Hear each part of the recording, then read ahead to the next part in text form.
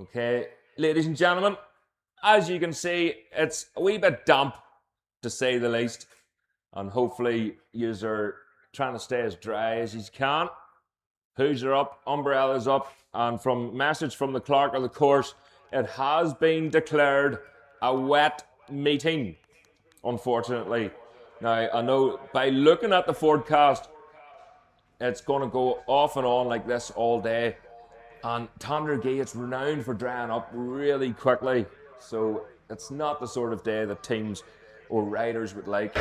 Swapping and changing tyres, changing wheels, looking up at the sky, and maybe doing a wee bit of praying as well. But the lightweight machines are still in the holding area. There was a wee bit of panicking earlier on to get tyres changed. As I said, there's no land water. The track does dry up quickly, but we are declaring it a wet race because it's going to be on and off like this all day. It's just to save any delays.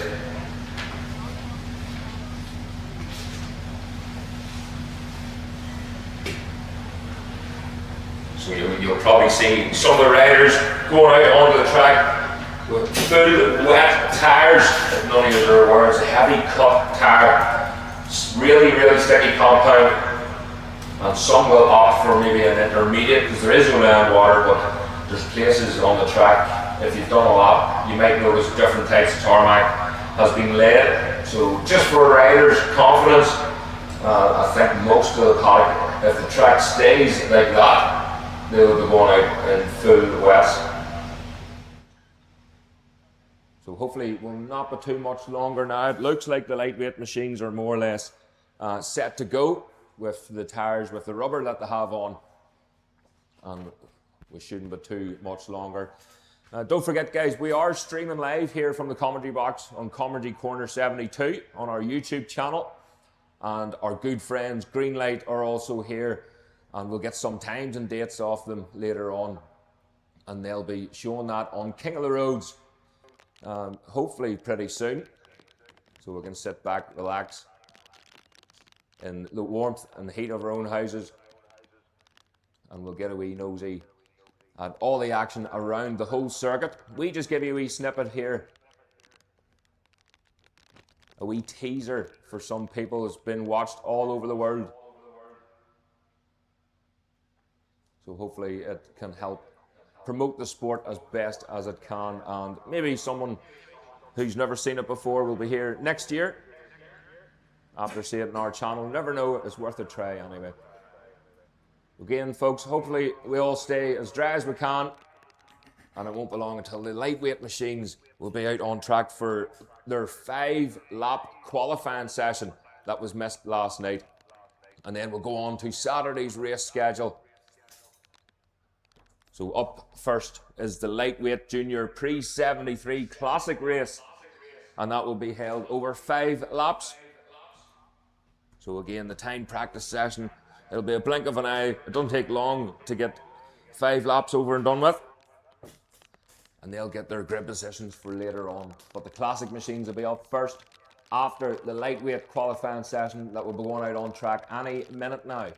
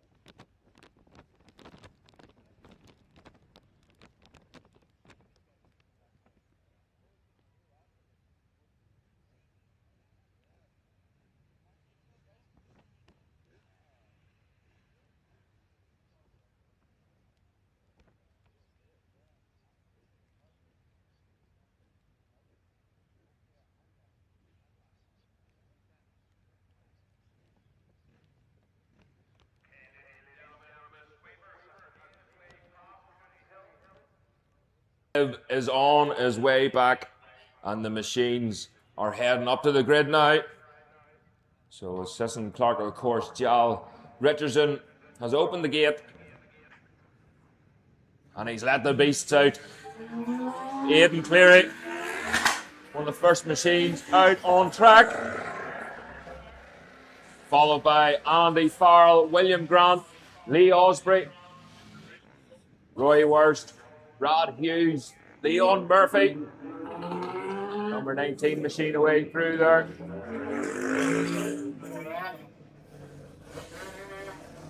Not registering on the timing screen.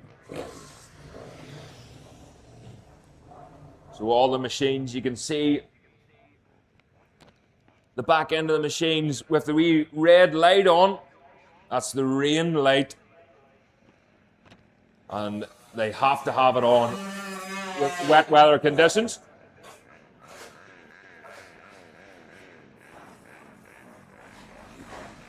William Young, number 88. And we 125 Honda. Nigel Moore on the Moto 3 machine.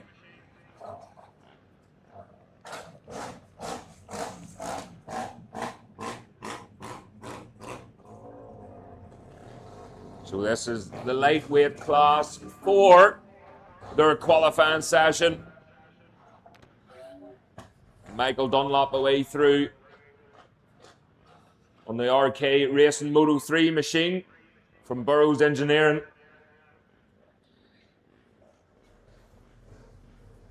He's out of Cookstown. It took him a corner or two to get the swing of it again.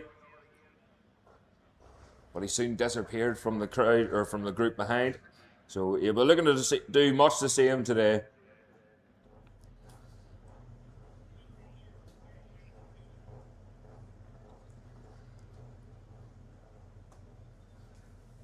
So Roddy Taylor, the number 2 machine. He was telling me this morning that his Superbike has expired, and unfortunately he'll not be out on it later on. Classic Superbike there. Wee bit temperamental, to say the least. So that's the machines now heading round the track. Again, this is a qualifying session that was meant to be held last night. And then we'll move on to the Saturday race schedule. All being well, the 2 races that were missed yesterday, we'll get them going again later on.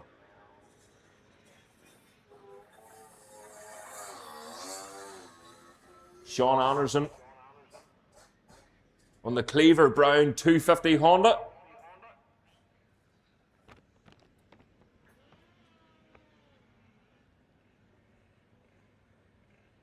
Cleaver Browning sponsored many riders throughout the years. And Sean Anderson would be a long-term rider, should I say. Malcolm Love there on the 125. Good to see so many 2-strokes out as well. Gary Jordan just away off there, setting off to start his qualifying laps. Gary Jordan riding the Moto 3 machine this season. Gareth Arnold there on the Parker Transport Racing machine. Chris Mayer and Nigel Moore then leaving the line. Dan Sale on his wee Moto 3 machine. Dan Sale, he had a good day yesterday in qualifying.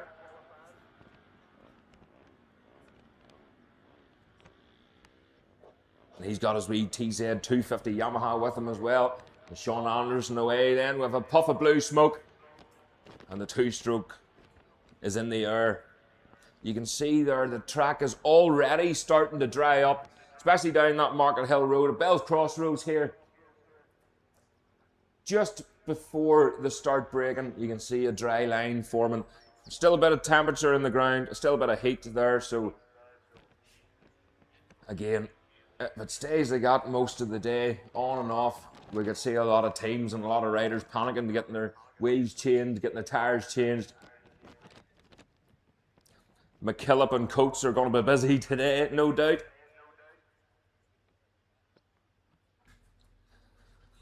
So the lightweight machines then. The lightweight Supersport fastest qualifying lap is held by Darrell Tweed. And of course we wish Darrell Tweed all the best recovery after that nasty off at the Northwest 200. Darrell Tweed on his Kawasaki 400, a 3:20.3, a 96 mile an hour lap back in 2018. I don't think we'll be seeing any times like that today, unfortunately. The Moto3 fastest qualifying lap held by Derek McGee on his Moto3 Honda, 3:15, 98.5 mile an hour lap. And of course the Supersport 300 machine, a 3:39.7. And that's held by Mark Johnson for the fastest qualifying, 87.5 mile an hour lap. So you can hear the bikes in the distance echoing down through the trees. You can see the marshal in the distance there holding the lack of adhesion flag. So here they come then. Aidan Cleary tipping in the bells. Watch them white lines. And he pours out nice and early on the power. Lee Osprey, the Supersport 300 winner from last year and lap record holder, I might add. William Grant had an okay day yesterday as well. Andy Farrell, that number 8 machine, riding Paddy McColgan's Gas.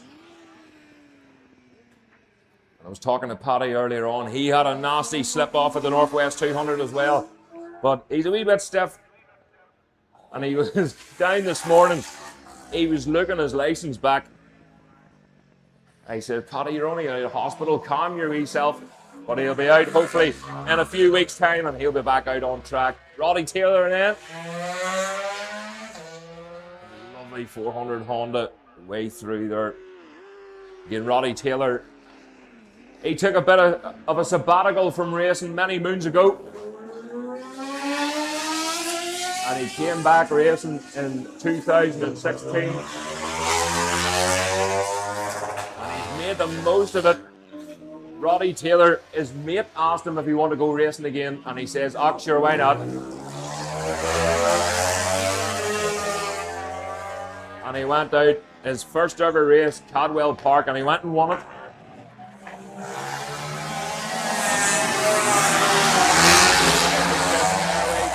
On the Moto3 machine.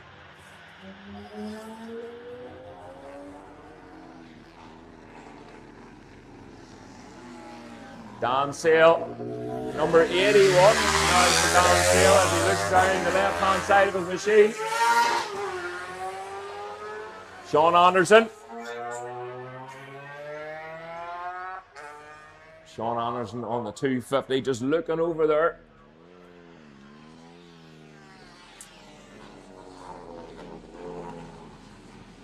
A few more Moto3 machines. Malcolm Love in the 125 Honda.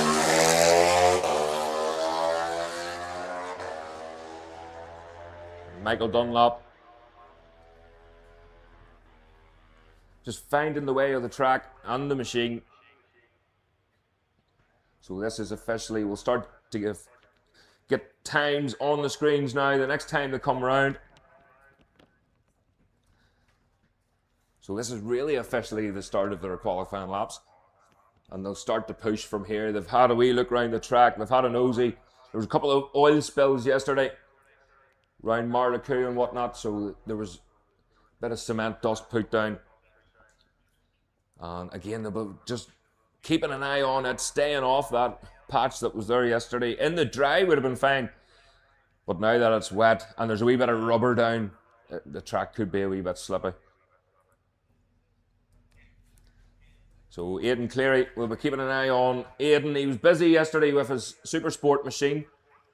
Oh, that looks like, is that William Young perhaps? The number 88 machine. William Young retired out of this one. The newcomer. Hopefully we'll be able to see him out again later on. But Aidan Cleary was having issues with his Supersport machine. It just wasn't handling for him properly. And he said it was too soft. But this is Lee Osprey now. So Lee Osprey on the 300 has made his way past that Supersport 400 machine of Aidan Cleary.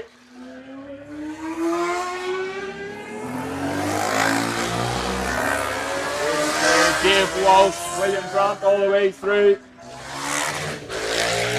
Joe Loughlin in the number 27 machine. So Joe Loughlin starting to push. Aidan Cleary just a wee bit tentative that time through bells.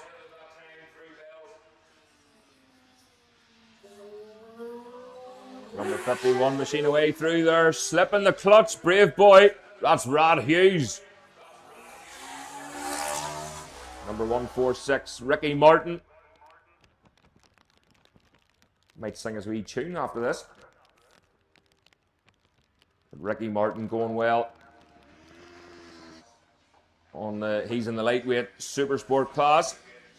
Number 74 machine. That's Owen Everard. So another newcomer, Roddy Taylor.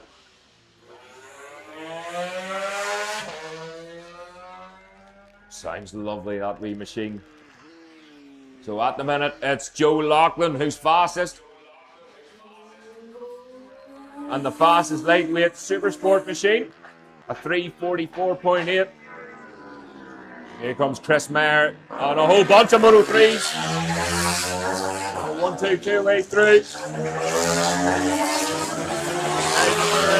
Darren Duncan, Dan Sale, they're all starting to push now.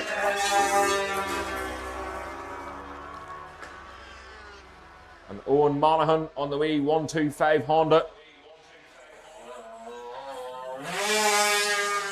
Sean Anderson waiting that bike stood up completely straight before he touches that clutch. Just helps him a wee bit of drive there. That's Brian Harding. Brian Harding on the Moto 3 machine. We'll have a look. Michael Dunlop looks like he's maybe retiring from this one, is he? He's not. Out through Bell's Crossroads. And he's now starting his qualifying laps. So he's going to put in a fast lap here, no doubt.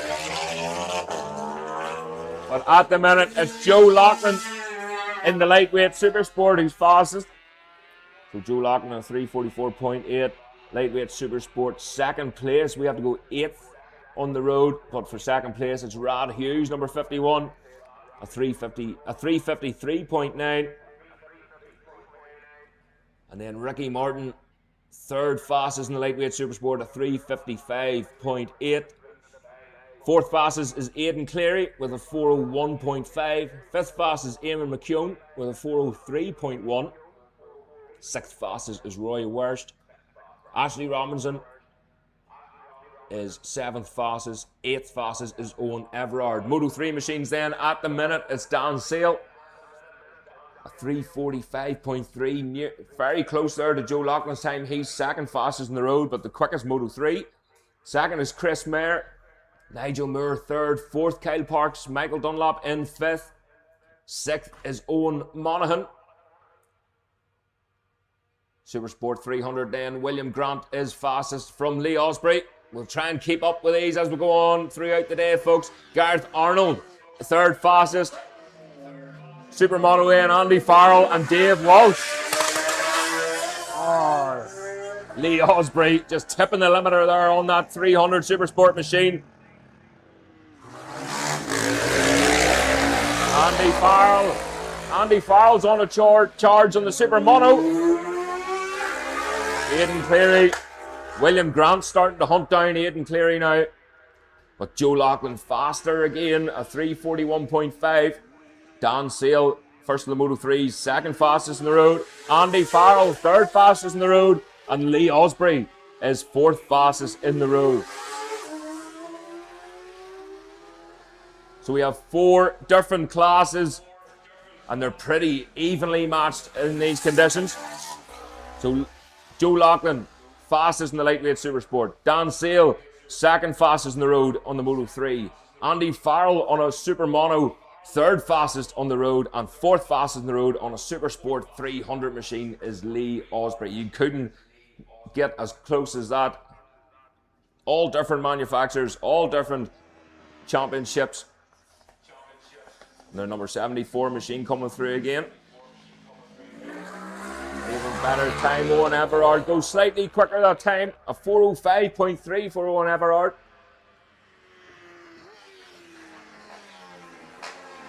Oh, you can hear the bark of the Moto 3 machines in behind the Supersport 400.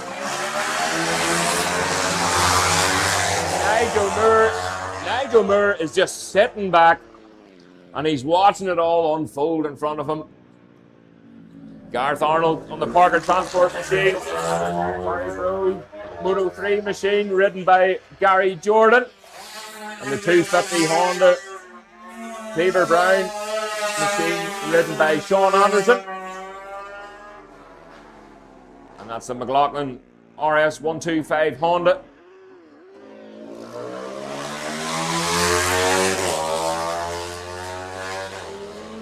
67 way through. So again, we wait for Michael Dunlop. Here he comes in. At the minute, he's fifth fastest in the Moto 3. Michael Dunlop, fourth fastest in the Moto 3. In behind Kyle Parks, Nigel Moore, and Dan Sale.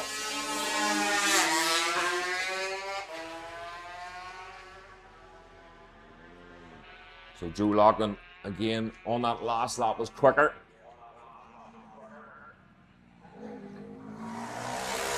We're pretty sure they're maybe doing split grids for this one. So whether the Moto 3 or the Supersport machines will go first, but I'll need to confirm that, and we'll keep an eye or keep an ear out for it. But Joe Loughlin definitely fastest on the road. A 3:41.5 that time from Loughlin. Second to lightweight Supersport. We'll have to go back down to 12th place, Rod Hughes, number 51. Number 51, Rod Hughes. He was quicker again, a 3:53.2. Here comes Joe Loughlin again. You can see the track is really drying out now as he gets the power on nice and early. And he looks like he's pulling in on this one. That's the last lap flag out now. I think he's trying to damage our eardrums here. He's doing that on purpose. Andy Farrell in the Super Mono, followed by Dave Walsh. So Dave Walsh, quicker again. He's third fastest on the road, a 3:43.8.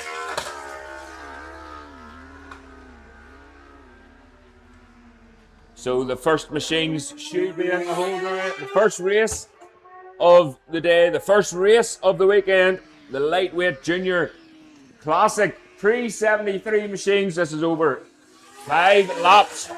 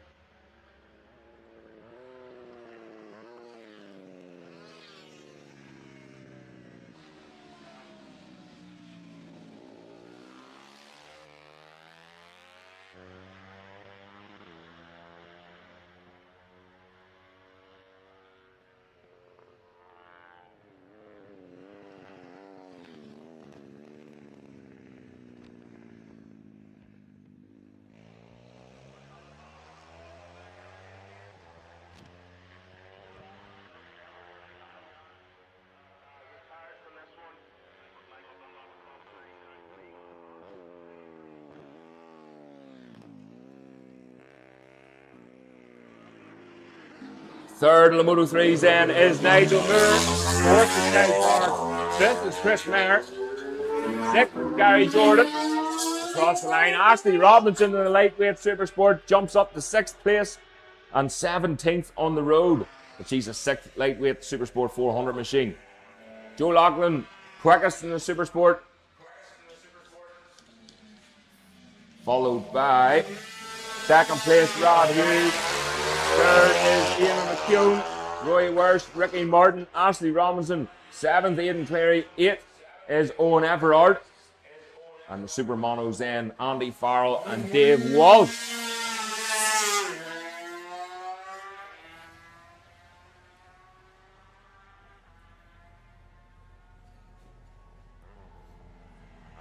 So I don't think anybody's going to be touching Joe Loughlin's time. As a 3:34.8. I think Michael Dunlop might have something else in the bag here. But definitely for the lightweight Supersport 400 times, Joe Loughlin.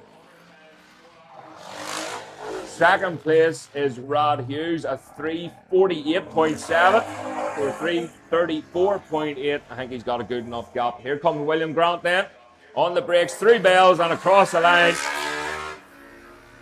So let's see, did he better his time? William Grant, he did indeed. Fastest in the Supersport 300. 3rd fastest on the road. 3:41.8 for William Grant. Here comes Aidan Cleary. On the par then. Aidan Cleary across the lines. 15th on the road, but 4th fastest in the lightweight Supersport.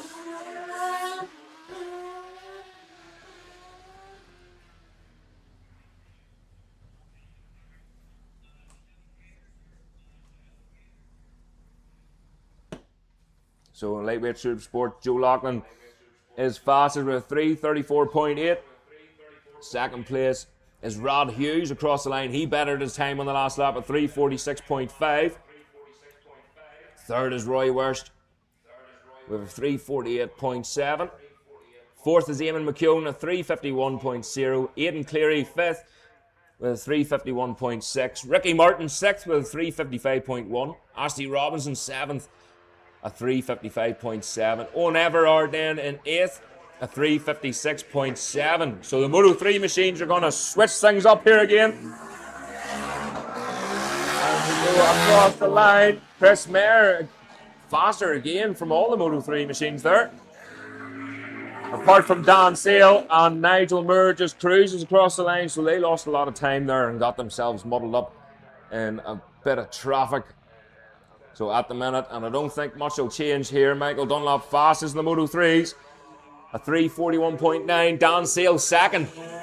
A 3:42.3. 3rd place is Kyle Parks with a 3:43.9. Not too far away from Dan Sale's time for Kyle Parks. 4th is Chris Mayer with a 3:45.2.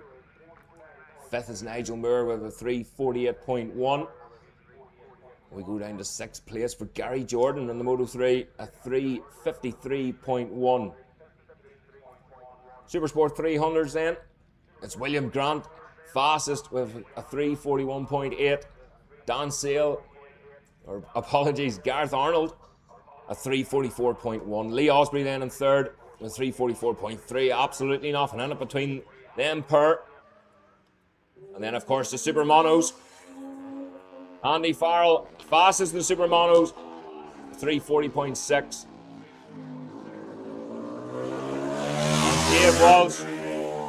Dave Walsh 2nd with 3:43.4.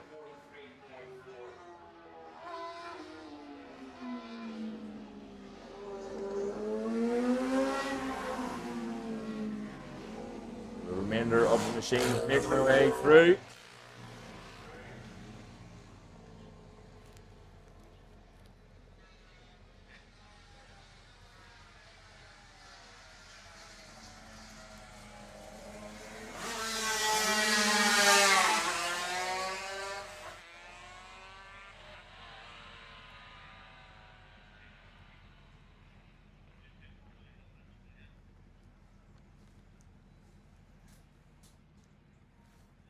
Mute that.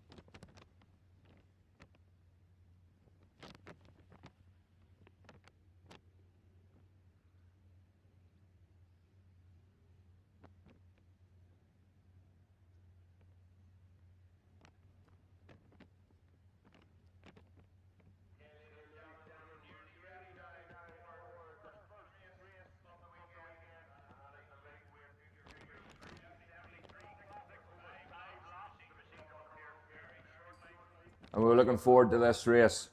Now, I have up here our MCI chaplain, John Kirkpatrick, and we're going to have a wee word, and then we'll have the national anthem before we start this race. Thanks, Gareth. Well, it is our tradition here that we begin with a short prayer, our race day today. So I just want to invite you to, whether you just be still or in your own thoughts, just to join with me as we pray. Our Father in heaven, it is most fitting and it makes total sense that we would just bow our hearts for a moment before you.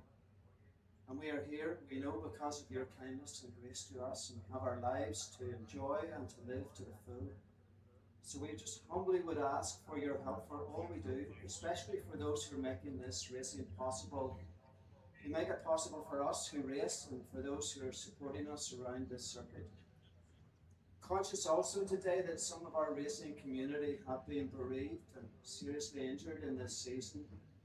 And we want to remember them and just pray for grace and peace in their lives. And also, Father, some of our friends in the club that have helped over the years, whose names appear in our programme today, Dougie Adams and William Fullerton, Ian Milne and Avril Forsyth. And we just pray for their families, and I thank you for how they've been a support to us in this Tandragee club. And then, Father, at the conclusion of this day, we just ask that we would be truly thankful and remember it is you above all we should turn to, and not forget how you watch over us. And we pray this in the name of our Savior, Jesus. Amen. Amen. Thanks very much, John. And please, if able, please be standing for the national anthem.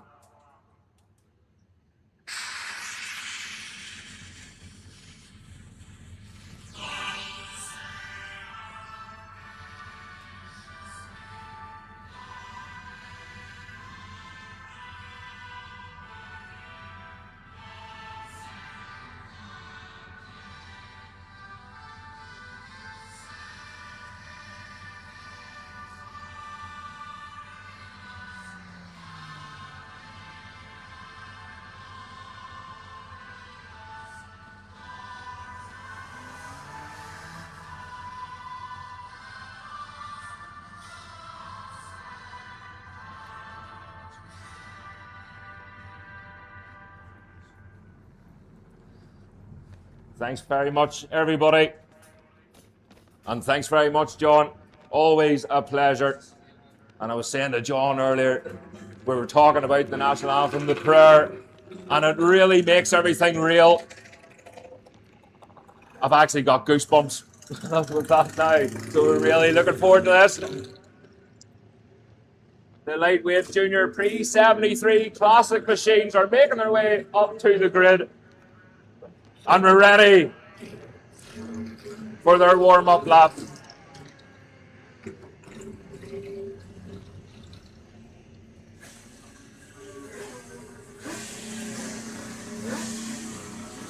Trevor Stewart making his way up to the holding area. Bert McCrum. That looks like RJ Woolsey. So RJ Woolsey just pushing his machine up.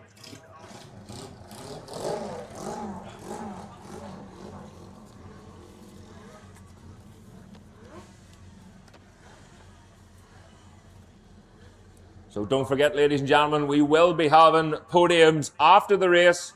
So the top three will be up in the podium at the top half of the paddock. So they'll pull in, dismount their machines, and we'll do a podium. So I'm going to have to do a wee bit of running up and down. So apologies if I don't get through everyone as they come across the line. I need to get my steps up anyway. No, you don't, Gareth. No, you don't, Gareth. That's what you're meant to say. Thanks, Lars. Tandragee t-shirt, bro.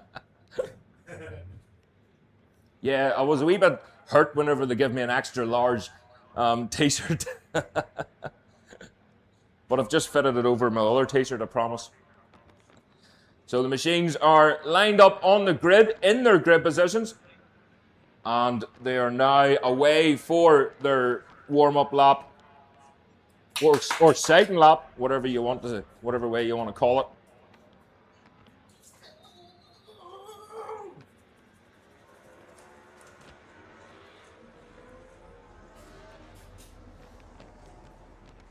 So lining up then, pole position is Barry Davison.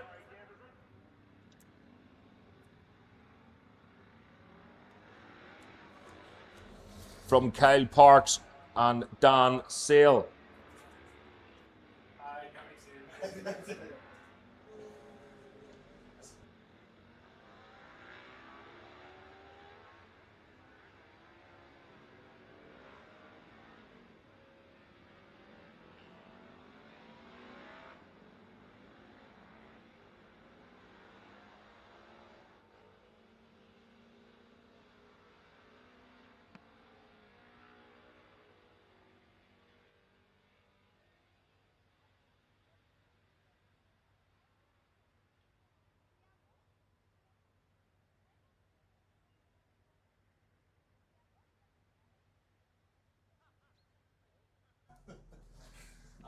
So we're just trying to sort the screens out at the minute.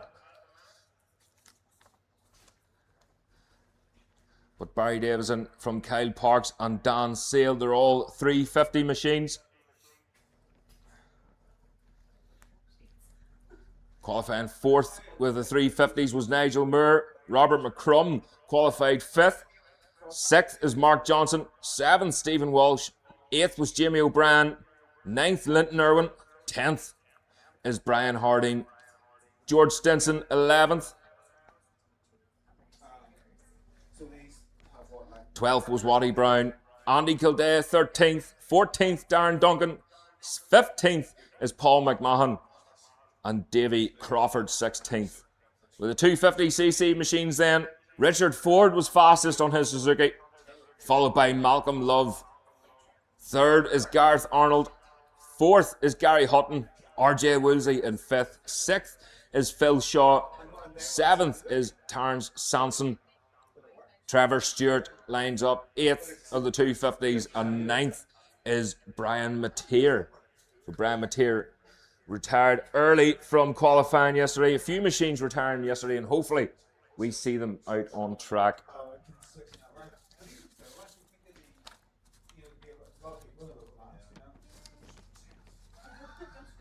So a change in the programs then. Additional entries to the program for the junior 350 machines. Number 8, Dan Sale. Number 8, Dan Sale. And he's riding a Honda.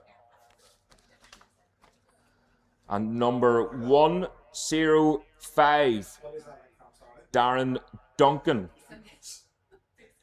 Also on a 350 Honda. Number 105, Darren Duncan. So that's number 8, Dan Sale. And number 105, Darren Duncan are your additional entries.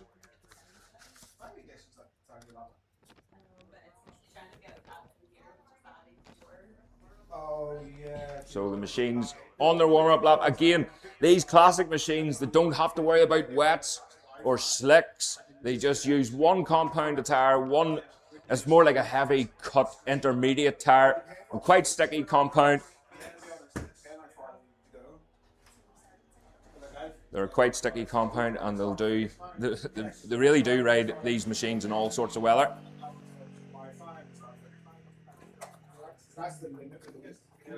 So the number 84 machine, Nigel Moore, the first bike up to the grid.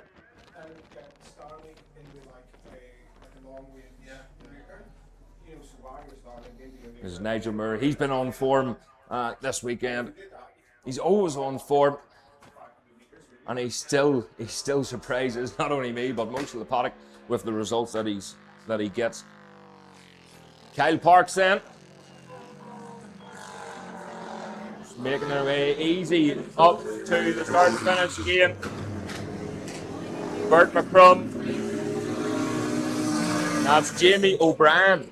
It's great to see Jamie O'Brien back here at Tandragee. He took a bit of a sabbatical, but he's back at it. He had his newcomer's bib on yesterday.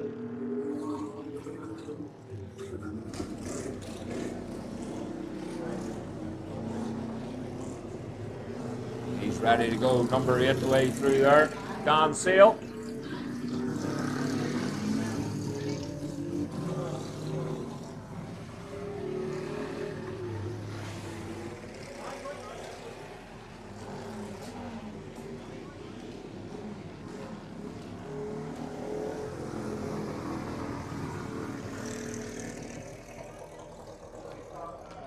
Number 196 away through there. That's Terence Sanson.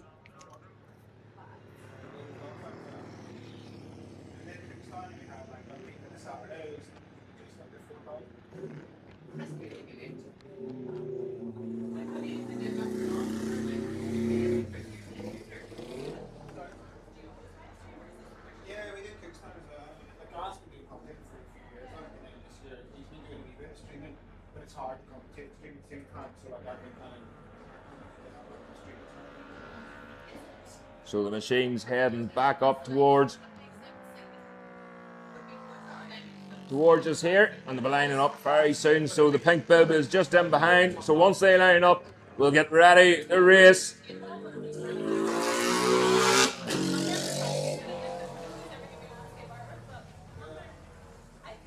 So here we go. We'll look up towards the start. Barry Davison's going to be wanting to get a good start and get away, because Dan Seal.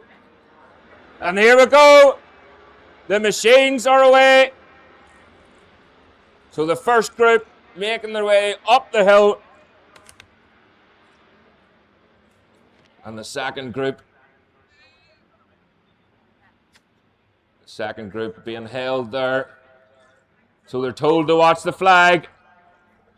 Revs go up. Engage gear. The puff of smoke from the exhaust. And away they go. So the second group are away. And the marshals find their way through the blue haze left behind from the classic machines. So again, Barry Davison, he'll be looking to get away pretty quick with this one, because Kyle Parks and Dan Sale were looking sharp during qualifying, and fingers crossed they all make it round safely, and we'll be seeing them here pretty soon. So the lightweight junior pre-73, Barry Davison holds the lap record on the 350 Honda, a 334.4. That's an 89.6 mile-an-hour lap. Gary Long holds it in the 250cc Suzuki, a 342.2, an 86.5 mile-an-hour lap. That was back in 1997. Gary Long did that. Barry Davison broke his own lap record last year, and he'll be looking to do much the same. Of course, Barry was injured as well. He had a nasty cut in his hand he got it from work, or he was cutting a bit of wood or something and slipped and went in through his hand. He had a nasty cut, nasty scar. And it's not something you want to see before your lunch. So we're just waiting. Darren Duncan on the classic machine. He's one of the additional entries to the programme, and we'll keep a close eye on him. He's riding the Gary Jemison Racing 350 machine.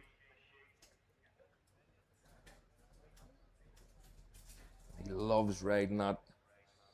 Loves riding anything really, as long as it's got two wheels. Honda 90, he'll enjoy racing around here. Again, Barry Davison, he's going to want to add to his tally of victories here at the Tandragee. I'm just hearing there, number 83.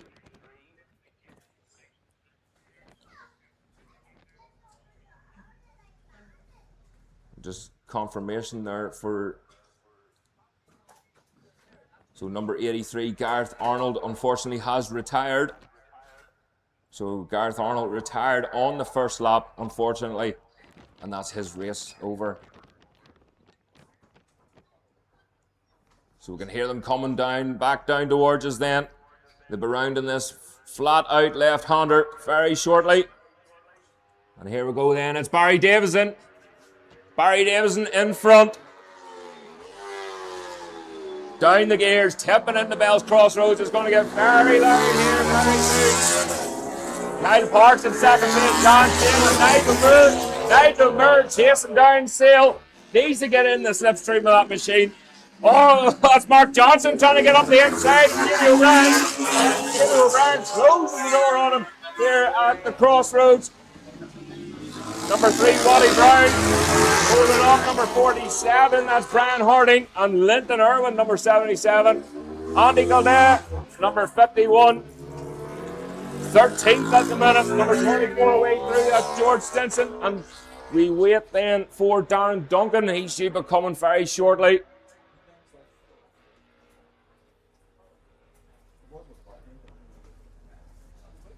So we'll keep a close eye. The next group come down towards us.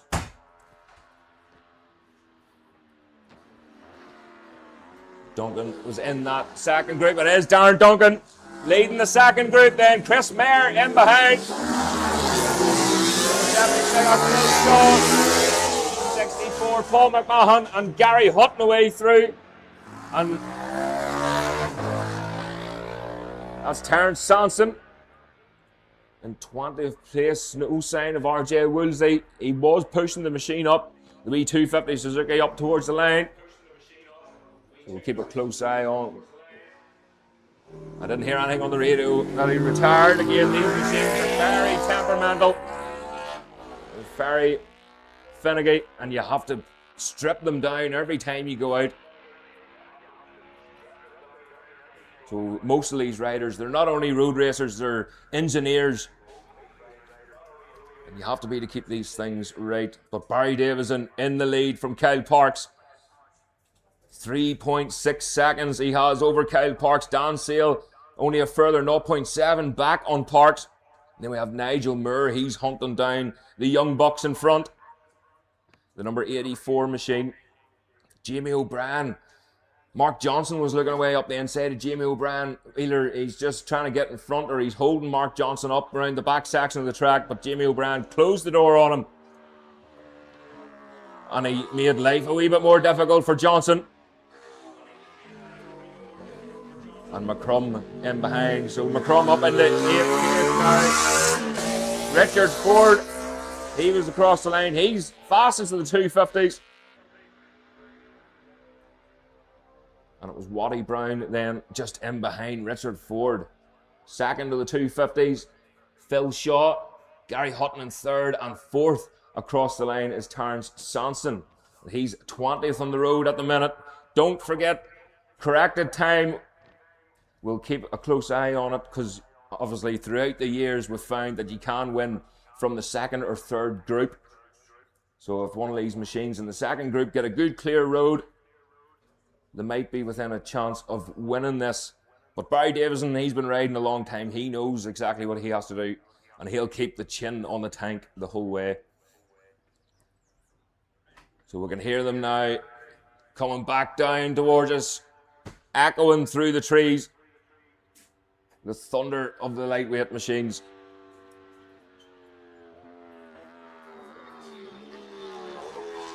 So Barry Davison squeaking his way through. Number 40 machine up the hill. And he's dropped back a wee bit, but Dan Sale got ahead of Kyle Parks. And Nigel Moore, he's still sitting back and waiting for something to unfold in front of him. So Dan Sale and Kyle Parks could be holding each other up.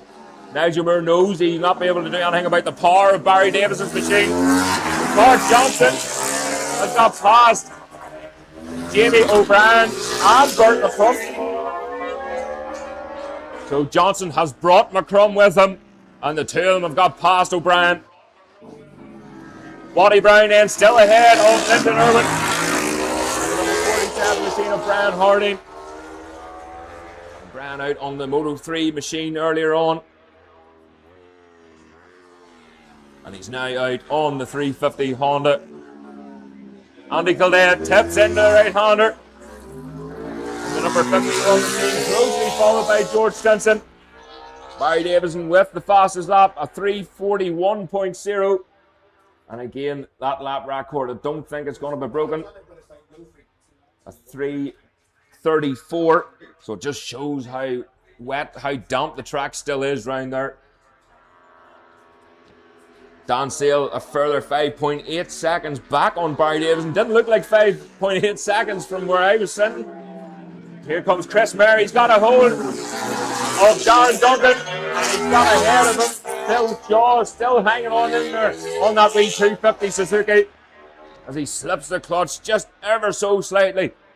So he can get the drive up the hill. It doesn't look like much of a hill, but in one of these wee machines, you have to make the most out of the power, most out of the drive.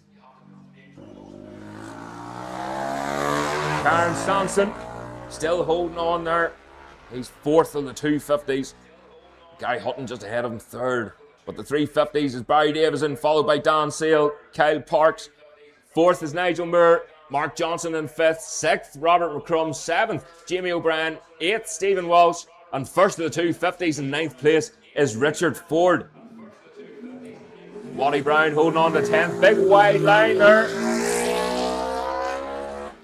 That was Davy Crawford. So Davy Crawford on the 350 Sealy, just running a wee bit deep in the bells, missing the apex.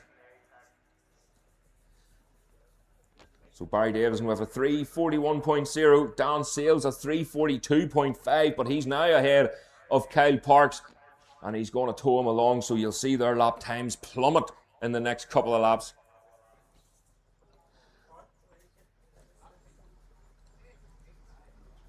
Nigel Moore, you can see when is he going to make a move. 2.5 laps to go, less than 2.5 laps to go with this one now. So the next machines up are the junior support. So race 4 in your programs, the junior support machines should be in the holding area, ready and raring to go. And don't forget the podiums up the top half of the paddock, just along the hedgerow where the machines come back in after the race. So the top 3 will be standing on the stage after each race. Barry Davison, huge lead now, a massive lead. He's really bit the screen. And he knows he has to keep pushing. 350. Slightly slower that time from Barry Davison. Dan Sale and Kyle Parks, that a wee bit quicker. Nigel Moore making a mistake somewhere. So Dan Sale a 3:42.1. Kyle Parks a 3:42.6. And Nigel Moore a 3:44.1 compared to his best of 3:43.6. So he's ran a wee bit wide somewhere. Mark Johnson is under pressure now from front of the front. The 101 of McCrum is pushing Johnson. Oh, Jamie O'Brien up the inside of Trevor Stewart. Number 74, short work from Trevor Stewart there at Bell Crossroad, but he's still getting chased down. Jamie O'Brien 7th uncorrected time. Richard Ford now up into 8th uncorrected time. Waddy Brown away through there. Now Waddy Brown, he's 9th of the 350s, but he's 10th on the road. Brian Harding 10th of the 350s, 11th on the road. So he's making headway now. Oh, Linton Irwin was wondering where he was going. He was having a good battle there. Linton Irwin, number 77, has retired from this race. He's away into the paddock. And that bumps everybody up another place. Number 24, George Stinson, up into 12th. Andy Kildare up into 13th place now. He's 12th of the 350s. A wee bit steadier round Bell Crossroads that time.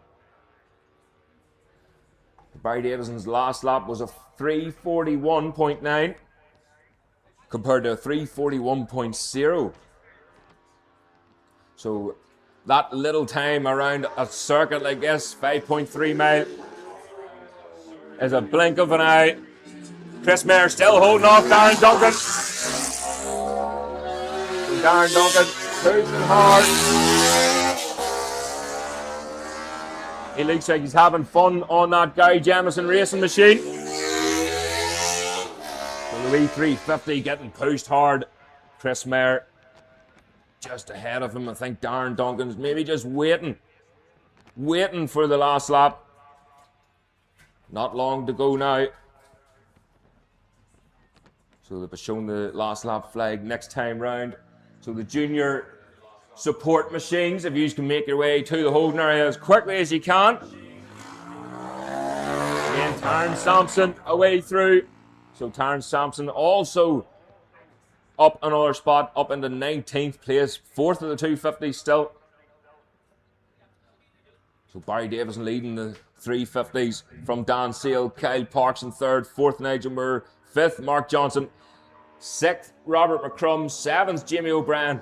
Then we have 1st of the 250s is Richard Ford. Davy Crawford. Davy Crawford. A bit of a lonely race there for Davy. But he'll still be smiling behind that visor. Last lap flag is out now for Barry Davison.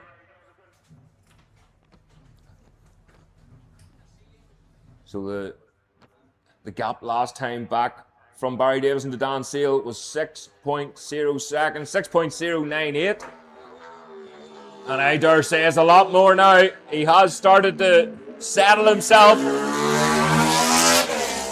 by the looks of it, he's going to get another win under his belt here. Oh, Kyle Parks has got ahead of Dan Sale. Dan Sale moves over to the right-hand side of the road. Kyle Parks with the fastest lap, a 3:38.6. So he's on a charge. And if Dan Sale can just stay behind him, if they can work together, they might have a chance to catch Barry Davison here. All it takes is running a wee bit wide at one of the road ends, and this could be Kyle Parks' race. But again, Dan Sale, they have to start working together pretty soon. Dan looked like he was going up the inside there.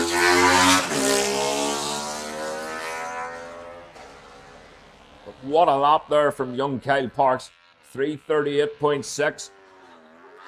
That was Nigel Moore, Mark Johnson, and Bert McCrum away through there. Nigel Moore making moves. And Jamie O'Brien. Jamie O'Brien just tipping the limiter on the exit of Bell's Crossroads. But the number 84 machine, Nigel Moore, he's starting the race. He's starting to bite the screen. That was a 3:43.6 that time. 3:43.6 was his best time, a 3:45.5. So he needed to make a few awkward moves, no doubt, to try and get past. But Richard Ford still leading the 250s by a long shot. Second place is way down in 16th place. That's Phil Shaw. But here's number 24, George Stinson. So Stinson. And number 51, Andy Kildare up into 12th place then at the minute. We just wait for the second group and they'll sort themselves out on corrected time.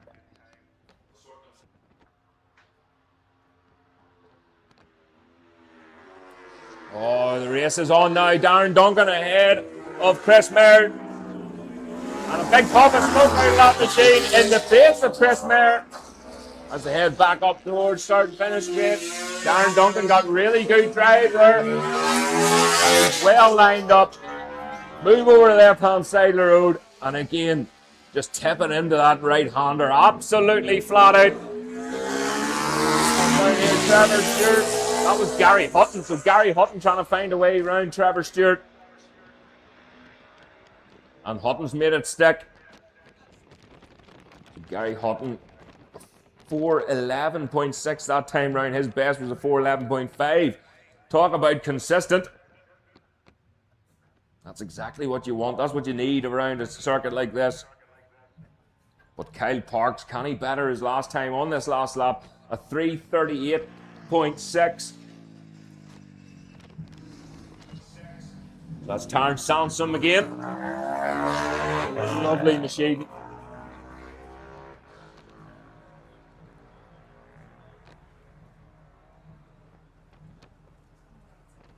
won't belong till they're making their way back round again. Barry Davison. He'll know he has to push on the last lap. Here he comes then. Barry Davison. Round Bell's Crossroads for the last time.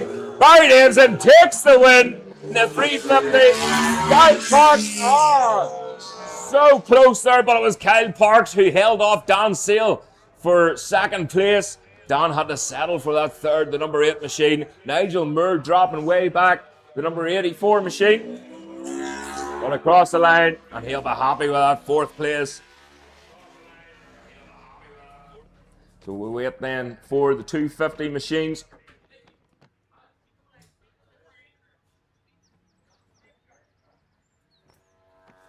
We'll have a look to see as the machine's echoing down towards us here.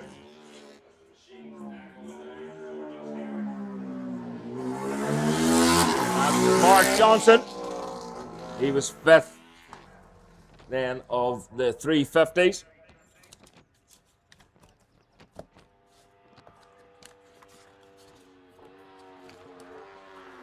And again, don't forget about the prize presentation after each race.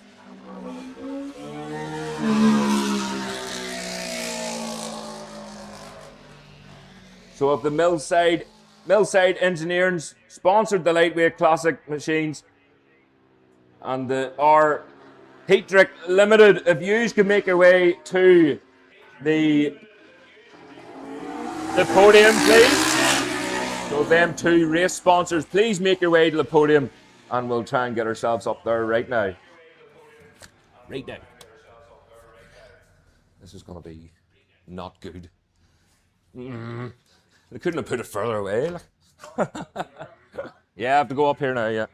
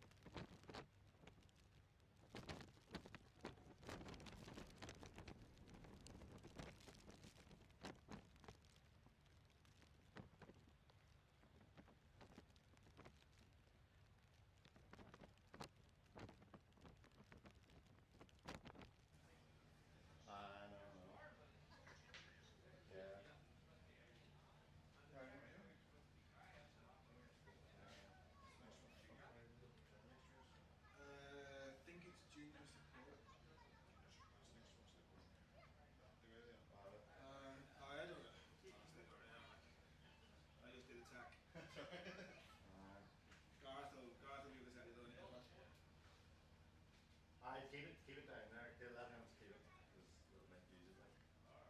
But we'll see if we can get that out too.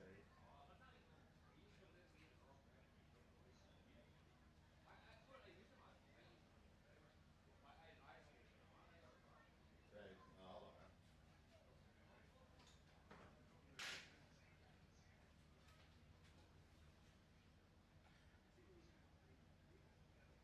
Well, that would do. Yeah.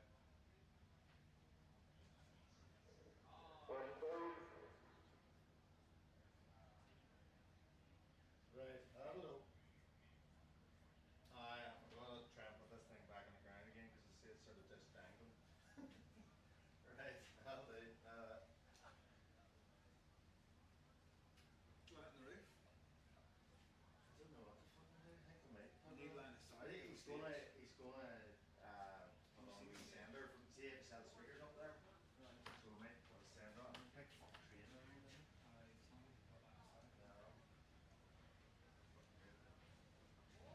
And of course, yesterday for Well, the rain doesn't help. Ladies and gentlemen, just an announcement there from rain control. There's photographers sitting up past the finish line, and they're sitting on the bank. Please, can you get in a prohibited area? So anyone taking the photographs up past race control, can you please move yourself off the bank? Thanks very much.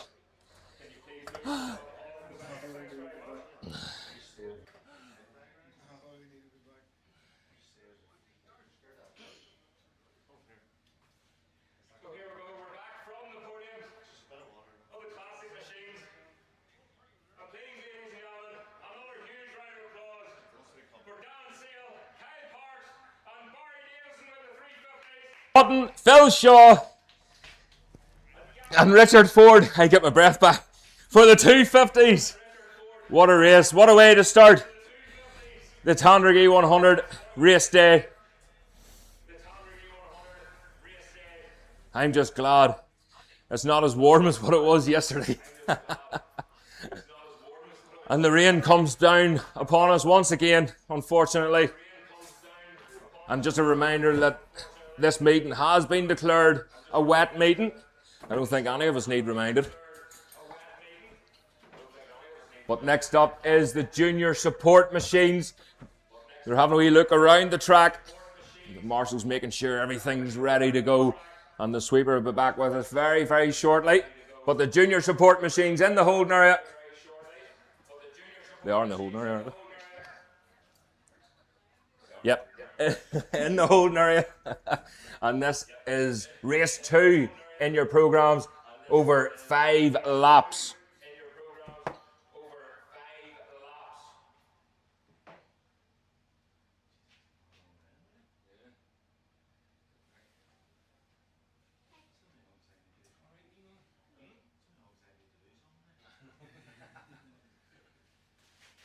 It's just whenever I was on stage, it was just breaking up. Yeah, because there's more people on always. Yeah. Is there more around you, is there? Or is there many around you when you're up there? Not really. No. But there's cars and vans and Well, there was cars and vans yesterday. it looks like there's more, like, but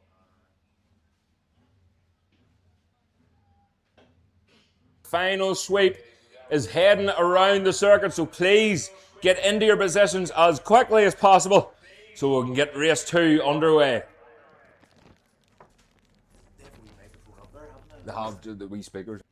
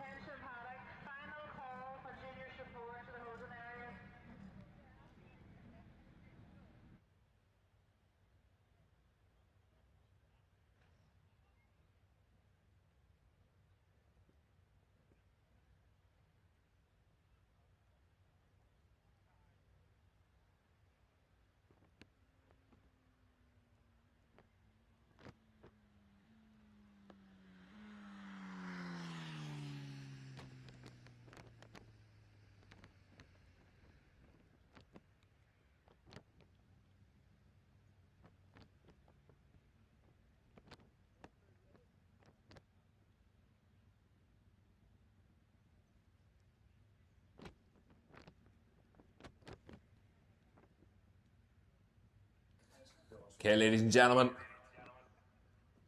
the junior support machines have been given the final board, 1 minute board, and they'll be heading out on track and up to their grid positions for the second race of the day. The junior support over 5 laps.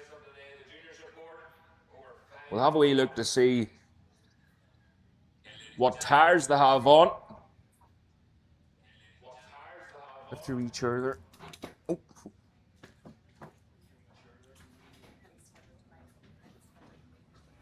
So I'm assuming they'll be on full wets. We spoke about it earlier about the confidence for riders. They are indeed. Bailey Harker, William Grant, Graham Smallwood. Looks like they're all full wets around. The problem with the Tandragee, because it is so long, and sometimes it could be dry around other parts of the track. But it looks like they're all on wets.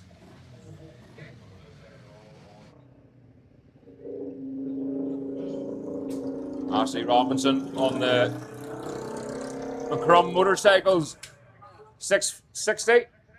The Aprilia. Of course, McCrum motorcycles supplying the marshals with their machines this year.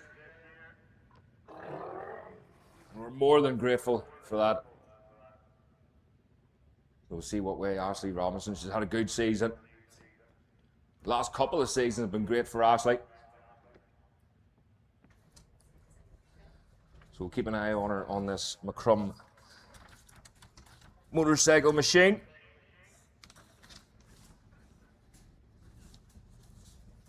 So additions to the entry then, if you want to get a pen and mark it on your programs. Number 40, Michael Hoy. That's number 40, Michael Hoy, on a 400 Kawasaki. Number 101, Brett McCallan, on a 650 Kawasaki. Although I don't think Brett is competing today, unfortunately. He had a slip off and he got back on the back of a Marshall, but I don't think he'll be riding today. Number 146, Ricky Martin. 146, Ricky Martin, on a 650 Suzuki.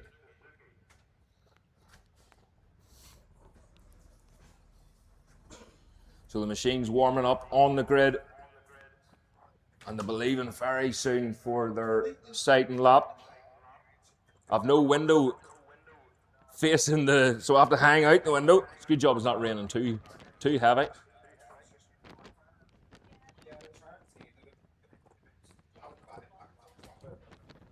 So the red flags at the front of the grid, and they'll separate the riders on the warm-up lap. And again, the track already starting to dry after that slight downpour that we had.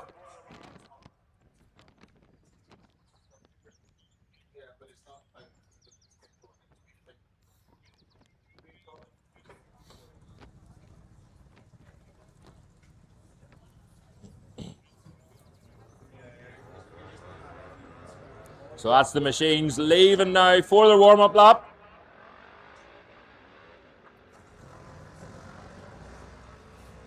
Don't forget, folks, in and around the paddock, we do have these class-looking advertising boards on the back of these fit young men.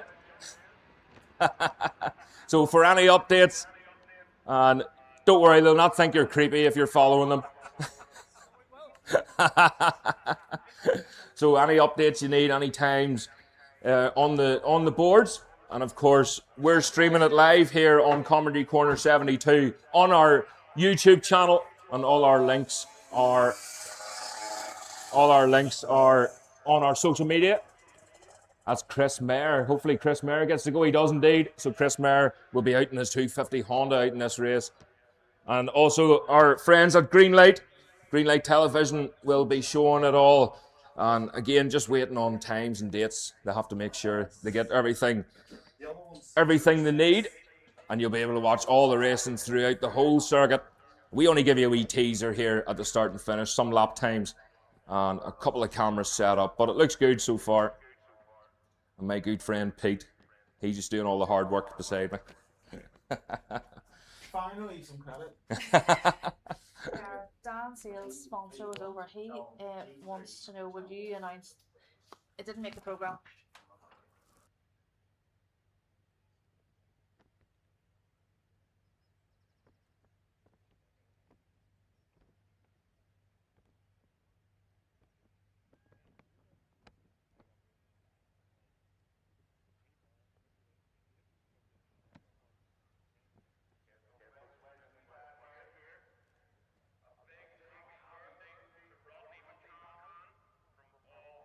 A pound.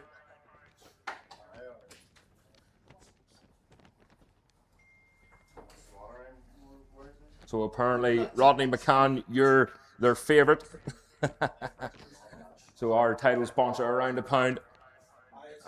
Sponsor for many, many years. So a huge thank you to them guys. So grid positions then for the junior support. Michael Clyde, fastest from Graham Smallwoods in second. Third place is James Walsh. Fourth, Bailey Harker. Fifth is William Grant. Sixth is Brett McCallan. Seventh, John O'Donovan. Eighth lines up Jason Whelan. Ninth is Dallas Reynolds. 10th, Ashley Robinson. 11th is Leon Murphy. 12th, Aidan Cleary. Lee McGavick lines up in 13th. And just behind Lee is Chris Mayer on that 250 Honda in 14th place. 15th is Shane Dorn. 16th, Ricky Martin. 17th, Michael Hoy. 18th is Roy Wurst. 19th, Dale Brew. And rounding up the top 20 is Nick Healy. Now remember, folks, conditions are completely different than yesterday. So this is anybody's race. You can win from the second group. You can win from the third group. It's all on corrected time. And we talk about wet weather specialists as well. So wet weather specialists. There will be some poking through during this race, no doubt.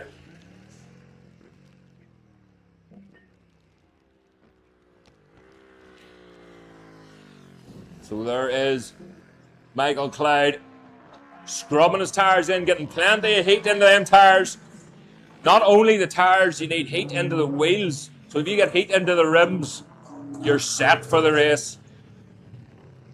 Full wet compound tyres. They don't need tyre warmers too much. Unlike slicks, you'll be looking at a minimum of 45 minutes for a set of slicks on the tyre warmers. But these full wet tyres, 15 minutes would probably do it. Again, it's just a confidence thing, but a warm-up lap around the Tandragee 100 will soon get them up to temperature.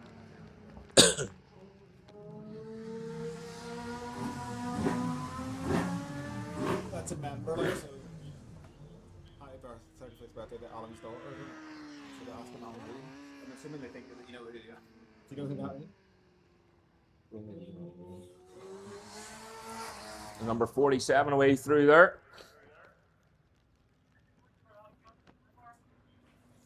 So Michael Clyde looking pretty cool as he passed us here. So I think he's more than ready for this one. Primarily 650 twin machines, or as we would know them as super twins. But a few 400 Supersport machines through in there. So here we go then. The pink bib is just below us now, so we're ready to go. A few last minute radio checks. So the green flag is waved at the back. They're told to watch the flag. The revs go up, and away they go. The first group is away. The junior Supersport. Round that fast right-hander. And again, they're just going to have to use this first lap to test the conditions. You can see it's nearly completely dry here now, so it would be good enough for a good set of sticky slicks. Here we go, the second group then. Told to watch the flag. You can see the smoke from the two strokes there, and away they go. Oh, a few machines not getting away there. Didn't quite get who that was. But they're away then for race 2 of the round a pound Tandragee 100.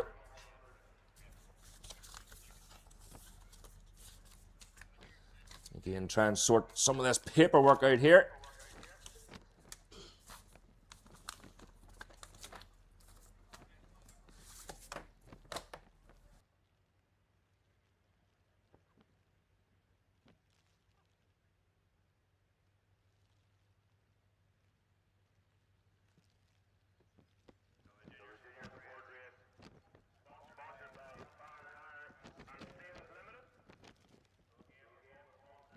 All the sponsors here, there wouldn't be any racing without them really, including our title sponsor Around a Pound, and we'll go through them as the day goes on. But a huge thank you to Ban Hire and Sales. And again, after each race, if we can have the title or the sponsors up to the stage, so we can hand out the medals. So Ban Hire and Sales Limited, at the end of this race, maybe the lap before, if they want to make their way up towards the stage at the back of the paddock. So Michael Clyde, he's been on the front of the grid, and I'm telling you, he's been a nervous young fella. Can't see anything in front of him, only road. And it does add to the tension of the race, especially once the revs go up, before the flag's lifted. And you can't hear your own bike, you can only hear everyone else thundering around you. You have to try and stay calm and cool. A lot of riders treat a race like a practice, like a qualifying lap. They keep it, try to put it into their heads. It's only a practice, it's only a run round. But deep down, everybody wants to win, don't they really? But it is good fun, especially around this track. The Tandragee 100 is something special. So the junior support then. Junior support lap record held by Joe Loughlin. A 3:13.3, a 99.4 mile an hour lap. Again, I don't think we're going to see any lap records today. But it's good just to have that something extra to chase. So here they come then. You can hear them through the trees round this left-hander, which is absolutely flat out. And then hard on the brakes in the Bell's Crossroads. It's Michael Clyde that's in the lead. Then Billy Harker up into second place. What a start there for Billy Harker. Oh, it's Clyde rolling away at Bell's Crossroads. Clyde looking away around the outside. He wasn't able to get into them. Ashley Robinson at the back of that group. So look to see for William Grant, Billy Harker's teammate, and the Cowden racing machine just tucked in behind. Graham Smallwoods then was looking away around the outside of Grant. Then we have Lee McGavick in 5th, 6th is James Walsh, John O'Donovan 7th, 8th is Leo Murphy, 9th Ricky Martin, 10th Ashley Robinson, and Chris Mayer on the 250 in 11th. We'll wait for the second group then. Remember, it's all uncorrected time, so all this will change. Breaking down into Bell's Crossroads, all around the outside. Owen Everard around the outside. What a move there on Dave Walsh, number 40, across the line then.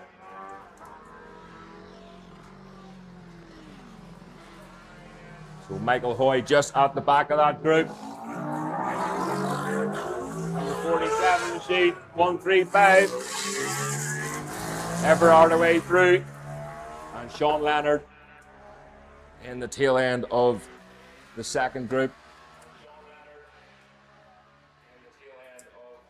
179 making his way through. That's James Rothery.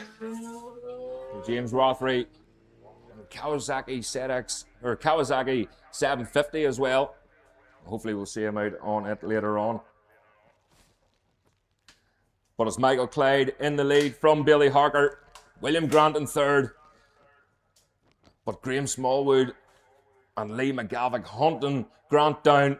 It looks like Billy Harker may be breaking away with it. He was 2.4 seconds ahead of his teammate. Michael Clyde only 0.7 seconds ahead of Billy Harker, the newcomer, remember. I think he's still wearing his orange bib, so after qualifying, after practice, he can take the orange bib off. But a lot of people like to keep it on just to make all the riders aware, and maybe to rub it in a wee bit as well.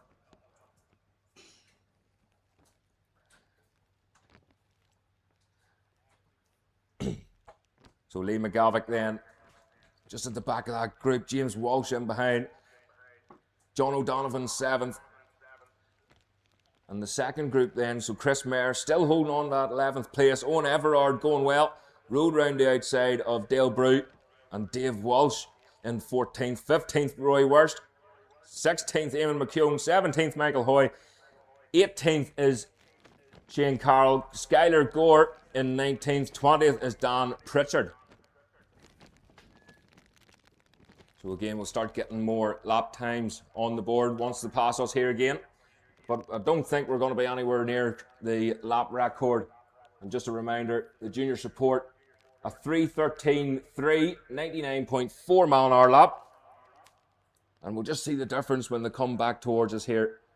You can already hear them echoing through, and here they come then. It's still Michael Clyde in the lead from Harker. The gap looks like it's opened up. Back to Harker now. On the brakes, Michael Clyde a bit cleaner that time. Harker way through. Oh, big wide line. Lee McGavick. Lee McGavick trying to go up the inside of William Grant. So Lee McGavick has got past Graham Smallwood and he's on the move. William Grant is under an awful lot of pressure now.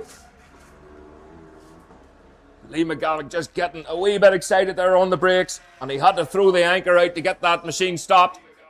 So Chris Mayer in a lonely 11th place. He crosses the line, but a lovely sounding wee 250 Honda. And just rolling off for that right-hander. You have to get on the power really early. With the 250, you're just rolling ever so slightly. And basically straight back on it. Owen Everard then by himself this time. So Owen Everard, at the minute, he's in a comfortable 11th place. So on corrected time, he's ahead of Chris Mayer. He's creeping up the timing screeds. Dave Walsh then, the number 7 machine, up into 13th place for Dave Walsh. And we have Roy Wurst, number 58, away through. So he's under pressure from Eamon McKeown. Eamon McKeown has closed the gap. It's 0.8 seconds now on Roy Wurst. So we can expect McKeown to make a move pretty soon on Roy. Just wait then for the number 40 machine. That's Michael Hoy. Michael Hoy, the machine just not revving by the sounds of it the way he wants it to. 48 coming through. Shane Carroll. Shane Carroll still just ahead of Skylar Gore. Dan Pritchard. Sean Leonard. Sean Leonard away through. But Michael Clyde with the fastest lap of 3:32.8. Billy Harker, the gap has opened up to 1.8 seconds. 3:33.9. William Grant a further 2.6 seconds back. But Lee McGavick, he's on a charge, and I can expect Lee to be in front of William Grant next time round. So William Grant at 3:34.0. Lee McGavick at 3:33.4. So Lee is on a charge. He got past Graham Smallwoods, while Smallwoods were trying to get past Grant, and he's just dropped back a wee bit. But there's new machinery for Graham Smallwoods, don't forget. He was saying yesterday the 650, it hasn't done anything from the Northwest 200, and it's the first time on it. And he seems to be enjoying it. He's got the Supersport 600 machine there as well.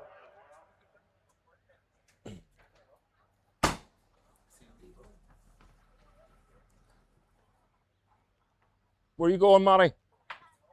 Okay. Sport machine.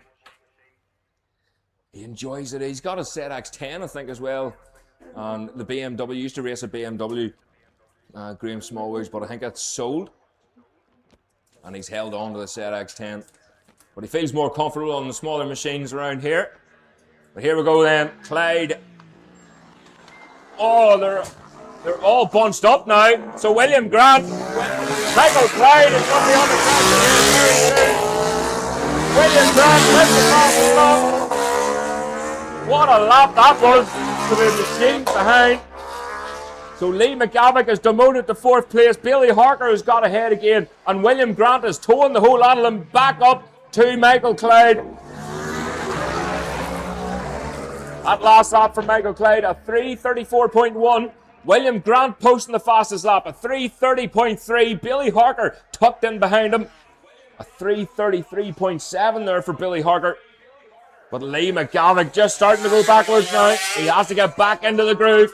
He has to start moving. He has to start stretching them cables. James Walsh there in 5th place, just in behind, so he's closed the gap as well. So it's only 2.085 seconds back on Lee McGavick. So Everard, going Everard again. The number 74 machine holds on to that 11th spot ahead of Chris Mayer on corrected time. So we'll be expecting Dave Walsh, and here he is. There's no missing that number in the front of the machine. And up towards. That's a timekeeper's dream. So Dave Walsh away through in 13th, 14th, Eamon McKeown. 15th is Roy Wurst. So we thought McKeown was going to get past Roy on that last lap, and he did indeed. And he's opened up a bit of a gap, 0.7 seconds. Nice wee wheelie there. Dale Brew making a mistake. It was slightly slower that time. A 3:58.8 compared to a 3:59.9. So they'll be getting the last lap flag the next time out as Michael Hoy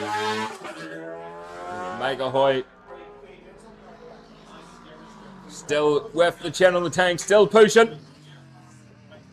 The number 48 machine way through that Sean in Carroll. Sky forward, still can't do anything. But Ocean Walsh up into 20th place now. Only 0.5 back on Gore. That's his best time so far, a 4:03.6 for Ocean Walsh. Alright, brilliant. There's tons of download, but like, We'll see basically all download, you know. William Grant, what can he do this time? Will he be ahead of Michael Clyde? Ask any racer. It's not too bad catching somebody in front. It's a completely different story trying to get past them, especially if they're running at a similar pace. But William Grant, a 3:30.3 compared to Clyde's best time of a 3:32.8. But his last lap was a 3:34.1. We're seeing Clyde running wide here at Bell's Crossroads on the first lap. He might have just been putting himself under a wee bit of pressure. And that's exactly what happens. You start running wide, you start making mistakes. So here we go then. Last lap time. Clyde still ahead. Oh, William Grant, is he running too deep? He tucks it in, back in. Oh, Lee McGavick.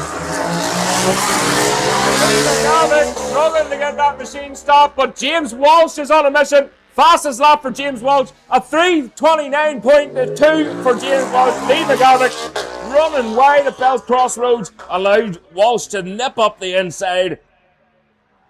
But Michael Clyde still in the lead, only just 0.6 of a second back. William Grant running really deep on the brakes, but he was able to put it back. Ashley Robinson now up into 8th place ahead of Leon Murphy and Ricky Martin in behind. What a lap there for James Walsh, a 3:29.2. He sees that win. He's got that podium at the minute, but he can sniff the win, and he's going to push right to the end. Chris Mayer on the 250 Honda, lovely sounding machine. I know the 250s or the two strokes, they're starting to fade away a wee bit. Owen Everard then. He should still be ahead of Chris Mayer. He is indeed, the number 74 machine. Back up into 11th place for Owen Everard.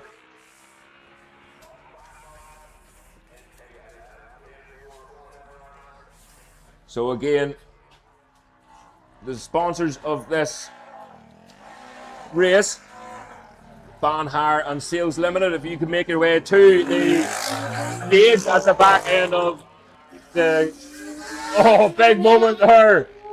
Big moment there for Roy Worst as he tries to get the power on nice and early to get the drive on Eamon McCune. Just out of the seat. So there's a wee bump just at Bell's Crossroads there. It's not as bad as what it used to be. They've resurfaced it, it's quite smooth now, but there's still a wee bit of a dip there, and you can see the front forks on the motorcycles compressing as they hit the apex, especially when in the drive, when they're pushing that wee bit hard. So Dale Brew across the line, number 43 machine, keeping the front end down this time. And we just wait then for Michael Hoy on the Supersport 400 machine. Shane Carroll, Skylar Gore, Ocean Walsh up into 20. So was he able to get the better? Was he able to make it a wee bit further up the screen?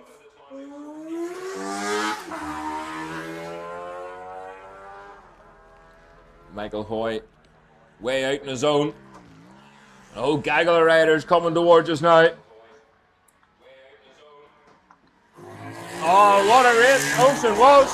He's now leading that group up into 18th place for the number 135 machine, ahead of Shane Carroll and Skylar Gore. So that was his Ocean Walsh. He had a bit of traffic there, a 4:05.4 compared to his best, a 4:03.6. So this last lap is going to be a good one from Ocean Walsh. But we're expecting James Walsh to do something very special indeed. Oh, James Walsh in the lead, but Michael Clyde going way wide. He overshoots Bell Crossroad. It's James Walsh that takes the win from Billy Harker and William Grant. Michael Clyde. What a mistake there from Clyde, but he had to try something. He had to do something on that last lap, that last corner. And we're going to see a lot more of this, folks, here. What a race that was for James Walsh. Fastest lap, a 3:27.8. Billy Harker in second with a 3:28.2. And William Grant a 3:30.1. So all personal bests on that last lap. And again, if Ban Hire and Sales Limited can make their way to the stage, and I'm going to do an extra bit of running here.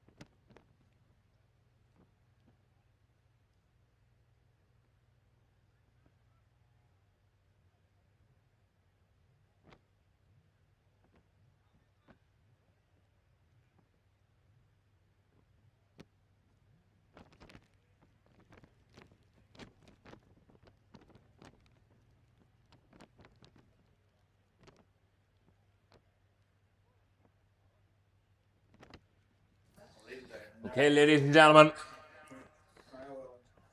I've made it back safe and sound. My legs are a wee bit heavier and my shorts a wee bit looser. But that hill's definitely getting steeper running up to that stage. So, race 5 in the programme. It's the third race for today. It's the big one.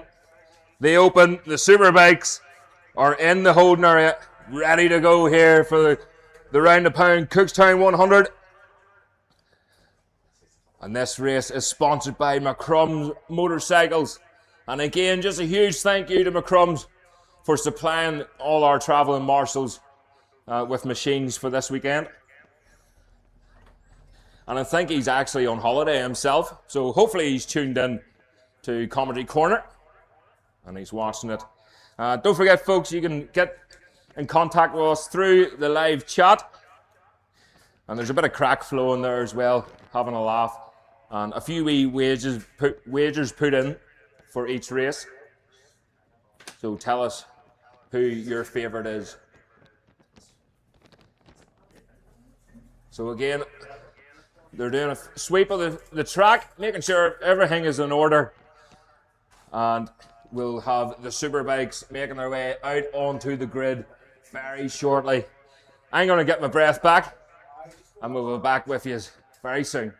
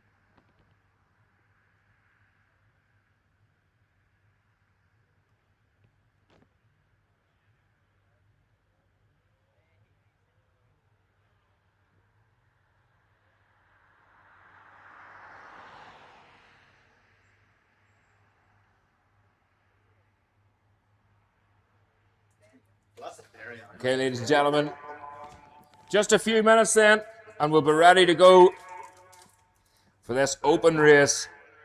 We're looking forward. It's going to be fast. It's going to be tricky in these conditions. Just while we wait, don't forget, folks, the Classic Bike Festival. So the Classic Bike Festival in August. That's the 7th, 8th and 9th of August. So put that one in your diary. A fantastic event. And we have confirmed entries from Kyle Ride. We all know Kyle, he's a double BSB champion. And he's going to be racing a TZ 250 Yamaha in the 250 Grand Prix. And also we have BSB winner, Northwest 200 winner, Storm Stacey. who'll be riding another TZ 250. And Michael Rudder has confirmed for the classic Superbikes, he'll be riding more than likely his Suzuki, his XR69.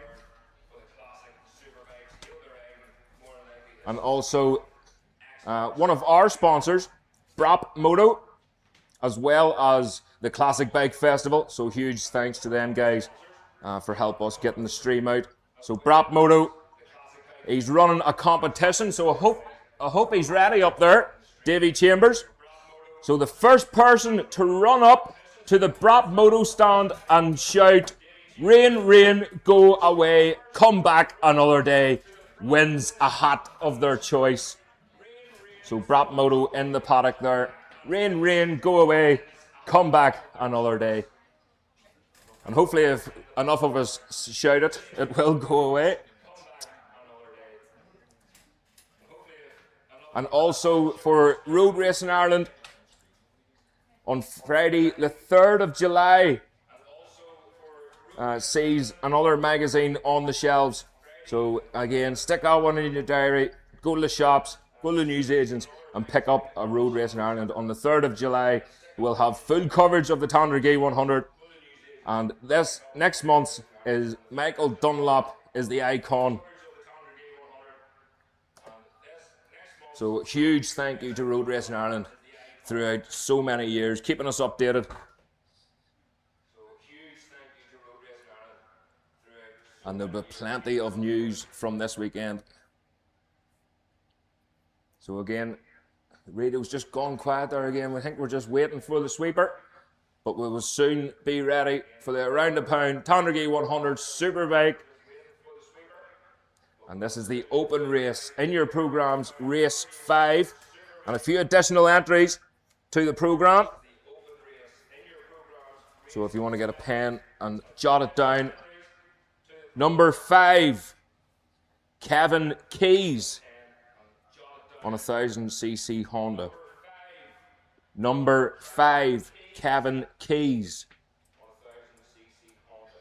Number 6, Michael Dunlop on a BMW. Number 6, Michael Dunlop on a BMW. Number 29, Richard McLaughlin. 29, Richard McLaughlin, also on a BMW.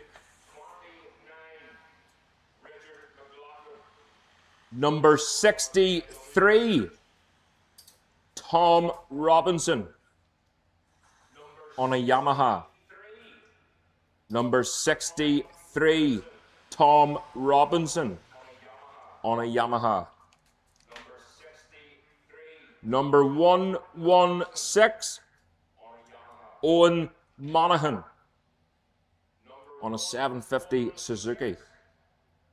Number 116, Owen Monaghan on a 750 Suzuki. So again, the final sweep is out on circuit, and we'll keep a wee ear out when it comes towards us here, just exiting Cooley Hill, and we'll let you know, and the Superbikes will be heading up to their grid positions before they go out on their warm-up lap for this race 5 in your programs, the open race.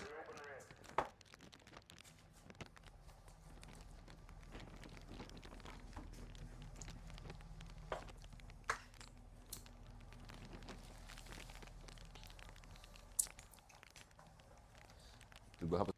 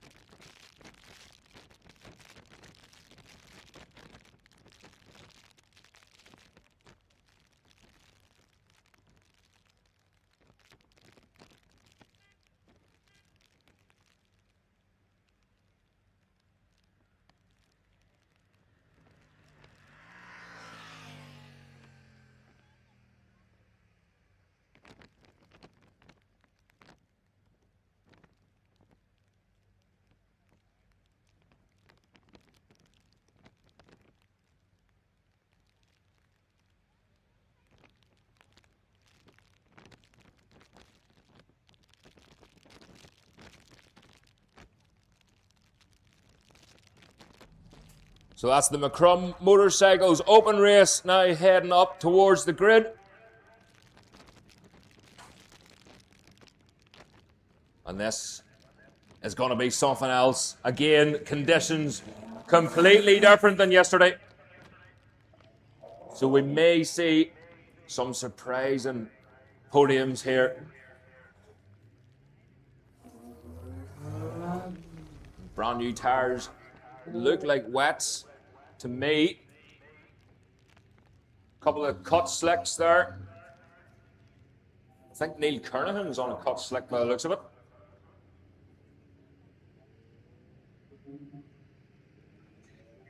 Paul Cranston on full wets, as well as Andy Farrell.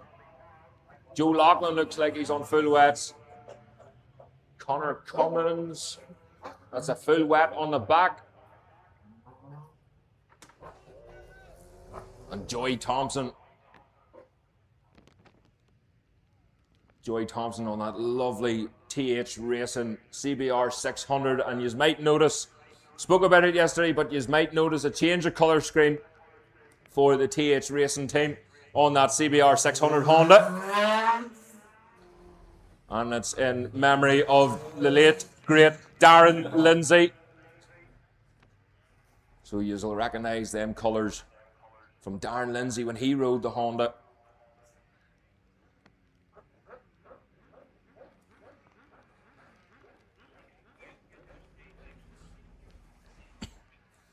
So again, just waiting for the sweeper, Michael Sweeney there.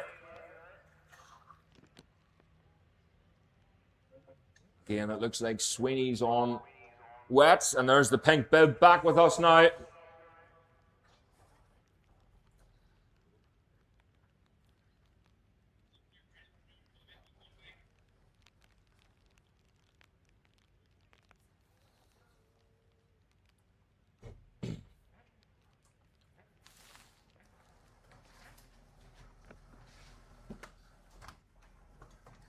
So I think there's one machine we're just waiting on.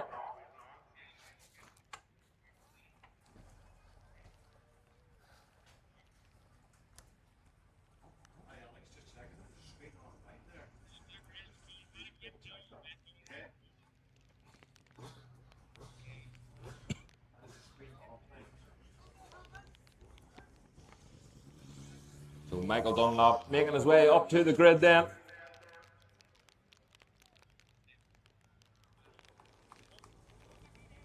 Just didn't catch what he had on there. I think perhaps a heavy cut rear slick on the back of that BMW stock machine. But the machines are away on their warm-up lap.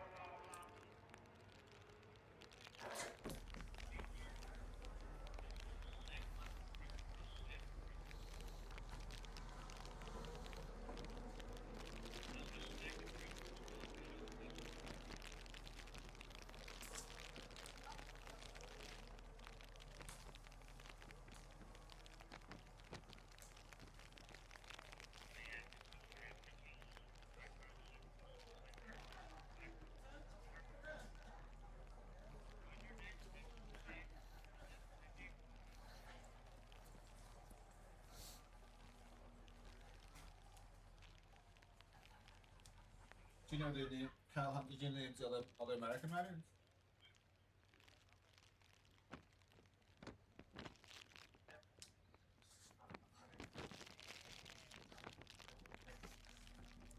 So the Superbikes are on their warm-up lap for the Macrum Motorcycles open race. Race 5 in your programs. Michael Dunlop in pole position from Mike Brown. Michael Sweeney in third. Marcus Simpson in fourth. Brings up Kevin Keys. 8th is Sean Anderson. 9th, Barry Fuber. 10th is Joe Loughlin. 11th, James Chalk. Neil Kernahan in 12th. Richard McLaughlin in 13th. 14th is Andy Farrell. 15th is Sean Brawley. 16th is Darrell Anderson. 17th is Tom Robinson. 18th Kevin Canny. 19th, Sean Buckle. And you're rounding up your top 20, Dermot Cleary. So again, that mizzle just coming down ever so slightly, just enough to wet the track again. And if you've been round the paddock for a while, if you've been round races for a while, you'll know that this is a rider's worst nightmare. They want it either absolutely soaking or bone dry. There's in between, and they talk about greasy. There's no real feel to the machines. But once they get dialed in, after a couple of laps, they get the feel of the corners. Of course, different tarmac throughout. And they get to know really quickly where the grip levels are.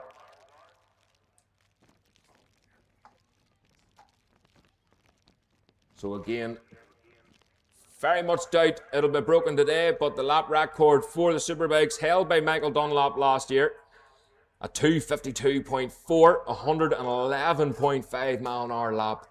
And of course, that was broken 3 or 4 times last year between Michael Dunlop and Michael Sweeney.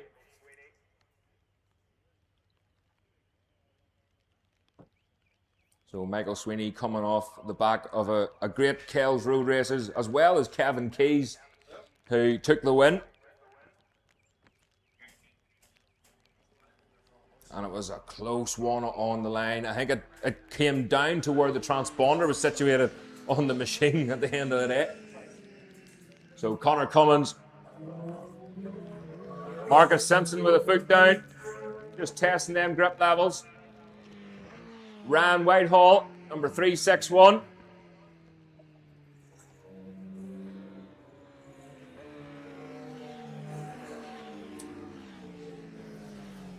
Ryan Whitehall on the Suzuki. A few retirements there, a few riders maybe not happy. Andy Farrell as well. Could be down to a tire choice. That track just getting that wee bit wetter. Joey Thompson on the CBR. Brawley. Lovely Ducati there. Dermot Cleary on the Suzuki. Mike Brown. The BPE Russell Racing Fireblade. And then we have Michael Sweeney and Kevin Keys. Shaking their heads there. I don't know whether it was at each other or the conditions. But they are tricky conditions here.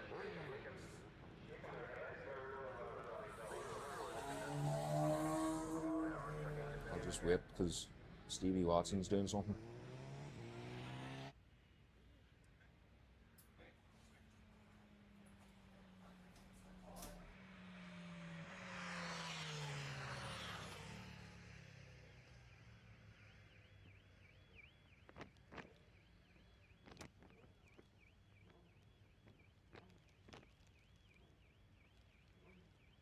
For our friends in Greenlight and Winker Watson. MBE, of course, so huge congratulations to Stephen Watson. Well deserved.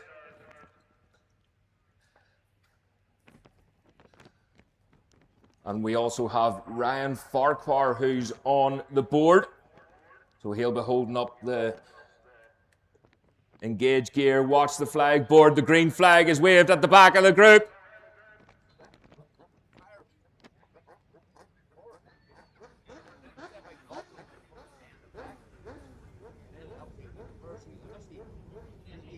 So Ryan holds up the board. Engage gear, watch the flag. And away they go. The machines are away. The first group of Superbikes disappeared behind the trees. So group 2 now. And again, you can see them rain lights in the back of the machines. Just makes it easier for anyone behind them to see, especially in the spray. So Ryan again holds up that board. Engage gear. Watch the lights. The revs go up. And away they go. Round that bit of a left-hand kink. Remember, First, second, third gear, the machines are still, they're banked over as soon as they leave the line. And you can probably be able to hear the traction control kicking in as they try to put 200 plus horsepower down into the tarmac through them sticky wet compound tyres. Some of the photographers, they're able to get fantastic photographs of the tyres, and you might see some of them will look flat, especially the slicks. They might look flat mid-corner, but really, really soft tyre pressures in a lot of these tyres, and it's just to cover a bit more surface area so they can get the grip down a lot more and get the power on a lot easier. But I think they'll be taking it easy this next couple of laps just to find that grip, to find the limit. And again, much like the junior support race earlier on, what a phenomenal race that was. And I think we're going to see a couple of last minute dives here at Bell's Crossroads. So Michael Dunlop, I was talking to Michael Sweeney the other day, he says if Michael Dunlop, if he gets away, it's basically his race done because there's no catching him up.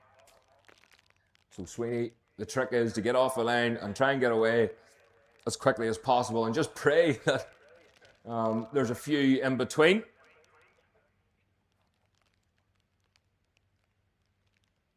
But we can already hear, I can just about hear them on the Market Hill Road. Coming down towards us here any second now. Again, them lap records aren't going to be touched today, unfortunately. There was a couple of qualifying records broken yesterday. Of course, the sun was shining here at Tandragee.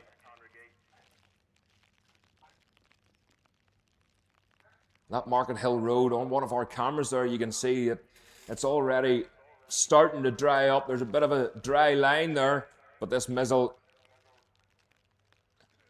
just seems to be topping it up each time. So here we go then.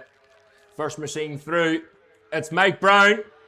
Mike Brown in the lead of this race on the BPE Russell Racing Honda.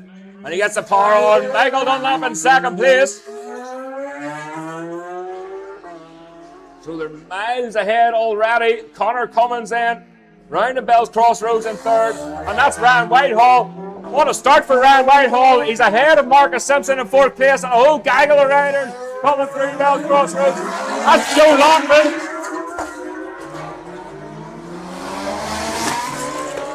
Wow, Joe Lockman riding around the outside of Barry Ferber there. What a start for Joe Lockman. Michael Sweeney just hasn't got the confidence by the looks of it. He never got the power on as early as the rest of them through Bell's Crossroads. But Michael Sweeney down in seventh place. Remember, we keep an eye on this corrected time. So that was Richard McLaughlin going through there. Darren McCleary up into 12th in corrected time. That's Tom Robinson. Joey Thompson, number 74, machine away through. He's in 16th place at the minute. Owen Monaghan in 17th. Rod Hughes. Paul Cronson. Wait, Kevin Canny. He may have been one of the ones that retired after the warm-up lap, but Mike Brown in the lead of this Macrum Motorcycle Open race. Michael Dunlop in second place. Third is Connor Cummins. Fourth, Ryan Whitehall. Sean Buckle in fifth. Sixth, Marcus Simpson. Seventh, Darrell Anderson. Eighth is Michael Sweeney. Uncorrected time. Ninth is Joe Loughlin. 10th is Barry Ferber. 11th, Kevin Keys. Dermot Cleary. 13th. 12th, 13th, James Chalk. 14th, Richard McLaughlin. Tom Robinson, 15th. 16th, Joey Thompson. 17th, Owen Monaghan. Rod Hughes in 18th. Paul Cronson, 19th. And round up the top 20 then. Well, it would have been Kevin Canny, unfortunately. He hasn't came round. So I think he may have been one of the retirements there.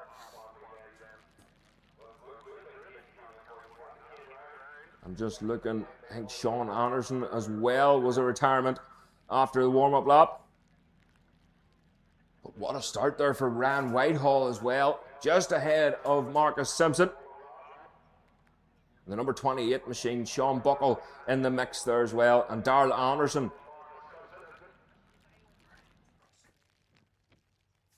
So it's all mixing up now with the corrected time. But Mike Brown, what a start there. I think he was taking Sweeney's advice maybe. I didn't quite catch what Sweeney had on the back end of his machine. And hopefully it's a wet tire. There's no land water now, so it may be down to confidence, but we'll see. This track dries out really, really quickly, and there's plenty of heat in it. And Mike Brown will be using that confidence. He's 2.3 seconds last time ahead of Michael Dunlop. So they're coming back down towards us again. Michael Dunlop has closed the gap on Mike Brown. So Mike Brown on the brakes into Bell's Crossroads. And he's closed right up against him now. Michael Dunlop, Mike Brown spinning the back end of that Fireblade. Out through the start and finish, you can see underneath them trees is absolutely bone dry. So in and around the back of the track will be dry. Connor Cummins then coming down towards us. Oh, Ryan Whitehall is catching Cummins. Last time the gap was 2.8 seconds. It's now 1.5 seconds. So Ryan Whitehall is in with a sniff of this podium. Marcus Simpson away through. Joe Loughlin closing the gap on Marcus Simpson as well. So Joe Loughlin, plenty of confidence on that McKnight racing machine. Darrell Anderson just ahead of Barry Ferber now. In 7th place, Joe Loughlin. Richard Loughlin chasing James Chalk. So Richard Loughlin trying to get the drive. Another retirement there, unfortunately.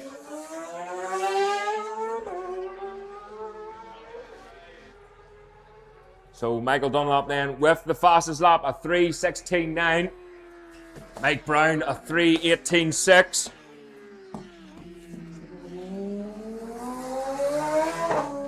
Ryan Whitehall across the line, a 3:26.7. A wee bit of work to do. Number 51 coming through there, hard on the brakes. That was Rad Hughes. Late on the brakes into Bell's Crossroads, but he got it pulled into the apex. Paul Cranston then, the number 93 machine. Paul Cranston, I've seen Paul Cranston getting podiums in the snow. Oh, Michael Sweeney. Sweeney has retired from this one. Possibly a bad tire choice there for Sweeney. Just not feeling it. The heat is still there. And as we look back up the Market Hill Road, again, it's drying so quickly. But Michael Dunlop, a 3:16.9 in these conditions, compared to Mike Brown, a 3:18.7. The gap was 0.5 a second. No doubt Dunlop has got past him this time, but he could bring on Mike Brown. Connor Cummins was in a lonely 3rd place, but Ryan Whitehall is chasing him down. He's only 1.5 seconds back on Cummins.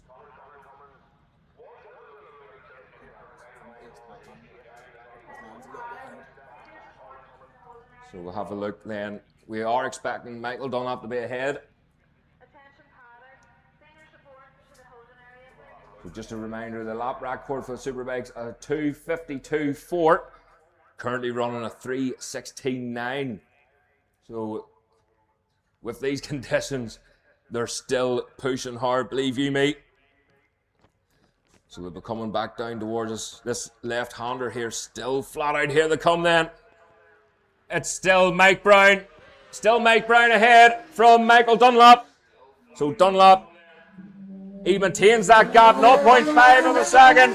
It's now up to 0.6. So Mike Brown has answered the question. 3:12.5 for Mike Brown. Fastest lap. Michael Dunlop, a 3:12.6. What a lap there for Mike Brown. He's able to hold off Dunlop. We wait, has Ryan Whitehall been able to get the better of Connor Cummins? So Connor Cummins rounds this left-hander. Ryan Whitehall, he's dropped back ever so slightly. It was 1.5 seconds. Connor Cummins' last lap was a 3:28.0. It's now a 3:22.3. So Ryan Whitehall drops further back, a 3.2 seconds. And Marcus Simpson is on the move now, so he's closed the gap of Ryan Whitehall ahead of him. 4.0 seconds. Joe Loughlin out by himself now in 6th place, the number 14 machine. And we wait at Darrell Anderson then, number 8. James Chalk still getting tortured by Barry Ferber. And Richard McLaughlin dropping off the pace, and a crack from the exhaust there from Richard McLaughlin. Again, what a lap there, Mike Brown. It just took him a lap to get the confidence to find where the grip levels were as the sun comes back out here at Tandragee. A 3-minute 12.5 for Mike Brown.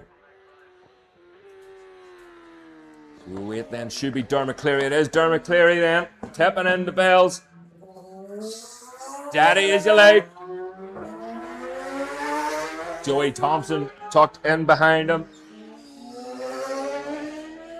Owen Monaghan going well. Another retirement there, unfortunately, out of this one. Again, the number 51 machine. A wee bit steadier that time for Rob Hughes.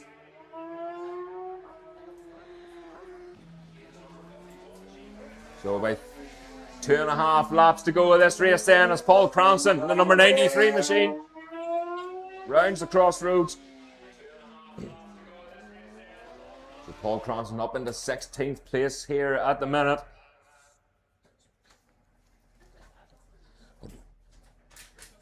But Ryan Whitehall, very impressive there. A 3:24.0. Just dropping off Connor Cummins ever so slightly.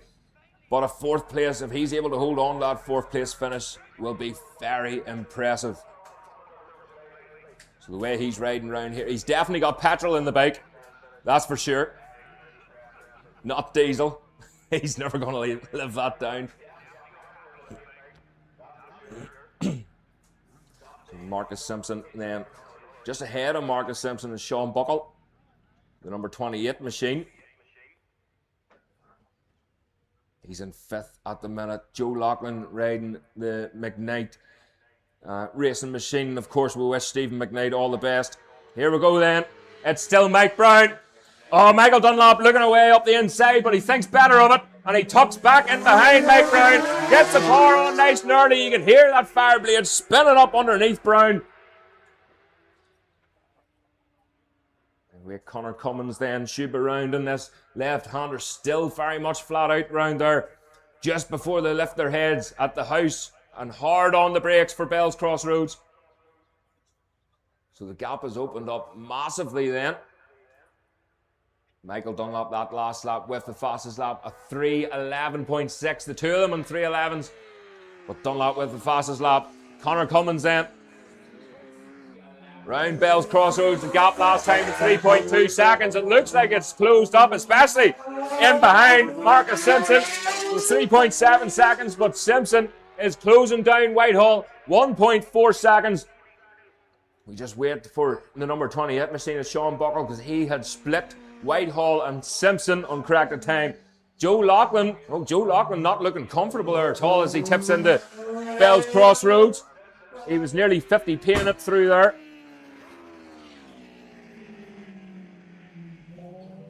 The number 8 machine away through Darrell Anderson. We have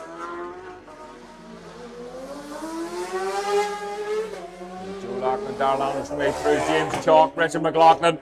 And this is where the corrected time comes through then.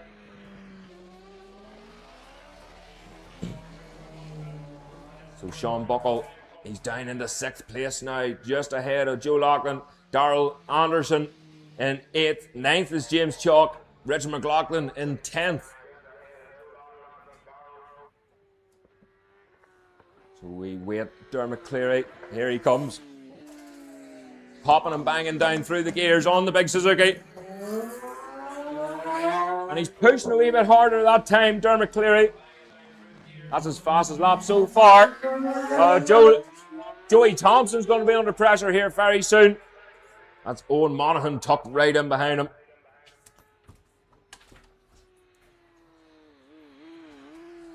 Owen Monaghan, the number 116 machine on the Suzuki. Number 51 away through. So a few retirements there again out of that one. No sign of Barry Ferber. But Paul Cranston. Paul Cranston coming through. That was a 3:40.3 there for Paul Cranston. Fastest lap on that last lap was Michael Dunlop, a 3:11.6. Mike Brown, a 3:11.9. So I wouldn't want to be putting a wager on this one. The last lap flag is ready. So again, that dry line just emerging, but here they come then. Oh, they're side by side, coming into Bell's Crossroads. Oh, Mike Brown tries to go around the outside of Michael Dunlop, but Michael Dunlop tucks it into the apex. Look at the back end of that bike of Mike Brown, absolutely sideways, heading back up the hill towards the finish line.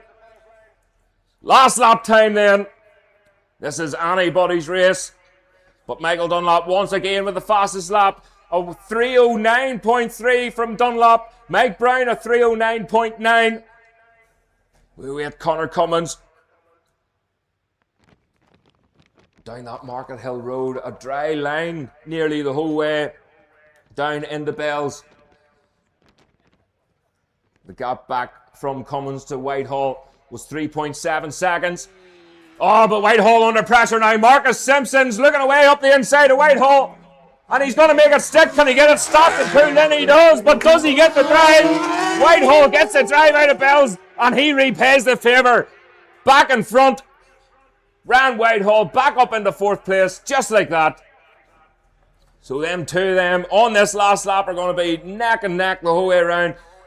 And the two, they will not give up on each other. This is going to be a scratcher of a race. Elbow to elbow, exactly how we like it. So I'm definitely looking forward to seeing this on King of the Roads. Oh, look at this move then on Chalky. Sean Buckle. Sean Buckle is on the move. He stays in that 6th place, but up the inside of James Chalk. The number 10 machine is demoted to 10th, or 9th place, should I say. Richard McLaughlin just across the line in 10th. We wait for Dermot Cleary. At the minute, he's in 11th. Just wait what he slots into. Corrected time. Richard McLaughlin, a 3:28 across the line there. Connor Cummins slightly slower in that last lap, a 3:20 compared to his best, a 3:19.8. Not much in it. It was a 3:20.4. So a second is all it gets. Dermot Cleary. Hear that Suzuki. That Suzuki spinning up. He's trying to give it gears, and it's just not letting him because the revs aren't right. The quick shifter won't work if the back end's spinning like that. And that's exactly. Oh, Joey Thompson. Joey Thompson slowed up in the last minute. Did he miss a gear? And Monaghan nearly running into the back of him there. So it's all happening on this last lap. Now wait, that was Rod Hughes again going through. Paul Cranston with the back end off the ground there for Paul Cranston. A wee bit excited, but here we go. Oh, it's Dunlop. Dunlop across the line takes the win from Mike Brown. Mike Brown maybe made a mistake somewhere. Mike Brown didn't make a mistake anywhere. That was Mike Brown fastest lap, a 3:09.7, but Michael Dunlop, a 3:05.8 on the last lap. What a phenomenal ride once again from Dunlop. Mike Brown just couldn't stretch them cables enough on that last lap. We wait then for Connor Cummins. Marcus Simpson and Ryan Whitehall were at it neck and neck. So the gap last time back, Connor Cummins to, well, Marcus Simpson got past Ryan Whitehall on the line. It was 2.2 seconds. But Whitehall returned the favour with the drive up the hill. Here they come then. Oh, Connor Cummins. Whitehall's right with him now. Whitehall moves over to the inside of the track, but it's not going to be enough. It's going to be Connor Cummins across the line for the last step of the podium. Ryan Whitehall. What a ride there from Whitehall on that last lap. That was a 3:14.9 for Whitehall compared to Connor Cummins' 3:17.0. So we'll not be able to wait for the rest of the riders coming through. We'll have to run up to the podium. for the prize presentation. If a representative for McCrum's Motorcycles, please make his way up and we'll hand out some trophies.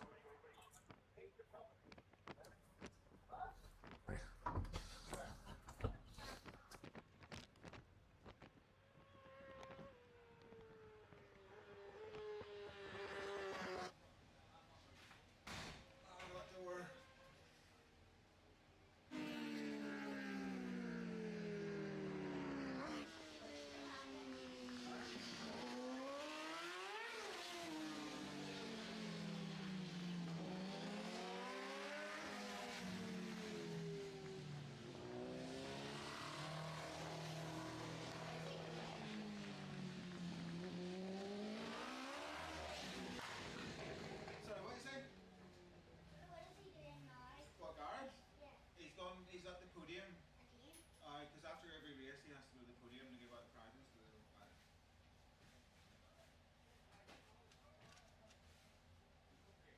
Are you okay going there yourself? Or? Down.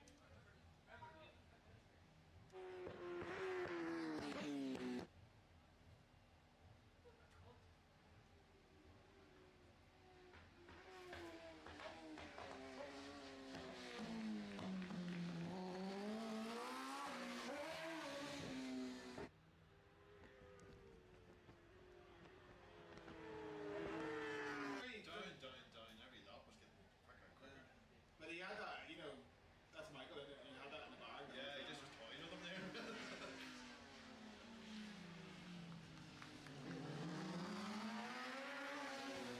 I've seen him do that so many. Last lap, we just took the back. Yeah, he just flashed up down. Yeah, well, this has been fun, but this is what I'm going to do. Yeah.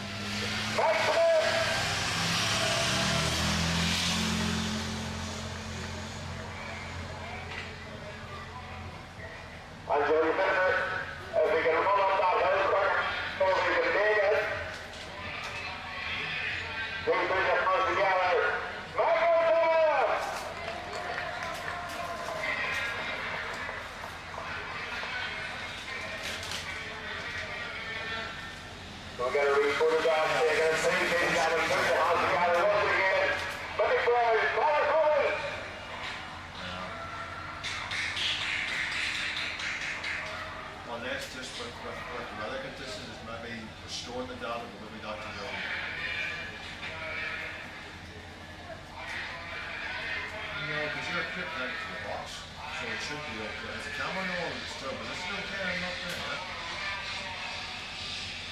How about you on, yeah?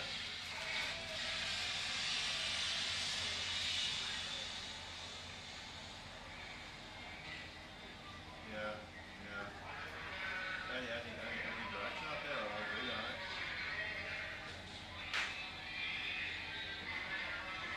That's good, that's good. Service lifting as well, because all about serving. Yeah, yeah.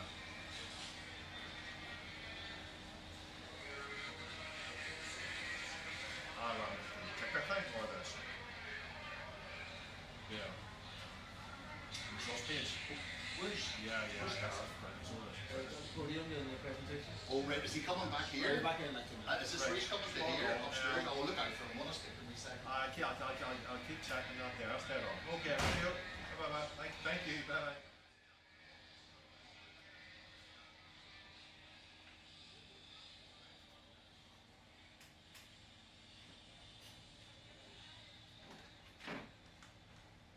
I was chatting to Alex there. He was saying, so I was checking out the screens are offline.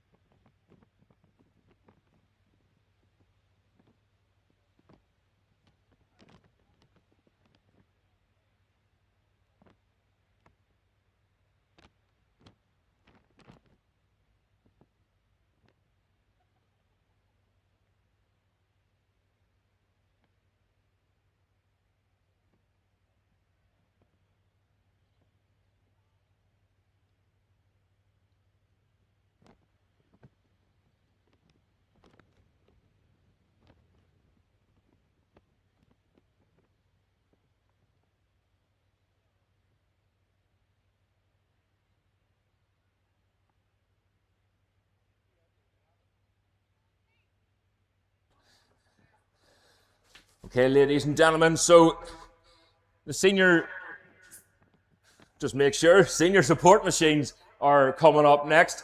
And what a Superbike race that was. Absolutely phenomenal. So if anyone, please, any further spectators, please get into your positions as quickly as you can. Run faster. So the three Stooges are coming down the road. And get into a hedge as quickly as they can. The sweeper, final sweeper, are on their way around. You at the back, pick the pace up. Come on. Okay, ladies and gentlemen, I have two very special guests with me here. And it's Ryan and Callum Crowe. And I just want to know, I asked you before we came up to the comedy box here, is it okay to talk about? Can you talk us through that monumental crash at the TT? Yeah, so obviously when we were heading through Crosby, it was all going good, and yeah, got to the top, the bike just lifted slightly, and then it felt to me like it landed, and then it just, away it went up in the air, so big gust of wind up through the valley, and we grabbed the bottom of the bike, and upside down we went. And is it something you can nearly preempt that's going to happen, or is it just a blink of an eye? Yeah, it's like a blink of the eye. I mean, I felt the bike twist, obviously I'm on the back, but got my head tipped down, and I felt the bike twist, and then when it was over in a split second, it was just upside down and down the road. It was very, very lucky to individual then, I think. Now, I don't know about anyone else, but I seen a video of it, and the video, I couldn't watch the end of it, but I just seen the outfit turning, and you guys up the right hand side of it hitting the bank. Was there? It looks to me like you came away reasonably unscathed. What were the injuries? Yeah, so I snapped my wrist and severe burns down through my back. Obviously, when it was upside down, it was still 140 mile an hour on my back with the bike on top. So, well, let Callum tell you his injuries. They're a little bit worse than mine. Yeah, Callum, talk us through your injuries then, because you probably got the brunt of it, did you? Oh, well, I just landed on the full position on my shoulder and scapula in so many places that I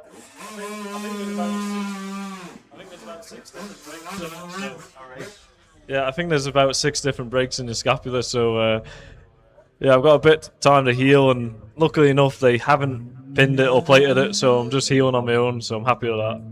And will you be? No operations is always a bonus, but will you be back out before the end of the season? Sorry, I'm really sweaty. I've been running up and down the podium all day. Sweat's dripping me here. But will you be back out before the end of the season? Yeah, fingers crossed. The bike's gone back to Switzerland to have all the chassis sorted out. And then, believe it or not, the bike wasn't that bad. It's just one little bend in the main part of the chassis, so we'll get that bit replaced. And once the bike gets back from there, we'll get it built back up. And I'll be fit before Callum, so I've just got to wait for Callum to get fit and full movement in the shoulder and 100%, and then we'll go again.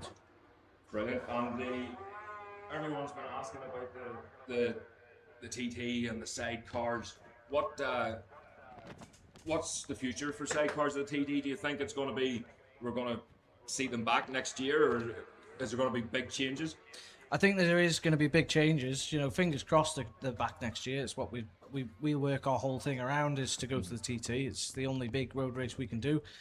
You know, they're under review, and by the end of July there'll be a set of regulations produced by the TT promoters that they should be happy with, that will bring the class down a bit, slower, safer, Heavier.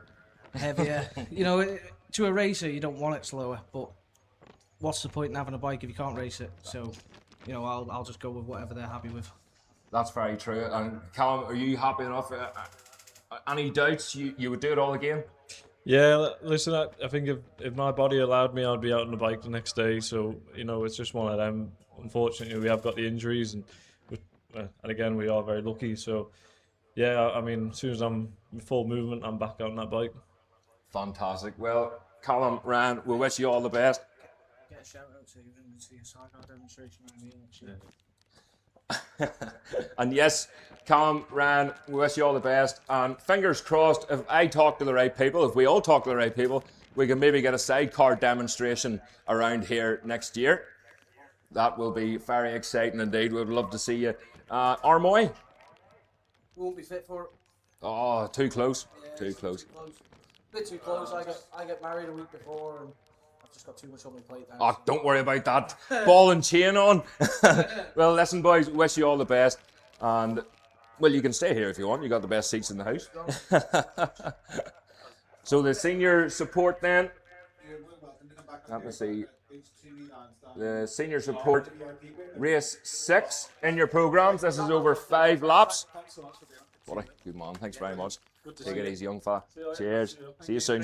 Chaps to Leslie Mann as well. Thanks very much. Thanks.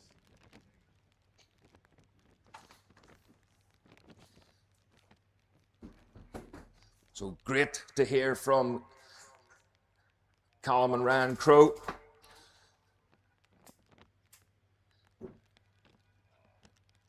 But I did see the video, and I was surprised to see them here and to come away reasonably unscathed from a huge crash. The thing just took off like a Boeing 747, and it wrecked like 1-2. And really, really happy to see the boys here enjoying the racing here at Tandragee.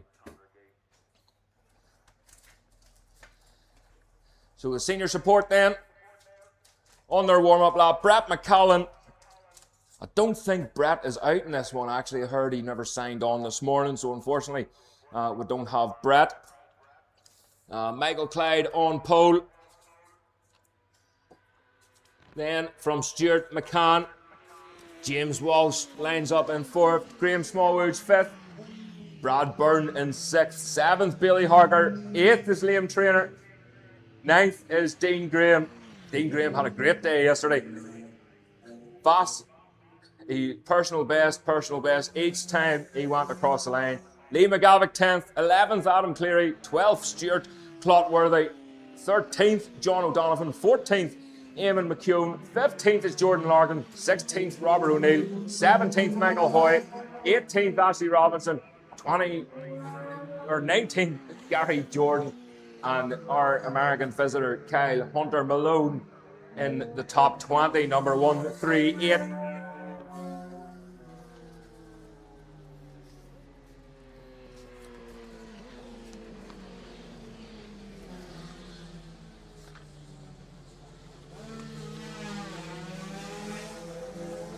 So changes to the program then, if you want to get your pen and paper ready. Additions to the program. Number 40, Michael Hoy on a Suzuki. Number 40, Michael Hoy on a Suzuki. Number 138, Kyle Hunter Malone on a Honda. 138, Kyle Hunter Malone on a Honda. And 255, Ross Quinn on a Yamaha. That's 255, Ross Quinn on a Yamaha. So we'll wait for the flying doctor coming round.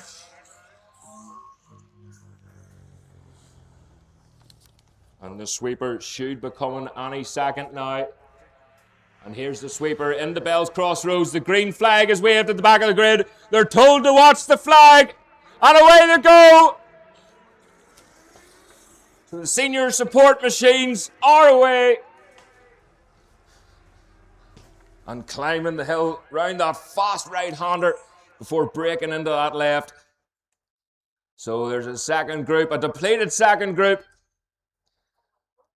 Told to engage gear, watch the flag, and away they go. So that's the second group away.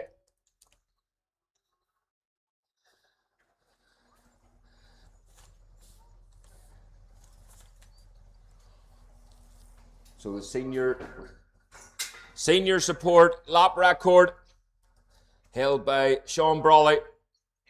A 306.0, he done that last year on his Ducati, a 103.3. So Michael Clyde, he's been on this bike, and he's going to be pushing hard now after that junior support. So the junior support earlier on was a fantastic race. And he's going to want to better his result this time round in the senior.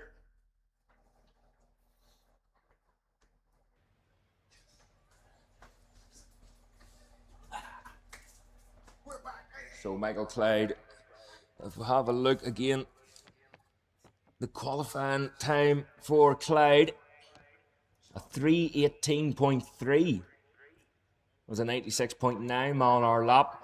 Brett McCallum, unfortunately, not joining us. It was the 3:17.4 for Brett, a 97.4 mile an hour lap. So he was absolutely on it. And we spoke to Brett up here in the commentary box yesterday.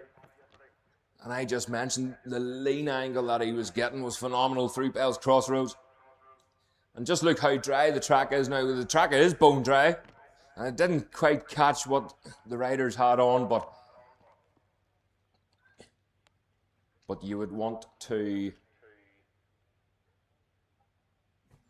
be having slicks on in this race.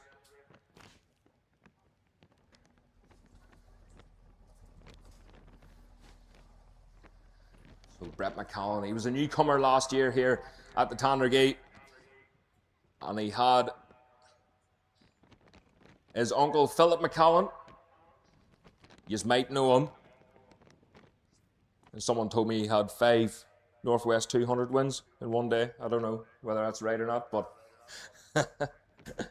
but there was no better man to show him around than Philip McCallan himself. But unfortunately, Brett, he had an incident on the Super Twin. He did come back round into the paddock, but maybe a wee bit sore today. So we can hear the machines echoing as the sun's shining upon us here once again at Tandragee. The leaders come back down towards us and breaking into Bell's Crossroads. Oh, what a start there. Graham Smallwood's rubbed a wee bit wide there, but Michael Clyde and James Walsh are at it once again. Billy Harker in 4th, Stuart McCann in 5th, 6th is Liam Trainer, Brad Byrne in 7th, 8th is John O'Donovan, Lee McGavick in 9th, Stuart Clockworth in 10th, 11th is Eamon McCune, 12th is Dean Graham, 13th Jordan Larkin, and the last machine through there is Aidan Cleary in 14th place. We wait now for the second group. It's Michael Hoy, is it? Just about getting stopped there for the Crossroads. And Michael Hoy on the Suzuki, the number 40 machine. We have the number 88 there, William Young. Gary Jordan tucked in behind him. And Kyle Hunter Malone in behind Gary Jordan. It was great, William Young getting back out again. He retired the wee 125 earlier on during his lightweight qualifying session. Of course, we had a qualifying session this morning that was meant to be run yesterday afternoon. We do have 2 races that we're hoping to run this afternoon, time permitting, of course. So last night we were meant to run the Supersport Next Generation race and the Senior Support race. So this is technically their second race of the weekend. But later on, we're hoping to run them Senior Support after the Tandragee 100 feature race. Will be the Senior Support, and the Supersport Next Generation, hopefully, will be the last race of the day. Time permitting. So that's why the Clocker course earlier on took the wise decision to call this meeting a wet meeting. So it just means whatever tyres the riders have on, we don't have to have any delays or stop anything for them to swap and change. But Michael Clyde was in the lead across the line. 0.6 of a second back was James Walsh. And a further 0.3 back on him was Graham Smallwood, number 162. Now Smallwood, he is pushing hard, and the red mist is coming down on him, because he just ran that wee bit wide through Bell's Crossroads. And the front end of that CBR 600 Honda chattering from underneath him as he banked it in here.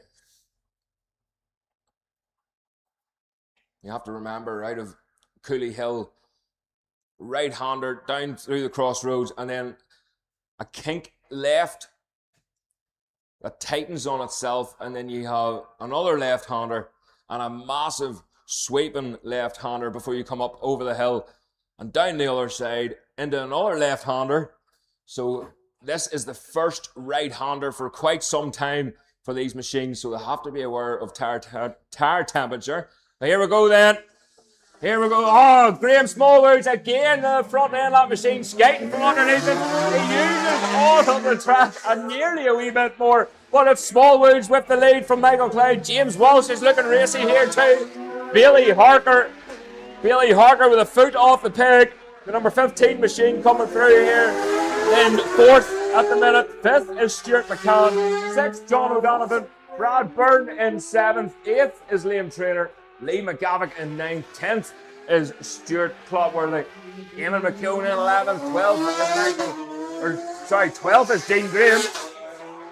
And Aidan Cleary chasing down Graham. Larkin then. So Jordan Larkin through Bell's Crossroads. Steady away. for Michael Clyde, the number 40 machine, struggling to keep the front end of that big Suzuki down. Graham Smallwoods with the fastest lap, a 3:22.8. Michael Clyde, a 3:24.0. Here's the second group then. It's still William Young ahead of Gary Jordan. And that's Kyle Hunter Malone still tucked in behind Jordan. But William Young on corrected time is up into 15th place now. That's a 3:43.9. Jordan Larkin demoted to 16th. Gary Jordan in 17th. Kyle Hunter Malone in 18th place. But Graham Smallwoods, a great lap there for Graham Smallwoods. A 3:22.8.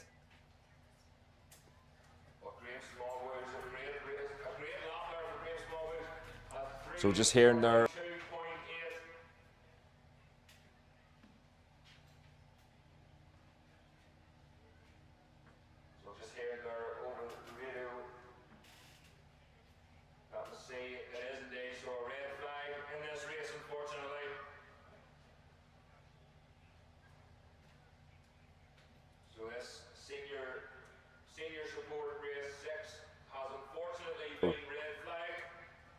Yeah. On the second lap, and again, ladies and gentlemen, if I hear anything, if I have any updates, I'll soon let you know.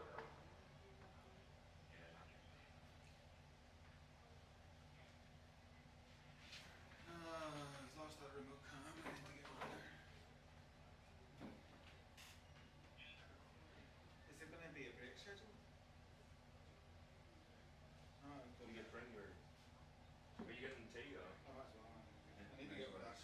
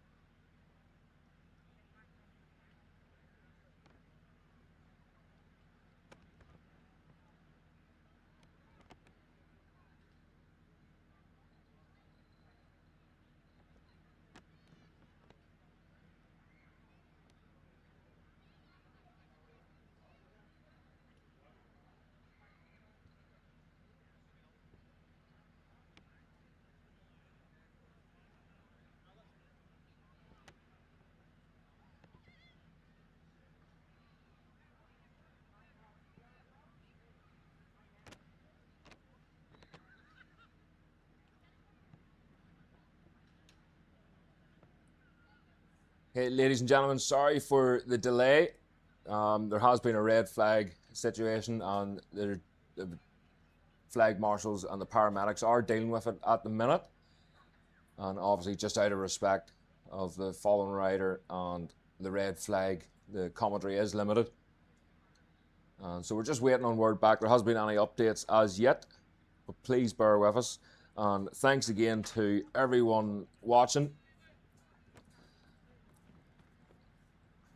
Everyone watching from around the world, America, Canada, Australia. You've been amazing, and you're on the group chat, or the live chat, should I say, as well, which is good to see so many taking part. A special shout out to Gary Burns.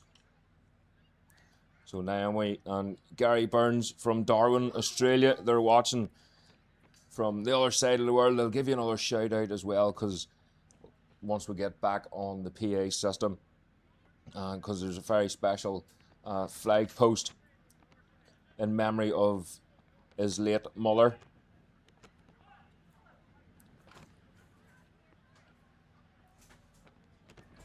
So just hearing on the radio, no updates as yet.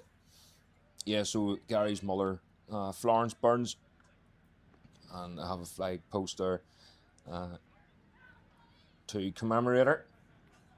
Again, thanks for watching, Gary. This, believe it is his local track, the Tandragee, although he's living in Australia at the minute. So hopefully he gives us a wee shout whenever he's back over.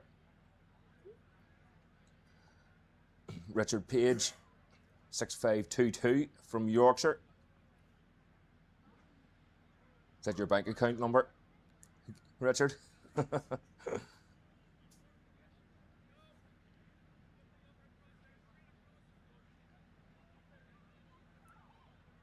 Gareth, you're doing a great job. Thanks very much. Yeah, I was messaging you last night, actually. Kashrisky. I think I said your second name perfectly there. Just wondering what time it was on, from watching from Central USA. So up from 5, or well, what was it, 4:30? Just shortly after 4:30 in the morning. That's dedication for you. Thanks very much. Watching from South Africa. Wow. Thanks very much. MRC 723. W. Edwards from sunny Shropshire and Marshfield. Oh, you're from Marshfield. I got your name right, good. Great commentary, Robert Taggart. Thanks very much. It was 4:15, 4:15 in the morning. Well, thanks for watching. And again, you find the road races, they are long days, especially the 2-day meetings here. Like a track as long as this, so 5.3 mile. It does take a while. We're just getting one of our other cameras sorted out there. You can see it was down for a while. That's up the Market Hill Road. So our special cameraman, I call him Cyber Pete. He doesn't like being called Cyber Pete. No, he goes in a huff. But we're going to call him Cyber Pete. He gets involved in the chat as well.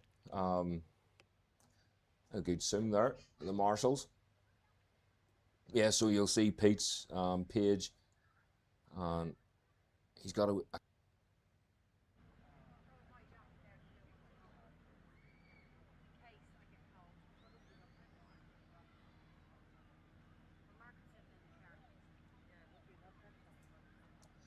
so Pete's just testing that camera out, the zoom lens. Looking good. Perth, Australia, 9:07 p.m. Is that what time it is there now? 6 risk 9. Watching from outside Moy Rockin. Don't know where that is, Stuart. Johnny Stewart. Good work, Gareth. Hope all involved in the red flag are okay. Yeah, still haven't heard anything back. The Clerkenwell course is out there at the minute. So fingers crossed everyone's okay. But yeah, I hope you're all liking. It is a good camera view. That. Hope you're all liking the new cameras that we have. So let me see. That's heading up towards the start and finish. This is the first one we use. So this is coming down the Market Hill Road, heading towards Bell's Crossroads, and then we'll get them in through here. So that's Bell's Crossroads, and then heading back up towards the finish line. And then we have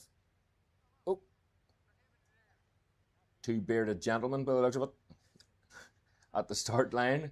So we'll have that showing. And someone's left their cup of coffee sitting there. What a waste.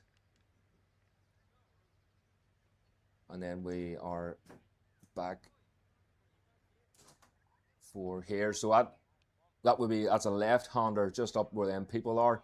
They're just disappearing behind the trees. That left-hander in the dry, I know from experience, well, with the Superbike that I had anyway, it was absolutely flat out through there. And just as you've a shiny bit of tarmac there on the right-hand side, just as you touch it, you're thinking about braking. And by the time you get to that house, if you get past it and you don't start braking, you're in trouble, basically. But Bell's Crossroads, it is quite tight, as you can see there, and there is a dip on the inside. So yeah, we're happy to have these extra cameras. And I think Pete said in the live chat earlier that this camera we're looking at now, it's basically just a mobile phone, and it's on a big steel box at the start and finish. But it's a great shot there of the bikes coming round, especially on the line. I haven't seen much footage myself because I'm busy running up and down the commentary box. Maybe a wee bit overexcited.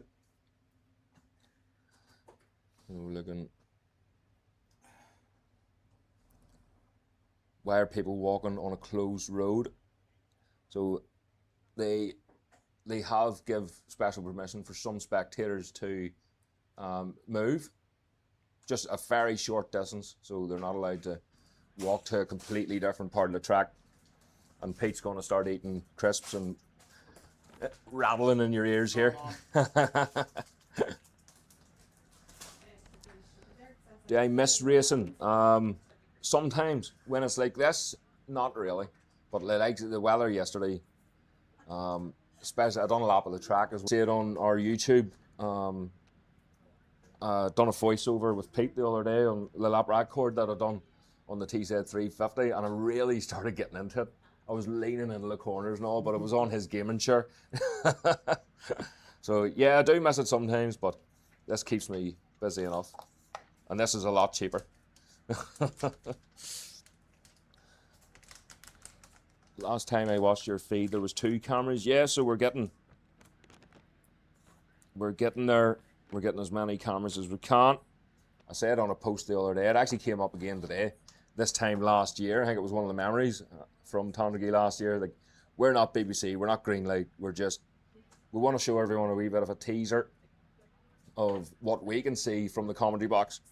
And it helps me as well with the commentary because some of the tracks that we use, we zoom in or we go to likes of a chicane at the other side of the track and we would film it from there. And it just means that my eyesight's not as good as what it used to be. So I can look at the screen rather than watching, and I can bring more information through the screen than I can just with my own 2 eyes. But I do forget sometimes, and I like watching the racing raw, but yeah, we're getting there with it. No lap records broken yesterday. There was no racing, so a few unofficial, it was fastest qualifying laps were broken yesterday, so I suppose that counts. Ulster Grand Prix returns next year. Yeah. Hopefully, Robert. Fingers crossed.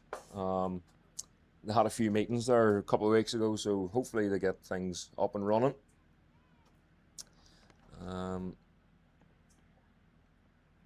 It's going well from Indiana. Thanks very much. Jodok, I think that's their name, maybe. Dyslexia doesn't help with all these names and tags. Hi Gareth, a big hello from me and my dad out marshalling flag post 3. Well done, guys, and thanks very much, Tiffany. Doing a great job as usual.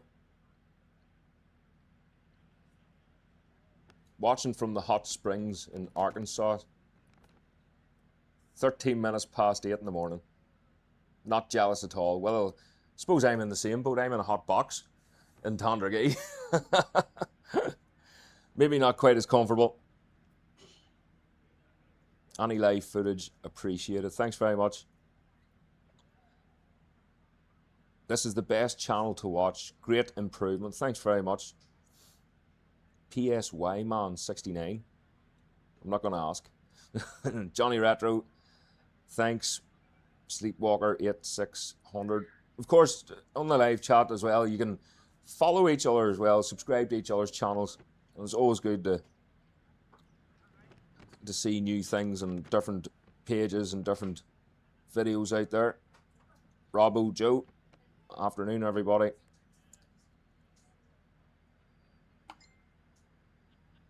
My neighbour in AR. Not good with abbreviations. What? Arizona got you? I think maybe Arkansas. Oh yeah, he did mention Arkansas, yeah. Watch your lap last night, Gareth. Edge of the seat stuff. You were on the pipe. Thanks very much, Sleepwalker. A couple of pipes needed replaced after that lap, I think. Great commentary, Gareth. Watching from the Isle of Man. Thanks very much, Andre Farn. Arkansas, aye. You were right.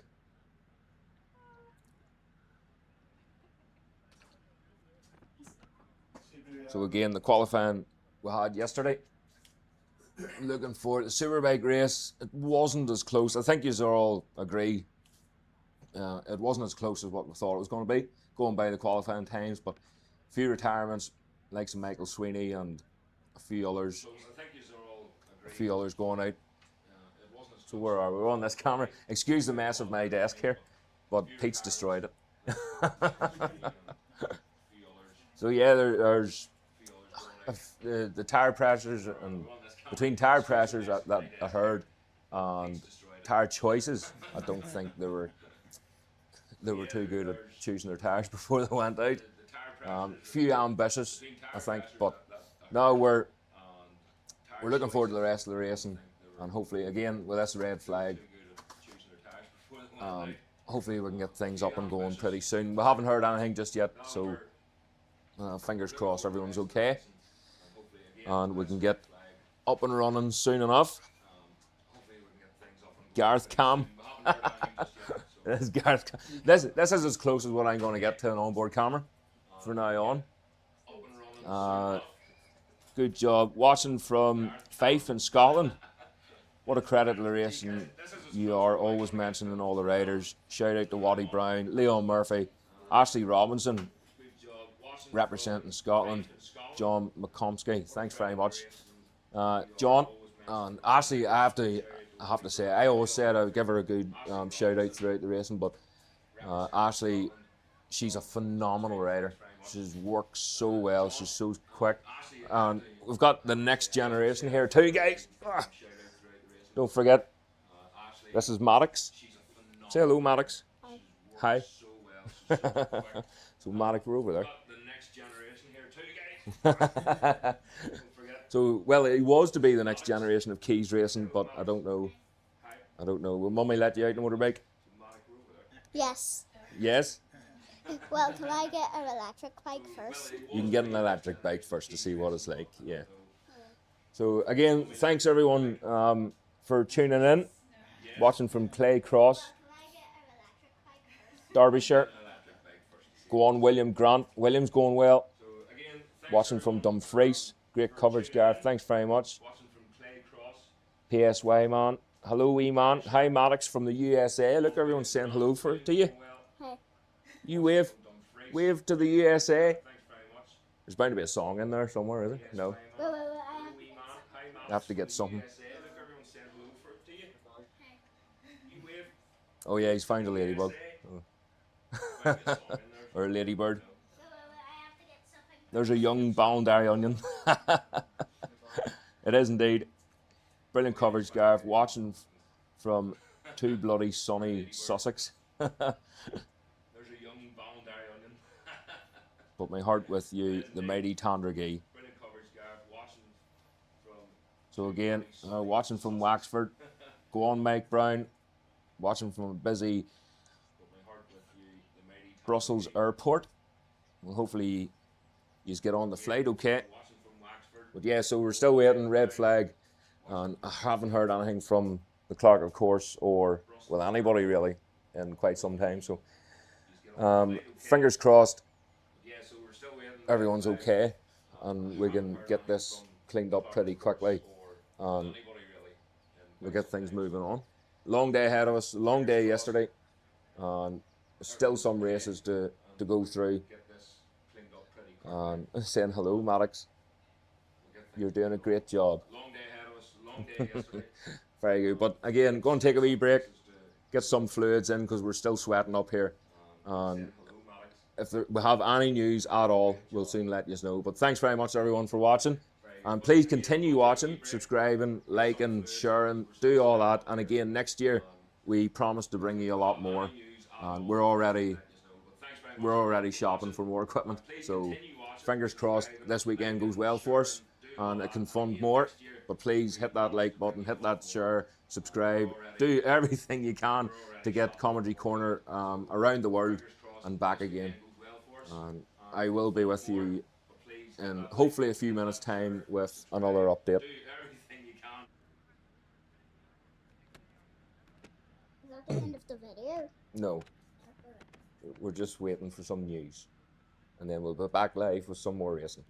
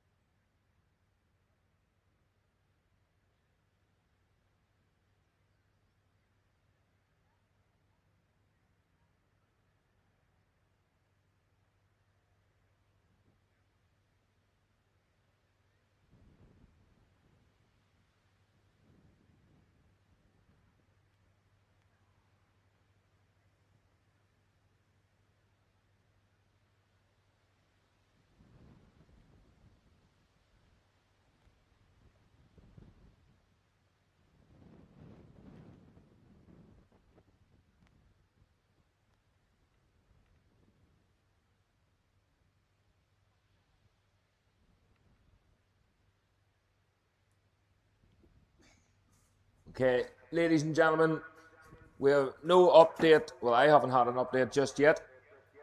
So please stay where you are, and hopefully we can get some news pretty soon. So if all the spectators can please stay where you are, and thank you for your patience. We're just dealing with that incident at the minute, and then we should hopefully soon get things up and running. But again, if I do hear anything, if I have any updates, we'll be soon to let you all know.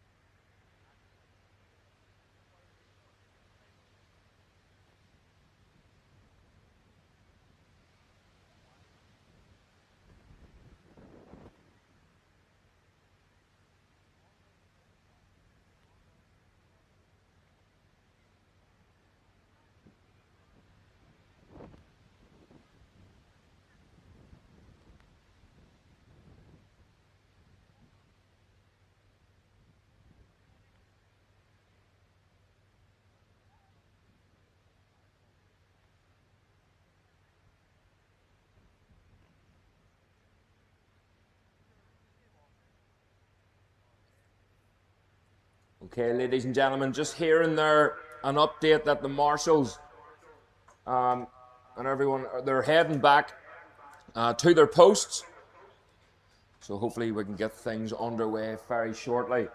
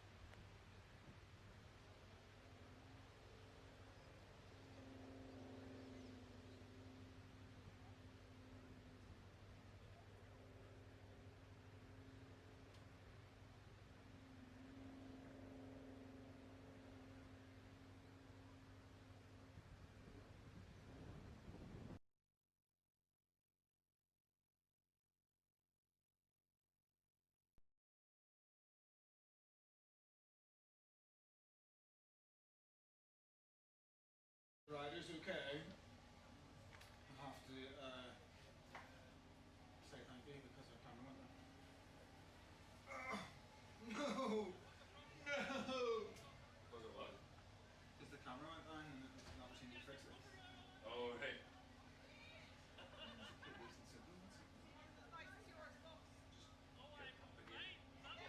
Is it still recording or? I don't think so. No.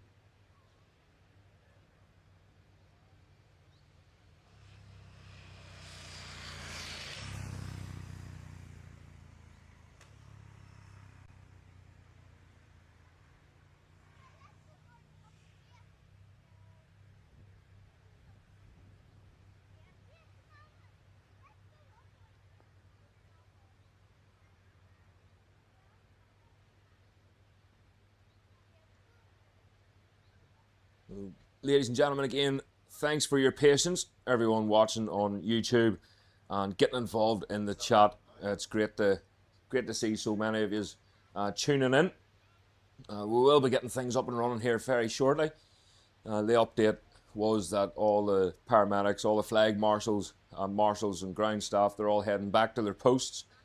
And there was a few spectators allowed to take a short journey to a different field, or if they were planning on crossing over to the paddock, they were allowing them to cross over. But of course, if you do have a bit of time later on, or if you are up and around the paddock area, nip in and you can say hello to the riders and photographs, autographs.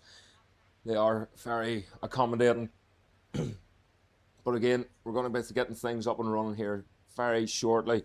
I haven't heard whether they're going to restart the senior support or move on with the Super Twins. But if they do go ahead with the senior support, it will be a full restarted race with the original grid positions from qualifying yesterday. So fingers crossed we can get some news on that later on.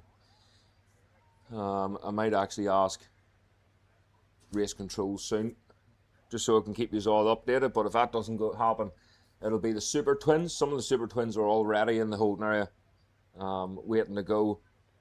That'll be followed by the classic Superbike and classic Supersport machines. And then in the program is race 9, but of course it actually will be race 7, Supersport Next Generation, followed by the Senior Unlimited Pre-73 Classic machines. And that'll be followed by the lightweight, and then the big one, the Tandragee 100 feature race. And time permitting, which obviously at the minute time isn't with us, so but time permitting, we will run the senior support race, race 2, after the Tandragee 100 Open, and then the Supersport race for the last race of the day. So hopefully we can get things moving here pretty soon. And again, obviously we'll wish the fallen rider all the best, but fingers crossed we can get it going.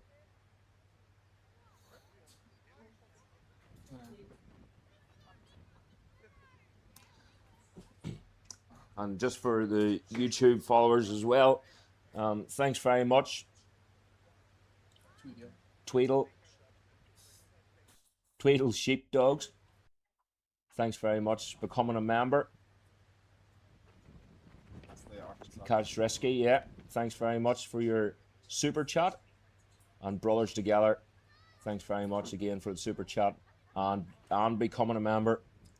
And my Paddy Joe, good man, another new member. Welcome to Gold membership.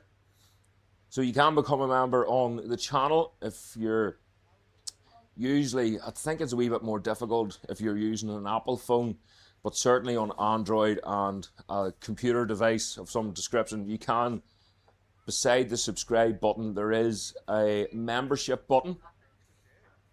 And it's a small contribution towards what we do here, so it's literally, it costs less than a 4-pack of beer a month, and hopefully we can get more equipment and all to you, and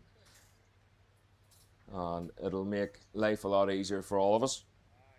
So we've already invested in quite a lot of equipment, but the more that yous give back to us, the more we can bring to yous each weekend, and that's with the Ulster Superbike Championship, the road racing, of course, with Cookstown, Tandragee, Armagh, and many others down the line.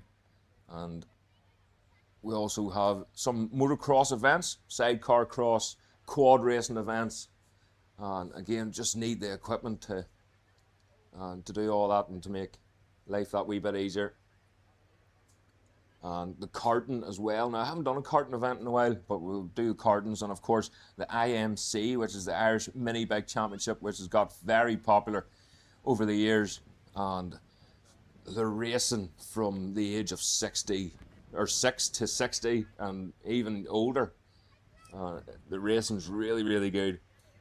You've got the stars of the future racing, and you've got, well, you've got riders that maybe retired and wanted to come to something else, retired road racers, retired motocross, supermoto, you name it, and they're all at the IMC.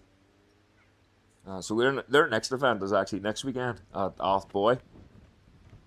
So we wish them all the best for that. Is it Athboy or Midlands maybe? It's Midlands on Sunday. So wish them all the best for that. And of course, we'll be continuing on the season at the Ulster Superbike Championship. And I think I'll just check my calendar for the next meeting. And of course, the Mid-Antrim's coming up very soon as well. So we'll be looking forward to that. So the next event is actually the IMC Mini Bike Championship, and we'll be covering that on the 11th of July.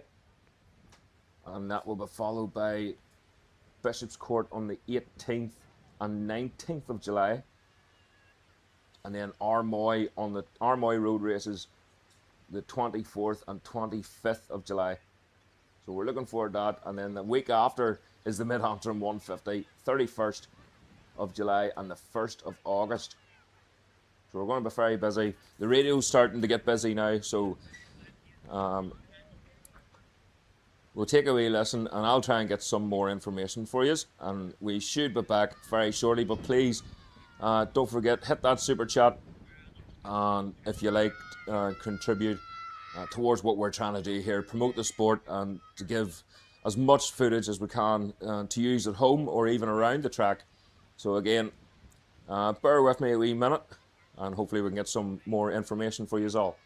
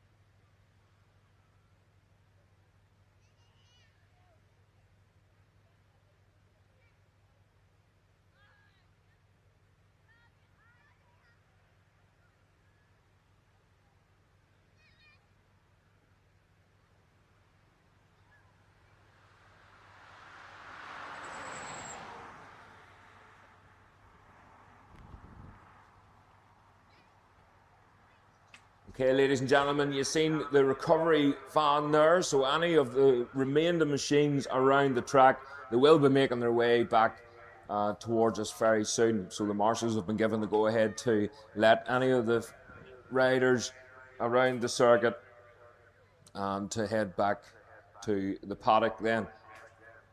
We're just waiting on word to see what race will be out next, and I'm sure they'll be given some time to prep yourselves and get ready. And hopefully it'll not take too much longer. Again, the remaining riders that are around the circuit will be heading back towards us again very shortly. And they will do a sweep of the circuit just to make sure everything's in order and we can get back up and get back out racing.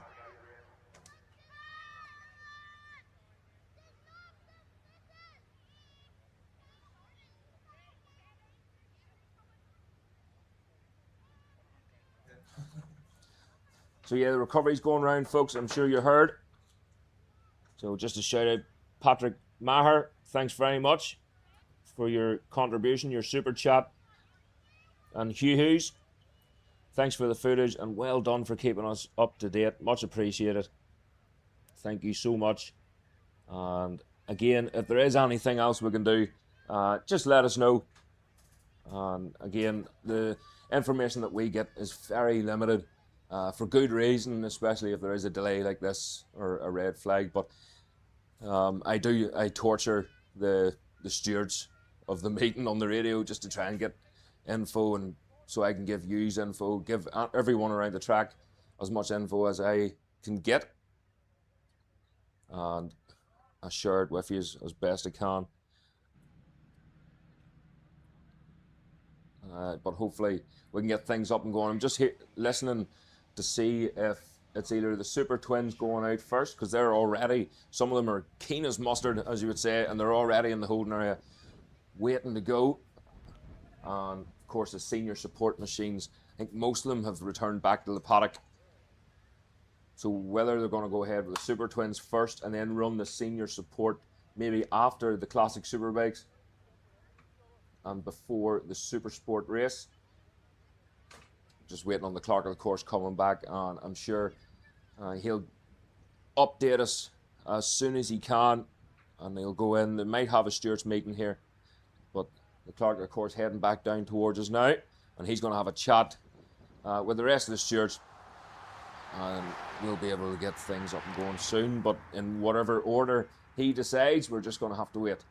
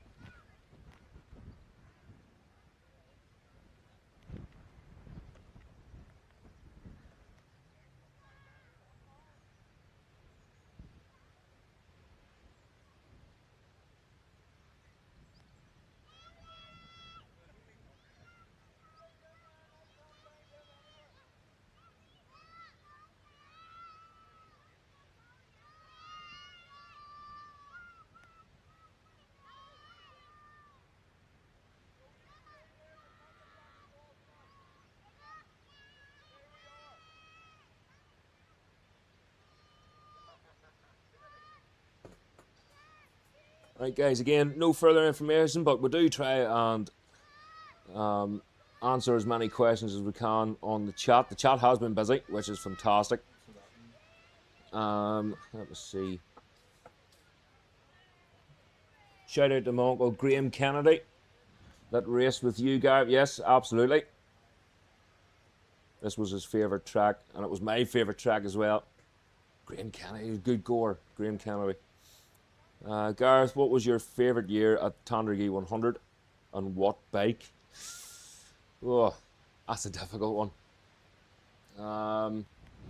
I think maybe 2018, and I had the TZ 350. I put a post on it there with on my social medias, broke a lap record, but I got a real bad start and oiled up the plug on the two-stroke. If you don't keep the revs up on the two-stroke, you can oil the plug up real easy. And it took about 2 or 3 laps for the thing to get going properly. And some rider, you'll feel it was like, this will sound stupid, but when it was going around, it felt like an outer body experience. And everything was just gelling real nice about after lap 3, and it was getting quicker. And that was probably one of my funnest laps. Everything just came together on that lap with the bike, and it was moving underneath me all the time, and it handled like a barn gate, but it just made it even more fun. So I think that would probably, we had the Superbike that year as well. We done well on it. Some good top results on the Superbike, but definitely the wee 350 has topped it round here so far.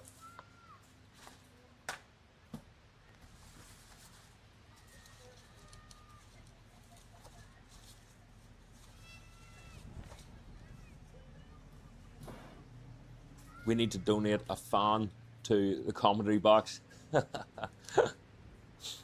I have no fans. No, I actually have. There's a fan in the in the camper. It's not my camper. I'm borrowing a camper, and there's a fan in it, but the wind is quite ferocious here now, but it's just like a hairdryer blowing in your face.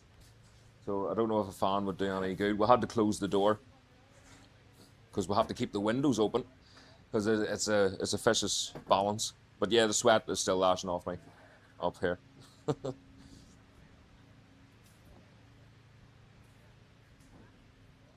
Keeping an eye on things from poolside in Salou, beer in hand. Thanks very much, Stuart Burns.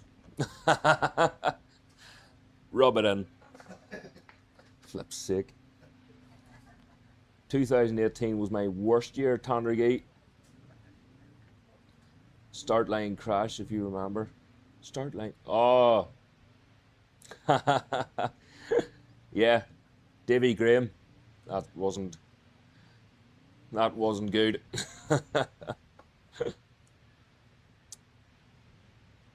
Johnny Wappa rugby. Only fan. Only fan or my only fan? We're not getting into that. It's the wrong type of channel. Weather looking good down there, yep. At home, Moss Road in Lisburn, listening in from Stephen, aka Woody. Good man, Woody. I'll be heading towards Moss Road very soon. Hopefully we get some racing on. And our timing screen has just fell asleep too, so hopefully we get that up and running. But no.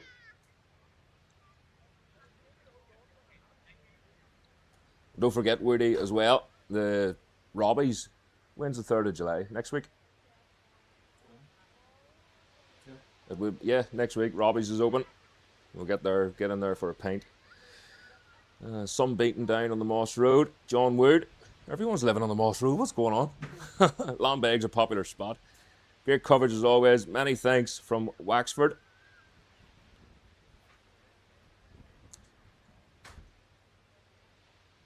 .324.309. That's the track record. Yeah. Well, my track record on the Forgotten Era is TZ 350. Brian Reid actually posted. Brian Reid posted the same time, didn't he? A wee bit faster, yeah. So, and he commented on social media. So I was honoured to have a 2 times world champion comment on comment on the photo or the video that I put up. Absolute legend. So again, still waiting on confirmation of what is going to be going out first. In my eyes, it probably going to be the Super Twins. I'll have a wee look at the grid. So I think they're just having a conversation there at the minute, but there's no bikes up there, so they're all back in the paddock, and by the looks of it, the majority of the machines that are in the holding area are Super Twins, so they might run the Super Twins first, but we'll just have to wait and see as they're having a meeting. But again, we'll be back very soon. Why does the timing screen sometimes omit 4-9 plays? That's a Speed Hive thing. So we use Speed Hive and put it through, but what we can do when we put Speed Hive up, as the bikes go through, it updates the screen, and then we have to move it directly. Hold on, I'm just getting a wee update. Attention paddock, Super Twins to hold an area, please.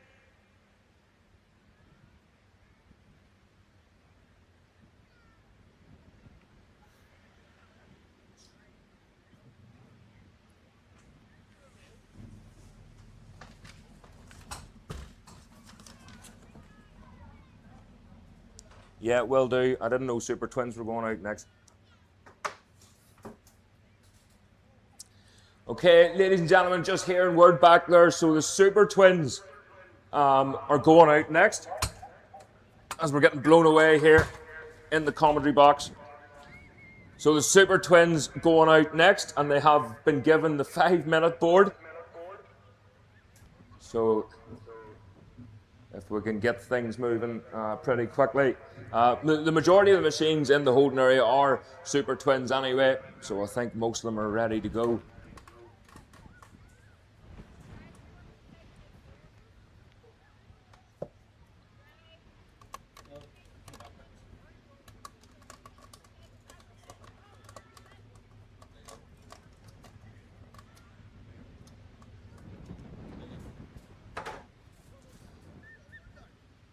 And it's a 1 warm-up lap and a 4-lap race. So again, we're stuck for time here at the minute. So it's a one warm-up lap and a 4-lap race. So sprint race. This will make it exciting.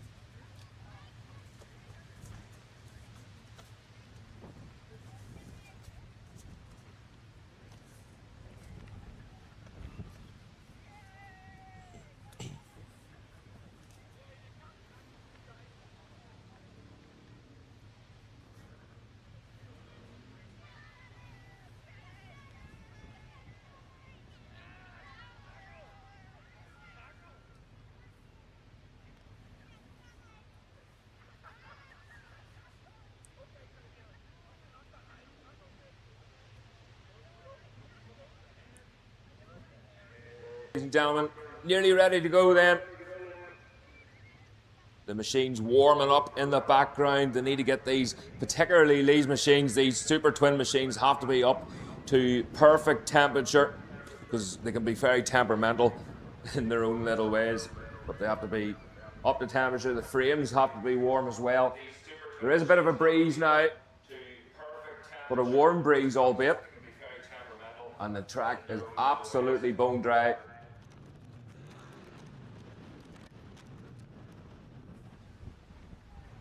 So the tire warmers will be coming off very shortly. Remember, 1 warm-up lap and a 4-lap race.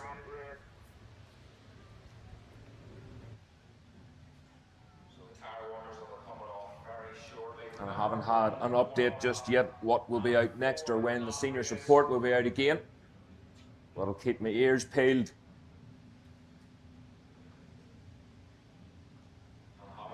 But for the meantime, after the twins is the classic Superbike and classic Supersport machines. So the marshals just prepping themselves up there at the start line for the machines to come up. So the sweeper is making its way back down towards us, and they'll be with us very shortly.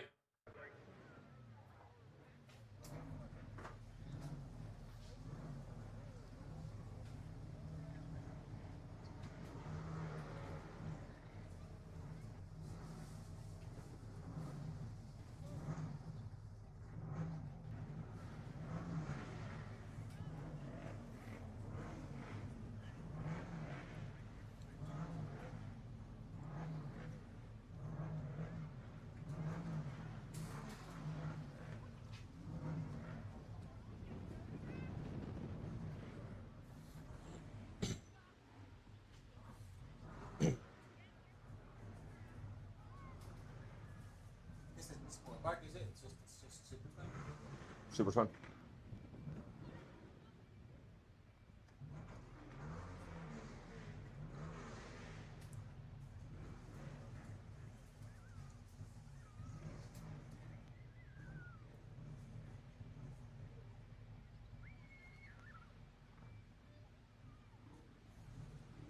So with the track being nice and dry now, hopefully under the trees. Well, when it was raining, it was under the trees was the only dry patch that we had.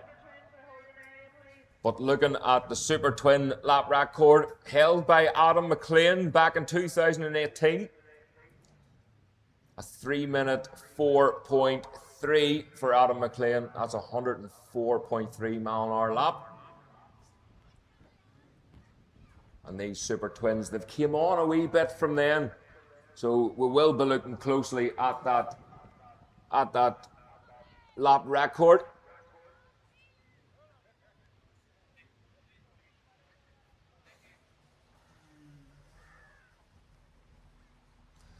So the travel marshal over halfway round to us now. And the Super Twins have been making their way up to the up to the start line, into their grid positions before they go on to the warm-up lap. That'll just save any confusion at the start of the race. So they get into, it used to be called a dummy grid, where they are at the minute in the holding area. So they would have put them into the grid positions in the holding area, and they called that a dummy grid. And the idea was to stop any confusion after the sighting lap or after the warm-up lap, so they were able to slot back straight back into their grid positions before the start of the race.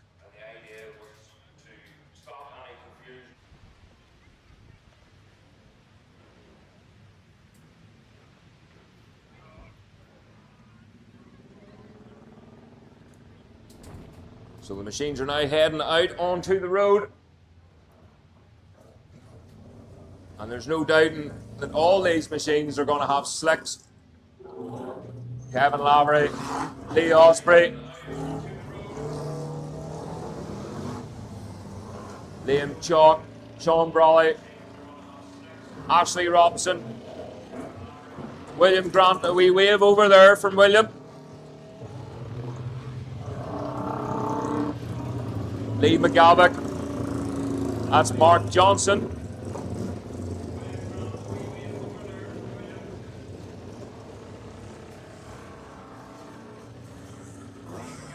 Darren Duncan on the RS 125 Honda. RJ Woolsey in his lovely new Castrol Honda colours on his leathers. He's sporting the JPS Norton colours as well this weekend. And Sean Anderson, he couldn't be any noisier going out past us there. Incidentally, Sean Anderson is an addition to your programs. So if you want to get your pen ready, number 31, Sean Anderson on the 660 Aprilia. Number 31, Sean Anderson. And he is the only addition that I see here.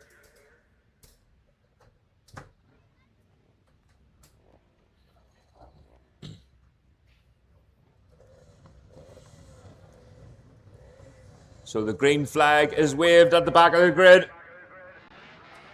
And the machines are away for their warm-up lap. Again, the suns came back out here. The jackets are coming off. And we're starting to keep that hat on, save the wee head. But we're going back racing again. So keep an eye on this Super Twin lap record. A 304.3, 104.3 mile an hour. That's some shooting for a Super Twin as well. So the machine's away for their warm-up lap. So Michael Sweeney pulled in during the Superbike race, that McCrum Motorcycles Open race earlier on. But for this Tato NI Super Twins race, he's going to be looking to stay at the pointy end. No doubt in tire choice now. We're running full dries, and Michael Sweeney, the red mist is down after that open race. He needs this one. So he starts in pole position. Sean Anderson in second, followed by Barry Ferber, the number 80 machine in third. Kevin Lavery lines up in fourth. Lee Hara in fifth. Neil Kernahan lines up in sixth. Seventh is Sean Brawley, the number 99 machine. Again, Sean Brawley was your senior support lap record holder. Go ahead.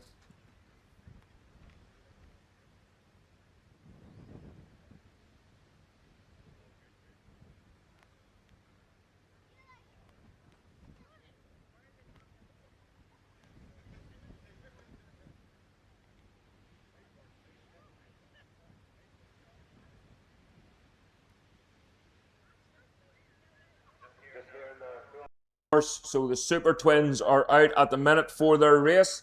That will then be followed by the senior support. So the senior support will be going back out after this 4-lap Super Twin race. Unfortunately, the Classic Superbike and Classic Supersport race won't be going ahead. So that's the Classic Superbike and Classic Supersport. Unfortunately, will not be going ahead. And then that will be the Supersport Next Generation.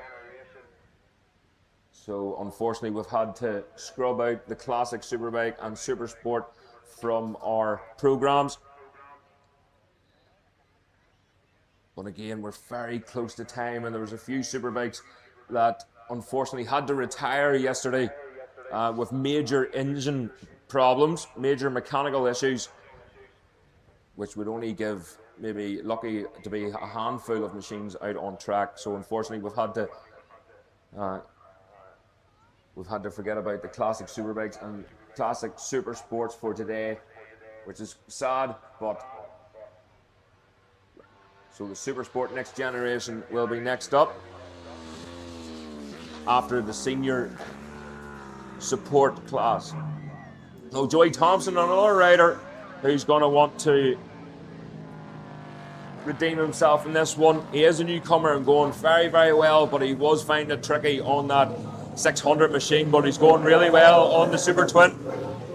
Graham Smallwood's in behind in 11th, 12th, Liam Chalk, Sean Buckle in 13th, 14th is Steve McMaster, 15th, Billy Harker. James Walsh then in 16th. 17th is Michael Clegg. Lee Osprey 18th. 19th, Nigel Moore. And 20th, John O'Donovan.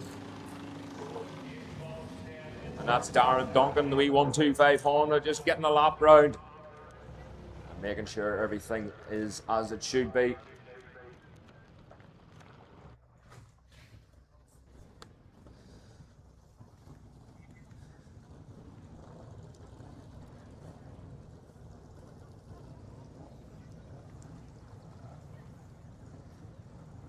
So again, this is one to watch on corrected time.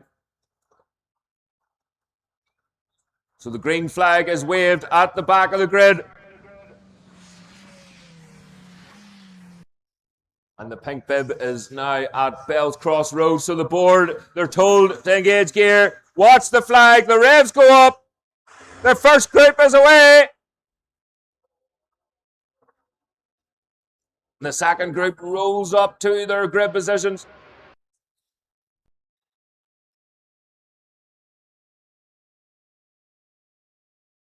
So the first group are thundering their way up the hill, over that wee rise. So the second group told to watch the lights. And away they go. All the Super Twin machines for this Tato NI race.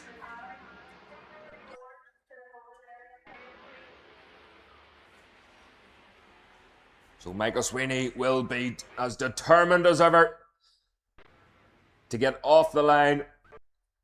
Sean Anderson on the Aprilia. New machinery this year for Sean Anderson, but he takes to everything like a duck to water.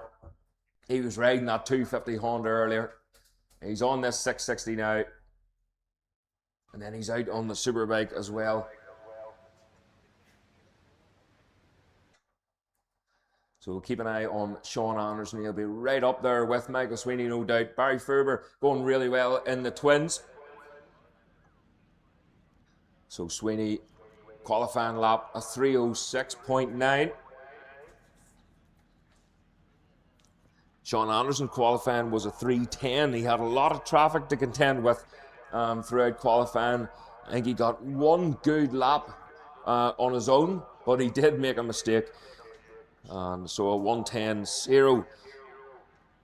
But during the race, everyone knows during a race you can always take at least a second or so off your lap time. Barry Ferber, 3:10.5. Kevin Lavery qualified 4th with a 3:12.0, and the rest of them from 5th, 6th, 7th, and 8th all into the 1:13s, or 3:13s, should I say. So we'll be looking forward to some close battles even further down the field. The Dean McMaster was looking comfortable on that NI Kawasaki. And Bailey Harker, as a newcomer, has already stood on the podium this weekend.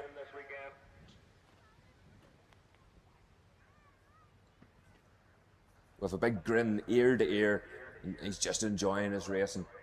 And that's what it's all about here, especially at Tandragee. Everybody loves Tandragee.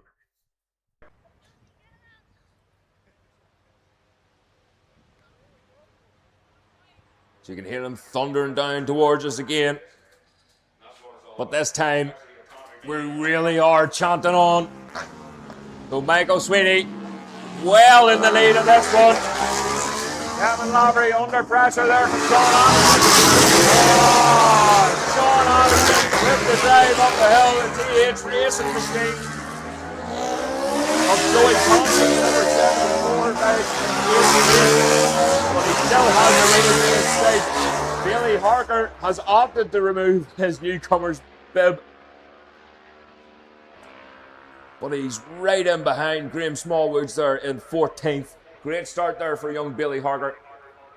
But Michael Sweeney already with a gap 3.6 seconds. Sean Anderson a further only 0.3 seconds off him. And Barry Ferber is right on the coattails as well. Here comes William Grant. William Grant is on the charge.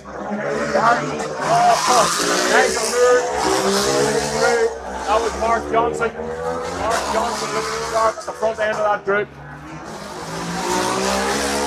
RJ Woolsey just missing the gear there. RJ Woolsey missing the gear out of Bell's Crossroads, so he's lost a brave bit of time.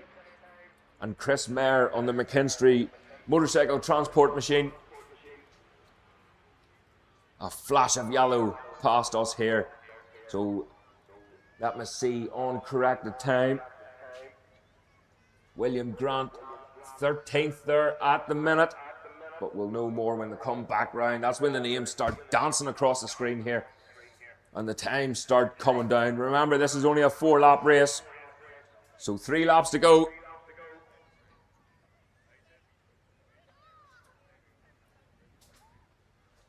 Michael Sweeney then. He looks like he's going to walk away with this one, but we've seen it before, especially during that open race with Connor Cummins had such a good gap back from Ryan Whitehall for 3rd place. Ryan Whitehall, he tried everything he had at Bell's Crossroads, but he did the right thing. And he just tucked in behind Connor Cummins again. Captain Insano didn't come out to play that time.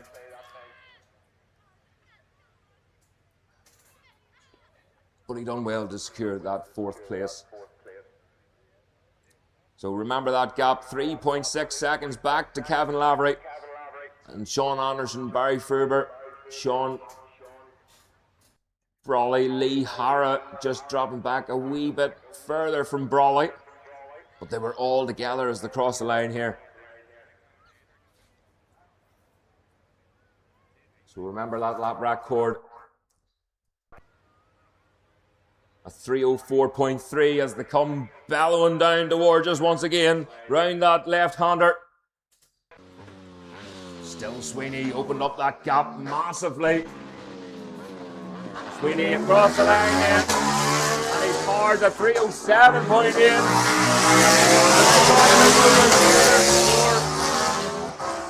For Anderson. Lee Kernahan closely followed by Lee Hara and Joey Thompson. And James Chalk. He's sitting back watching everything. Sean Anderson with the fastest lap. He's chasing down Michael Steve McMaster trying to get the drive up the hill past the start and finish line. But it's Sean Anderson with the fastest lap, and he closes down that gap on Michael Sweeney. 3.7 seconds now. Michael Sweeney with a 3:07.8.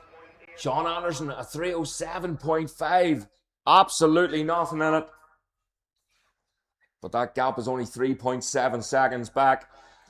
And that Sean Anderson did that while trying to get through Ferber and Kevin Lavery. Really hard early. Lee Osprey and Michael Allen all the way through.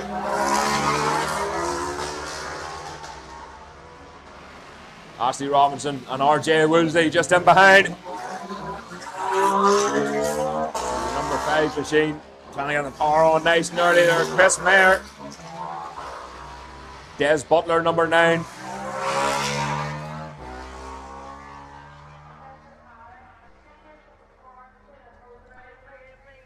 So the last lap flag is being readied for this one. And Sean Anderson, he hasn't got an awful lot of time left to do anything about Sweeney. But can he close that gap? 3.7 seconds. Doesn't sound like a lot. And he might just have enough time to do that around this 5.3 mile circuit. Kevin Lavery just a wee bit further back there, but he's ahead of Barry Ferber and Sean Brawley. Neil Kernahan a wee bit further back. He's leading the next group, so they broke away from Kernahan. Lee Hara doing very well to hold on the back end of Neil Kernahan, but Joey Thompson and Chalky having a great battle.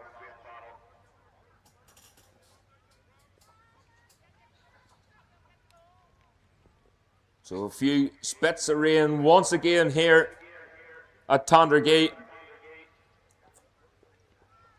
Don't think it's going to come to anything. It's not heavy enough to change the grip levels on track. The tires are nice and hot, but it might just mess with their heads a wee bit. What they call mental rain. So it looks like it's coming down harder than what it actually is when you're doing 160 mile an hour, but it actually is coming down harder now. Really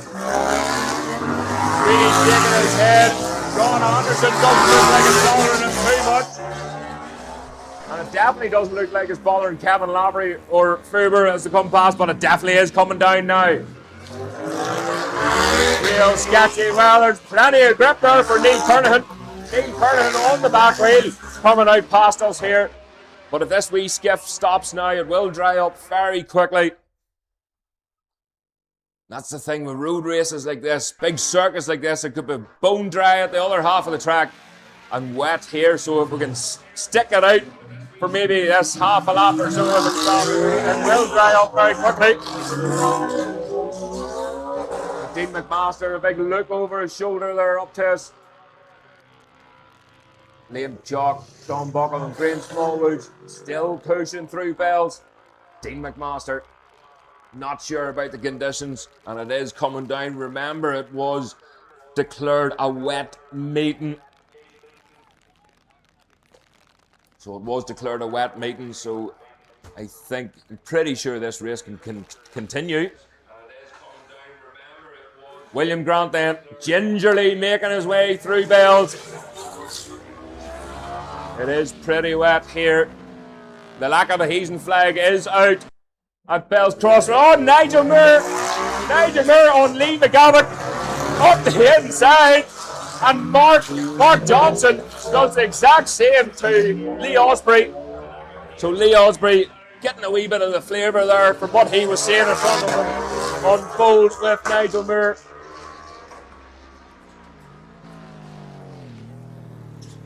Nigel Moore, he might be a seasoned racer, but he knows exactly what he's doing. That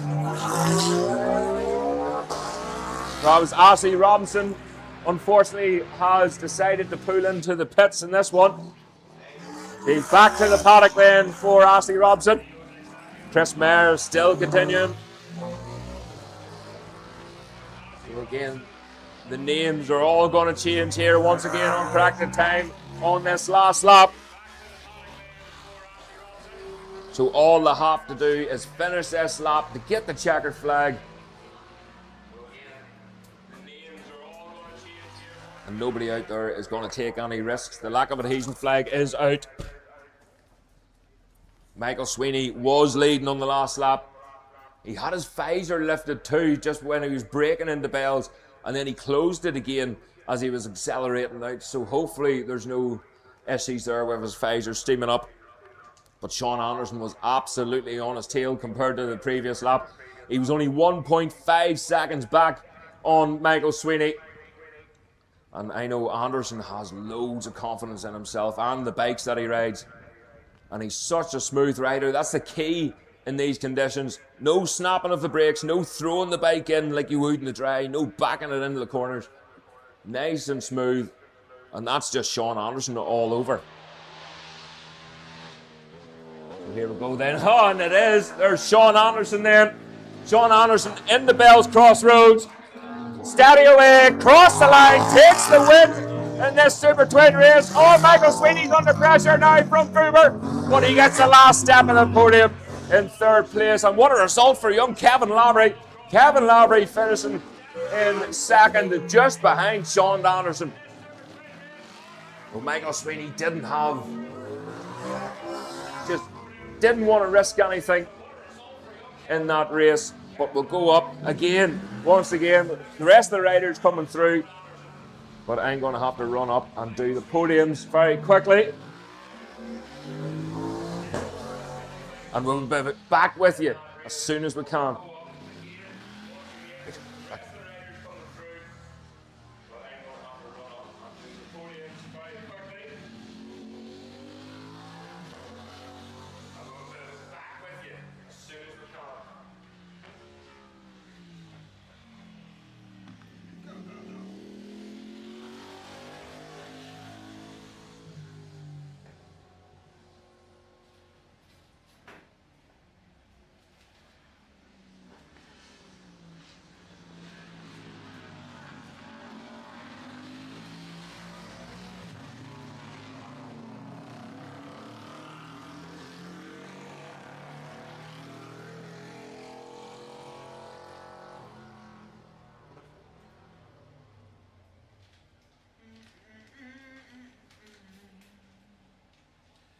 see, I would think like you could do that.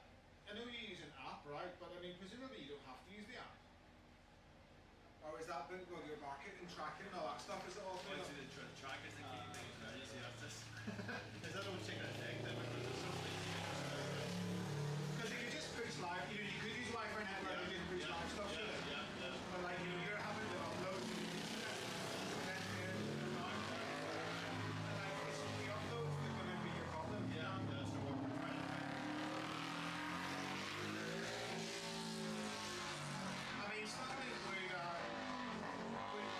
to be mindful. I don't know. So like for streaming video, I mean, I'm going to take off like even the iPad. Like this is on cellular, this is on a remote phone, you know. But here's the stop. It's really good, you know. It's really annoying. Technology on internet connections, you try everything to try and get it.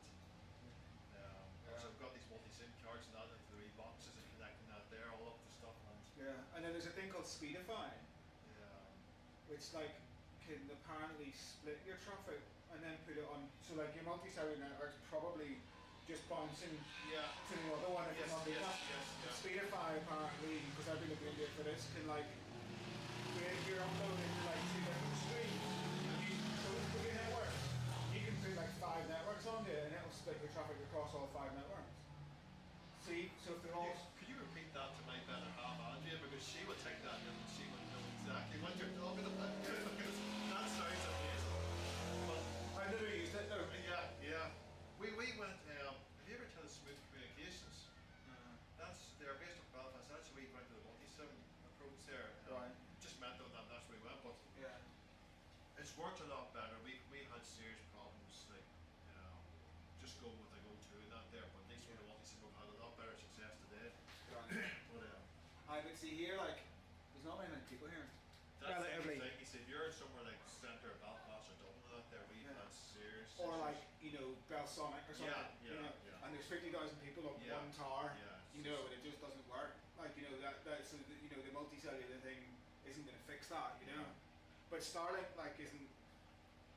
You can in theory use it mobile, but really you want to have it positioned somewhere. You see, the thing is, we're going to be going out with the Ulster Rally as well. You see the screens, and that's because you're going out to states which could be 10, 20 mile away from headquarters. That's where it becomes. You need that mobile data thing to be. Yeah, or something. Yeah, but you need to take it with you. But you can just plug it down somewhere. You know, I mean, you can in theory put it in the backpack. You know. Yeah. Anyway, I need to do one of those.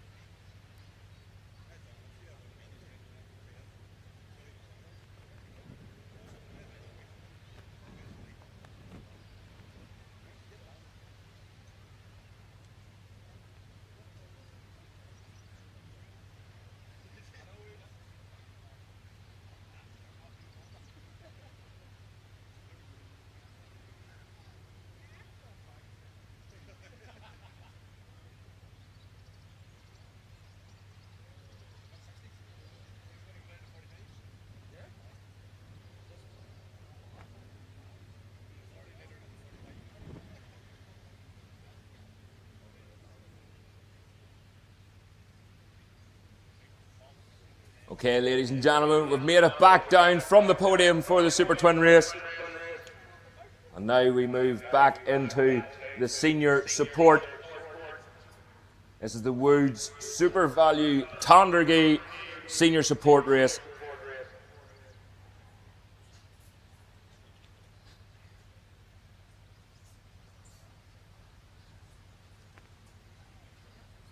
So again, it should be the same grip positions as earlier.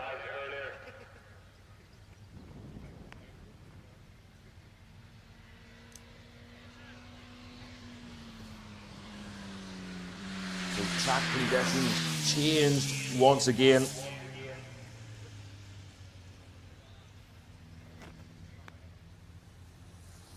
And there is the, oh, sorry, mate.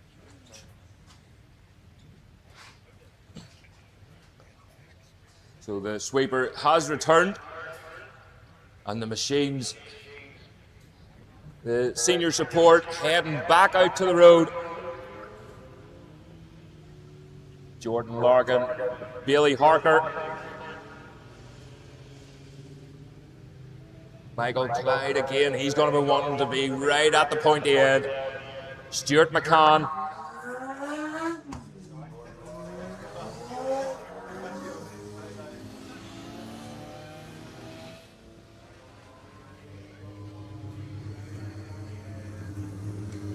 William Young on that R6 Yamaha. Michael Hoy, Dean Graham.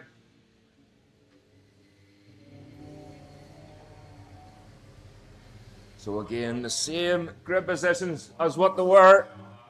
Graham Smallwoods. Always nice to have a wave from the riders.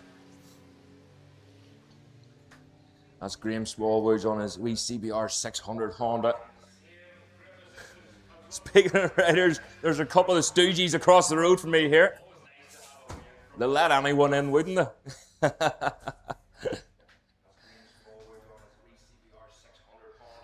think Mark Hewitt, Ryan Gibson are going to put an entry in here for next year. Thumbs up, happy days. That's good enough for me. We'll get a good laugh if nothing else. But there's the bikes out on track for their warm-up lap. And again, track conditions have changed from the last time. The trees are starting to soak up. So there's a wee bit of moisture underneath the trees now. And during the warm-up lap, they'll get a good look at the circuit to make sure there's nothing on the track, or if there is, they know where it is, and they'll try and save that in the bank for during the race. Michael Clyde there, he will be on pole position. It was Brett McCallum, but unfortunately Brett, he had a wee slip off yesterday, and he's not able to race today.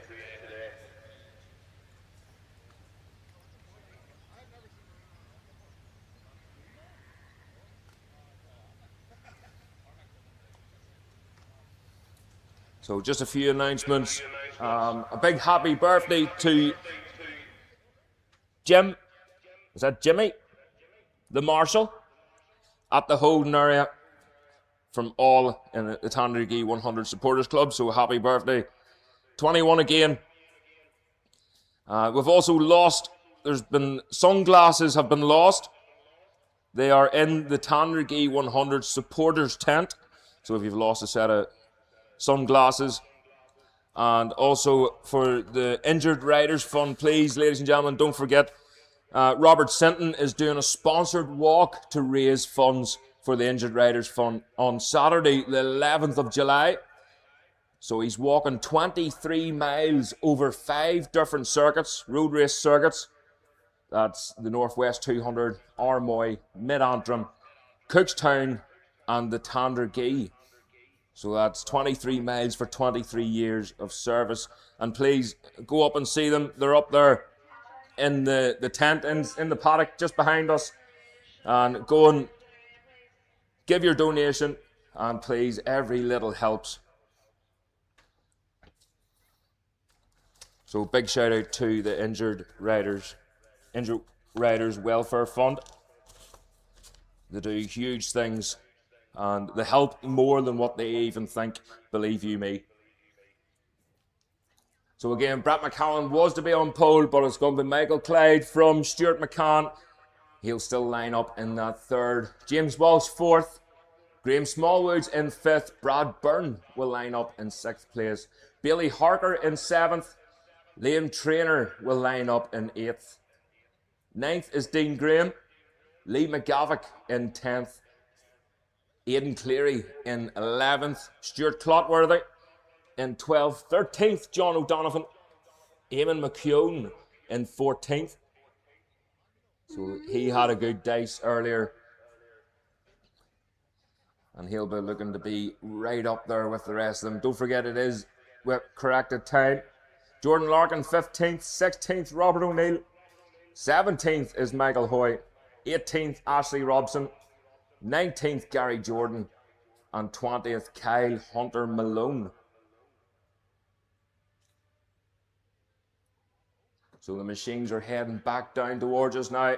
And here's the first machine in sight. That's Michael Clyde. Just looking down the left-hand side of his machine there, making sure everything is as it should be.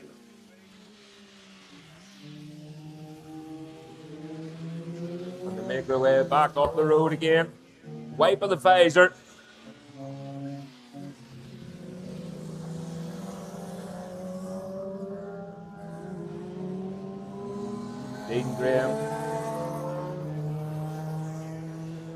Dean Graham going well here as well, especially yesterday during qualifying. He had he looked really fast, really strong through Bell's Crossroads. Some of these support riders are pulling some very impressive lean angles. You'll not see much of that today, not in this race anyway. With the damp conditions, you would have to be extra brave or extra, well, they're racing at Tandragee, aren't they? Extra excited, should we say. Gary Jordan away through.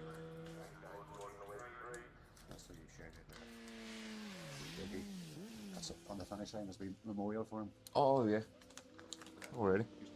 Helped set up the track for years. Yeah, no problem.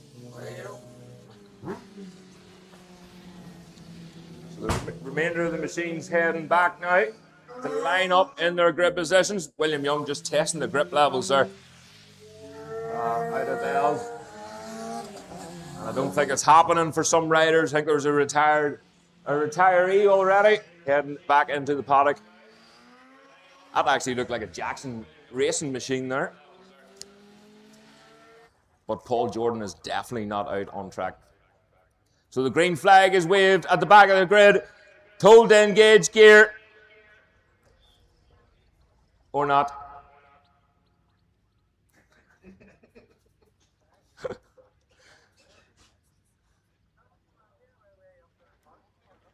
I think a wee bit of confusion there on with the grid positions. Oh, one of the riders, I don't know whether that was that Jordan Larkin maybe, just retiring. Okay, we'll go again. This time the green flag is waved at the back of the grid. They're told to watch the flag. And away they go. A squeal of the engine and a puff of smoke, and they disappear behind the trees. That's the first group. Group two then. Again, the board goes up.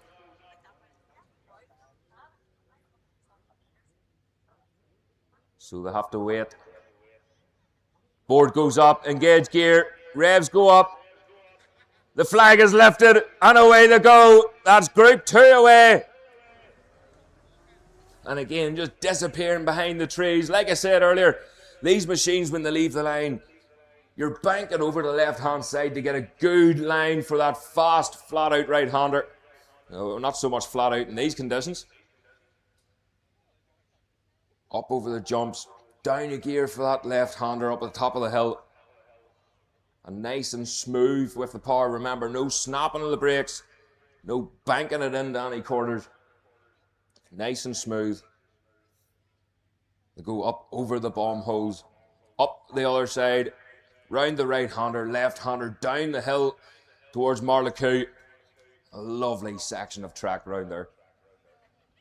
So the likes of these machines, the Supersport machines, especially the Superbikes, they'll be short shifting quite a lot through that section, just to keep the power, to keep the revs down and keep as much power on the road as they can. Because when you're spinning up, when you're sliding about, you don't really go forward too quickly.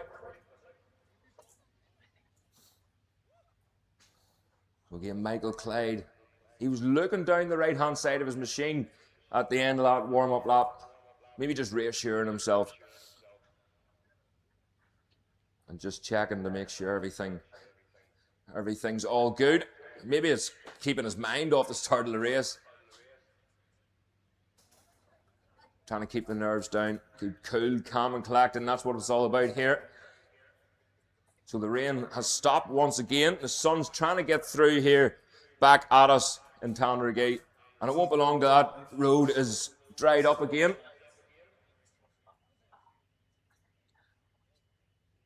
So we'll keep an eye on with one of our wee cameras over just at the far side, and hopefully we can see them coming out of one of these last corners. Fast left-hander, 6th gear, banked right over to the left-hand side of the road.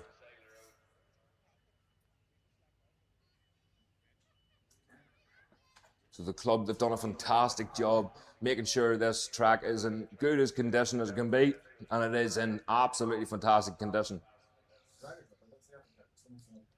And they have to be now with the power of these machines now, the power 200 plus horsepower, 220, 230 horsepower. Most of these superbikes actually have to be detuned just to allow them to be rideable. So if you tune them, if you map them to their full potential, you're talking over 250 horsepower for some bikes. Here we go then. First machine into sight. It's Michael Clyde. So Clyde, miles in the lead now, but is he going to be able to hold it? Oh, Graham Smallwood. Really late on the brakes for Graham Smallwood. Oh, Lee McGavick nearly losing the front end there in the Bells Crossroads, but he got it picked up and he's chasing Billy Harker. Number 48 machine through. Struggling to find gears. Dean Graham then is chasing down. Dean Graham chasing down Brad Byrne. Stuart McCann just tucked in behind. And that's Stuart Clotworthy then just dropping a wee bit back off the tail end of Stuart McCann. He's a further 7.9 seconds back of McCann, but McCann is pretty close to Graham. That Triumph, he's going to try and use the power of that Triumph up the hill. Gary Jordan, nice and smooth there with a throttle. Gary Jordan out of Bells. Stuart Clotworthy. As Kyle Hunter Malone for a way through. Just in behind Gary Jordan in corrected time up into 9th place then. Michael Hoy through, he's 12th at the minute. So it's Michael Clyde, Graham Smallwood, Billy Harker, and another retiree. That's William Young by the looks of it, going back into the paddock. Graham Smallwood, Billy Harker, Lee McGavick up into 4th place. Eamon McKeown, Brad Byrne, Dean Graham in 7th. 8th, Stuart McCann. 9th, Gary Jordan. 10th is Kyle Hunter Malone. 11th, Stuart Clotworthy. And 12th, Michael Hoy.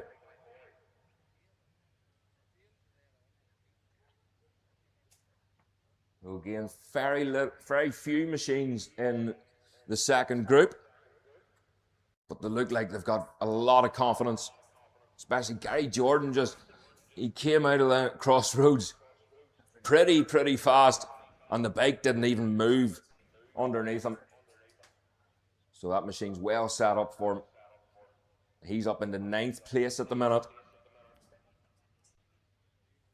And William Young, unfortunately, there's nothing wrong. Hopefully, there's nothing wrong with that machine. Unfortunately, he retired into the paddock and he's just decided it's not for him. You might remember his great late brother, Mark. I think that's maybe his 125 that he was riding as well. He was a great 125 specialist. So we'll get some times on the board then this time round. Michael Clyde, the gap back to Graham Smallwoods was 2.6 seconds. But then it just kept closing. It was to Bailey Harker. He was only 2.3 back from Graham. Lee McGavick, 0.3 back on Harker. He was thinking about a move up the inside of Harker.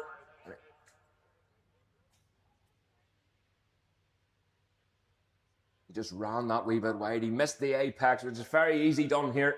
If you're standing at the side of the road, you can see there's actually a bit of banking there. So the camber's pretty strong here. Bell's Cross Road, still Michael Clyde then.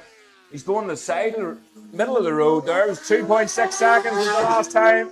Here's Graham Smallwoods, 2.4 seconds. Graham Smallwoods the fastest lap. Another moment there for Lee McGavick. Lee McGavick again just hitting, going over the other side of that banking and just hitting that wee bit of a bump. And it causes the bike to sit upright. Oh, and it didn't work out too well there for Eamon McCune. Eamon McCune nearly got caught out with a bump.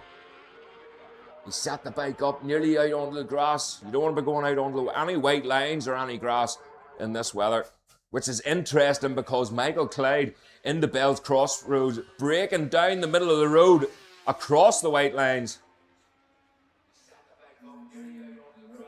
The number 82 machine away through there. So Stuart Clotworthy up into 9th place now. Stuart McCann in 8th. But Graham Smallwoods with the fastest lap. A 3:30.2 for Smallwoods.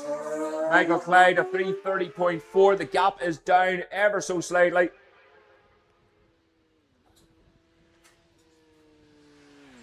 I think that was Gary Jordan there just heading up the hill. A 138 away through. Kyle Hunter Malone. Oh, Michael Hoy. Michael Hoy nearly standing that Suzuki on its end.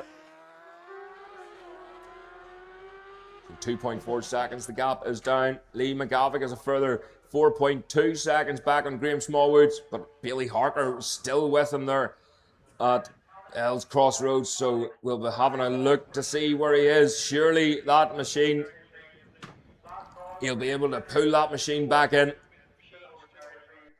and get right back with Lee McGavick.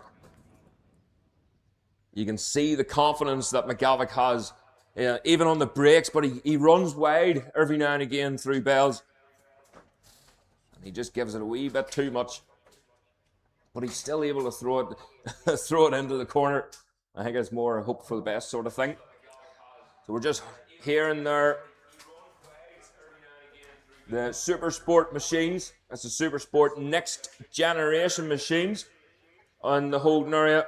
Supersport next generation machines to the holding area. I'm just hearing there.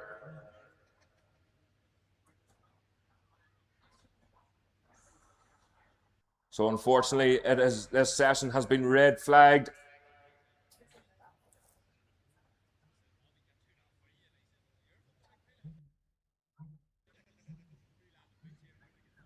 So confirmed there, unfortunately, this session has been red flagged. And again on lap 2. In for any updates, and we'll try and keep you updated as best we can, ladies and gentlemen. But for the meantime, this session has been red flagged.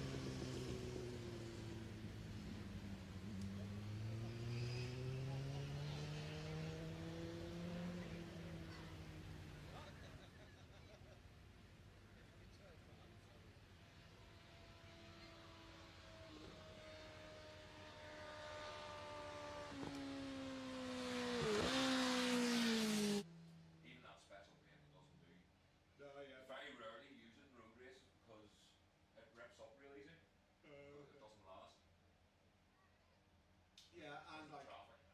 it's not, you know, you still want to avoid it anyway. I guess. know. It's better, but it's not ideal. No, it's more even.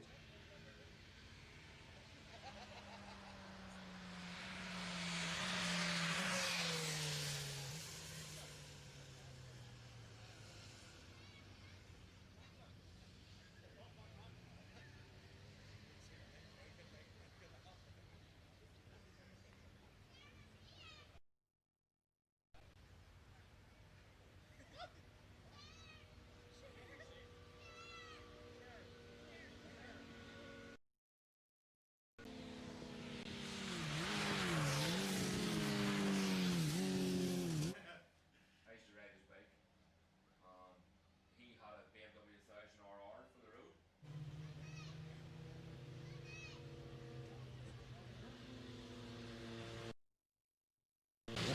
Showed me the world would fucking do. Destroy the wheel. I don't know how he stayed on. I don't know how he stayed on. Destroyed the wheel. So the outside of the wheel and the tire was actually folded into the center spoke. So he must have like hit it and been locked. Like he must have been. Yeah. Got air. Like. He said he was doing over on an hour. Like, I don't know how he stayed on. Someone was looking over him. A week later, his son was hit by a tractor and killed on a motorbike. Tractor never seen him. Some island boy. Tractors are the worst. Partly because they have very poor visibility, you know, because they've got a big snout out in front of the cab. Yeah. So if you're like, you know, you're coming out of it, because I drove tractors from when I was like 10, you know, and you're coming out of generally you come out of a field with big hedges, so you can't see until your cab gets beyond the hedge, but by that point your snout's halfway across the road, you know. And then you don't have, it's not like you can like get into reverse really quickly, especially if you've got a trailer or something, you know. And even when you do get out, like it's not like you're accelerating off really quick. The problem is now there's weight one side of the tractors who have no control or idea of what they're doing. Just see around here, some of them are chronic at times. Yeah, they really like fly around as fast as the tractor will go, like a little tiny Just road. we live about say a couple of miles up the road just. They would take that. Yeah, times driving up the road just. Yeah. Trump. With a big wide slurry tank in the back or something, there's no space to get past them, and they still just barrel past you as fast as they can go.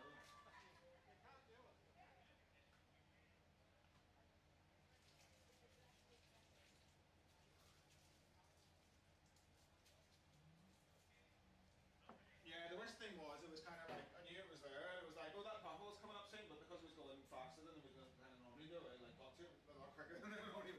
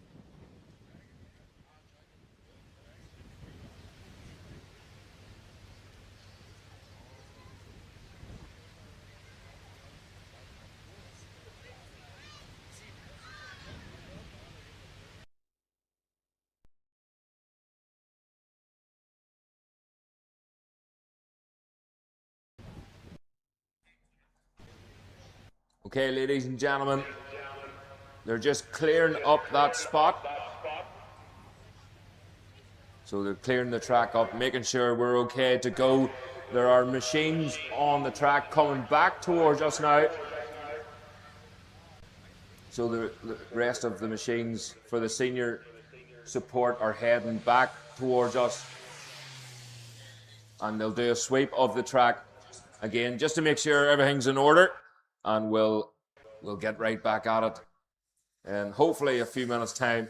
And we'll get word back from the marshals that are doing a fantastic job down there. All the marshals around the circuit are doing a fantastic job, and the flag marshals, keeping the riders and spectators and myself well informed.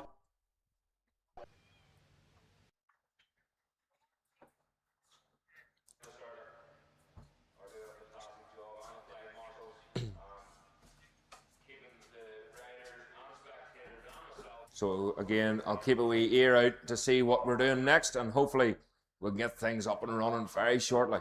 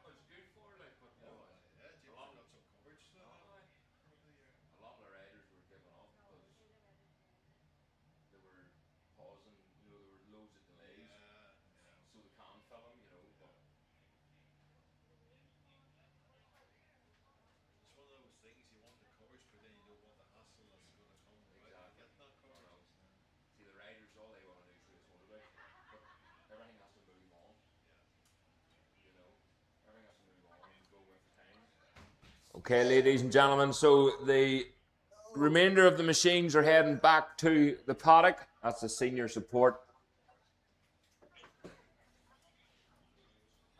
So the Supersport next generation machines are up next. And they're in the holding area, and we're just waiting to release the sweeper.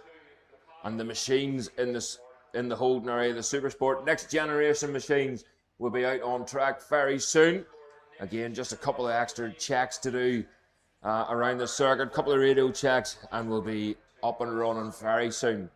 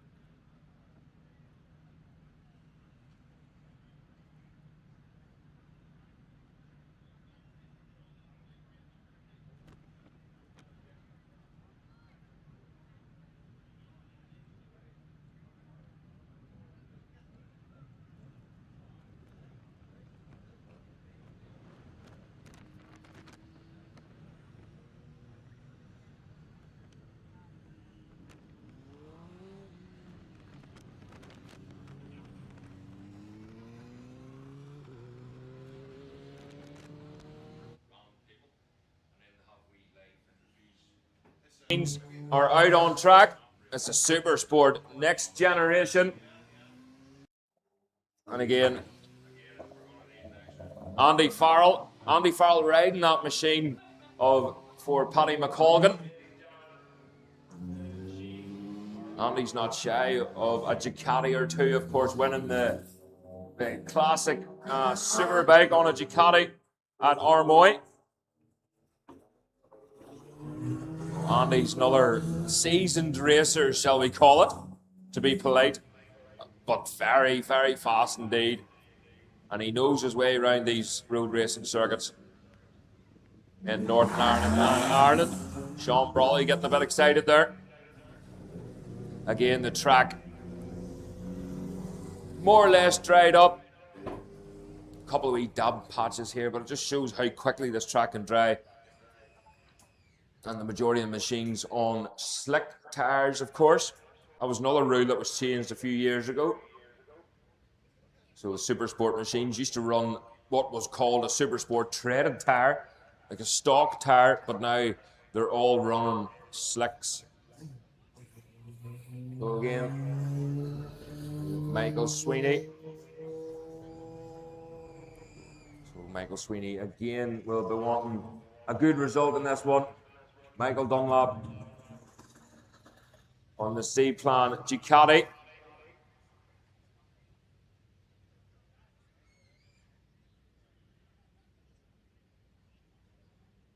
So Michael also on slicks.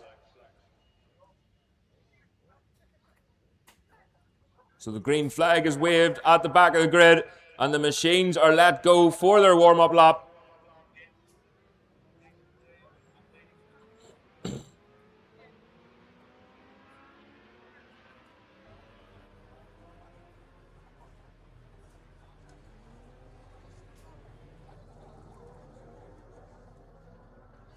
So again, you can see just up at the finish line, damp patches are still hanging about there, still lingering over the left-hand side of the road. So anybody who's starting on that side, they're going to have a bit of a disadvantage. These Supersport machines still putting out a lot of power. So the riders will be preempting a bit of a spin up maybe on the line, especially if you are over on that left-hand side underneath the trees, just taking that wee bit longer to dry out.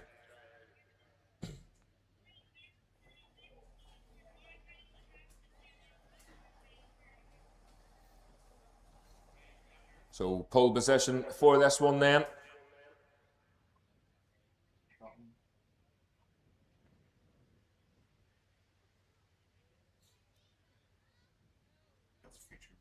Mm-hmm. Wow. So I just got a message there on our YouTube channel from Wayne Hall. A lot of you might remember Wayne Hall, very fast road racer indeed, in particular in this class, Supersport and the Super Twin. And he just says, Gareth, myself and Tara have you playing here in the Labour Ward in Dublin. A future road racer can hear you, and a wee bit of action if he appears in the next few hours. So a huge congratulations to Wayne and Tara Hall. A wee baba on the way. Again, thanks very much. I'm sure I'm the last voice that Tara wants to hear while she's in labour.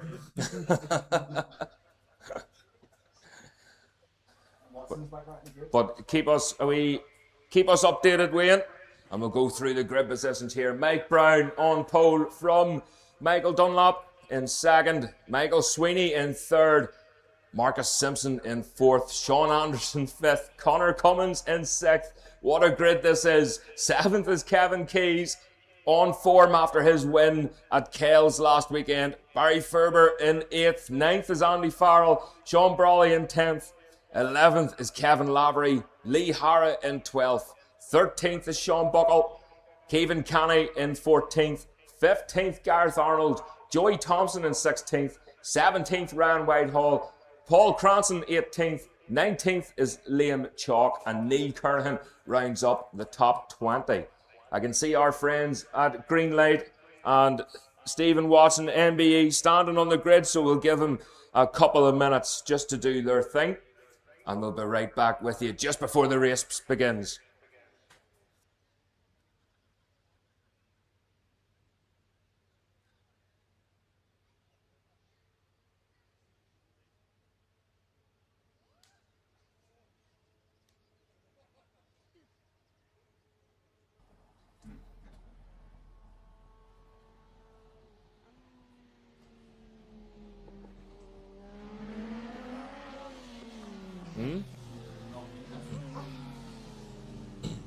Not?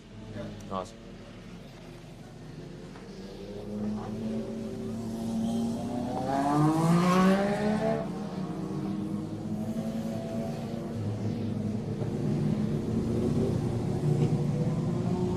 So just for the YouTube followers, thanks very much. Thanks very much to Liz Rivers, new member, welcoming you to Gold. And thanks very much for your super chat.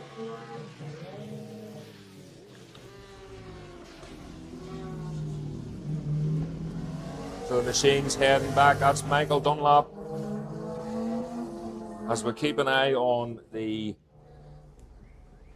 our green light friends. We don't like interrupting them. They're the professionals. They know what they're doing.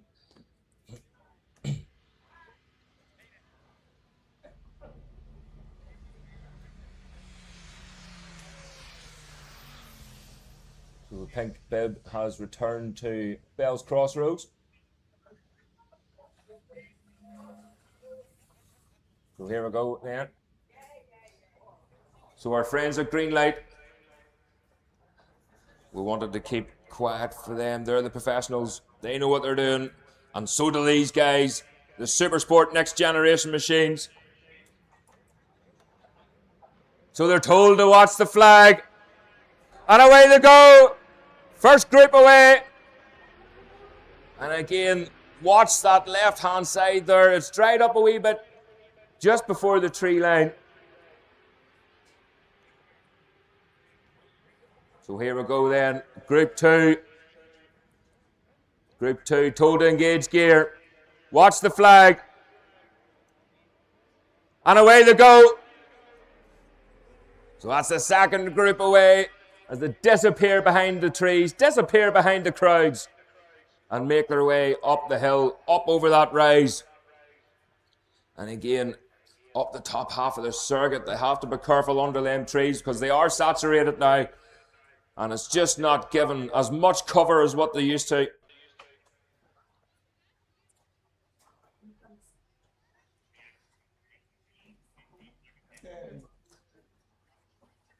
So the machines, again, the lap record track is still a wee bit sketchy.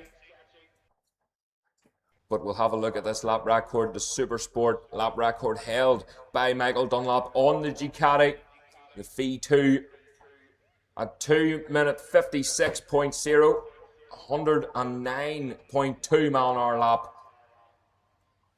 And that was set last year.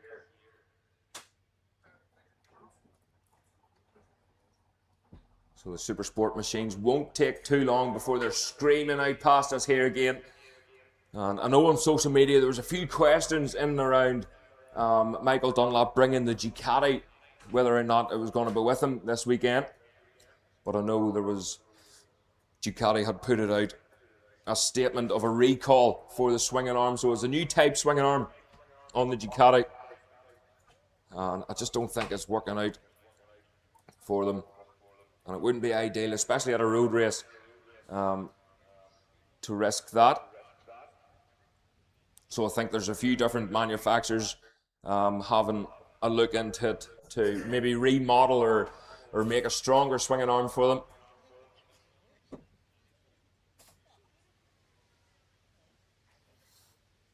So again, Mike Brown, much like earlier, we keep a close eye on Mike Brown. He had a fantastic start in the open race earlier on.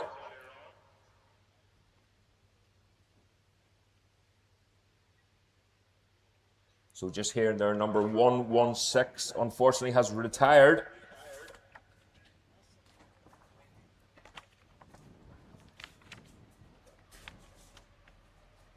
So 116 unfortunately has retired out of this one, but we can hear them now coming down towards us. It's Mike Brown. So Mike Brown on the BPE Russell Racing Machine at R6 Yamaha.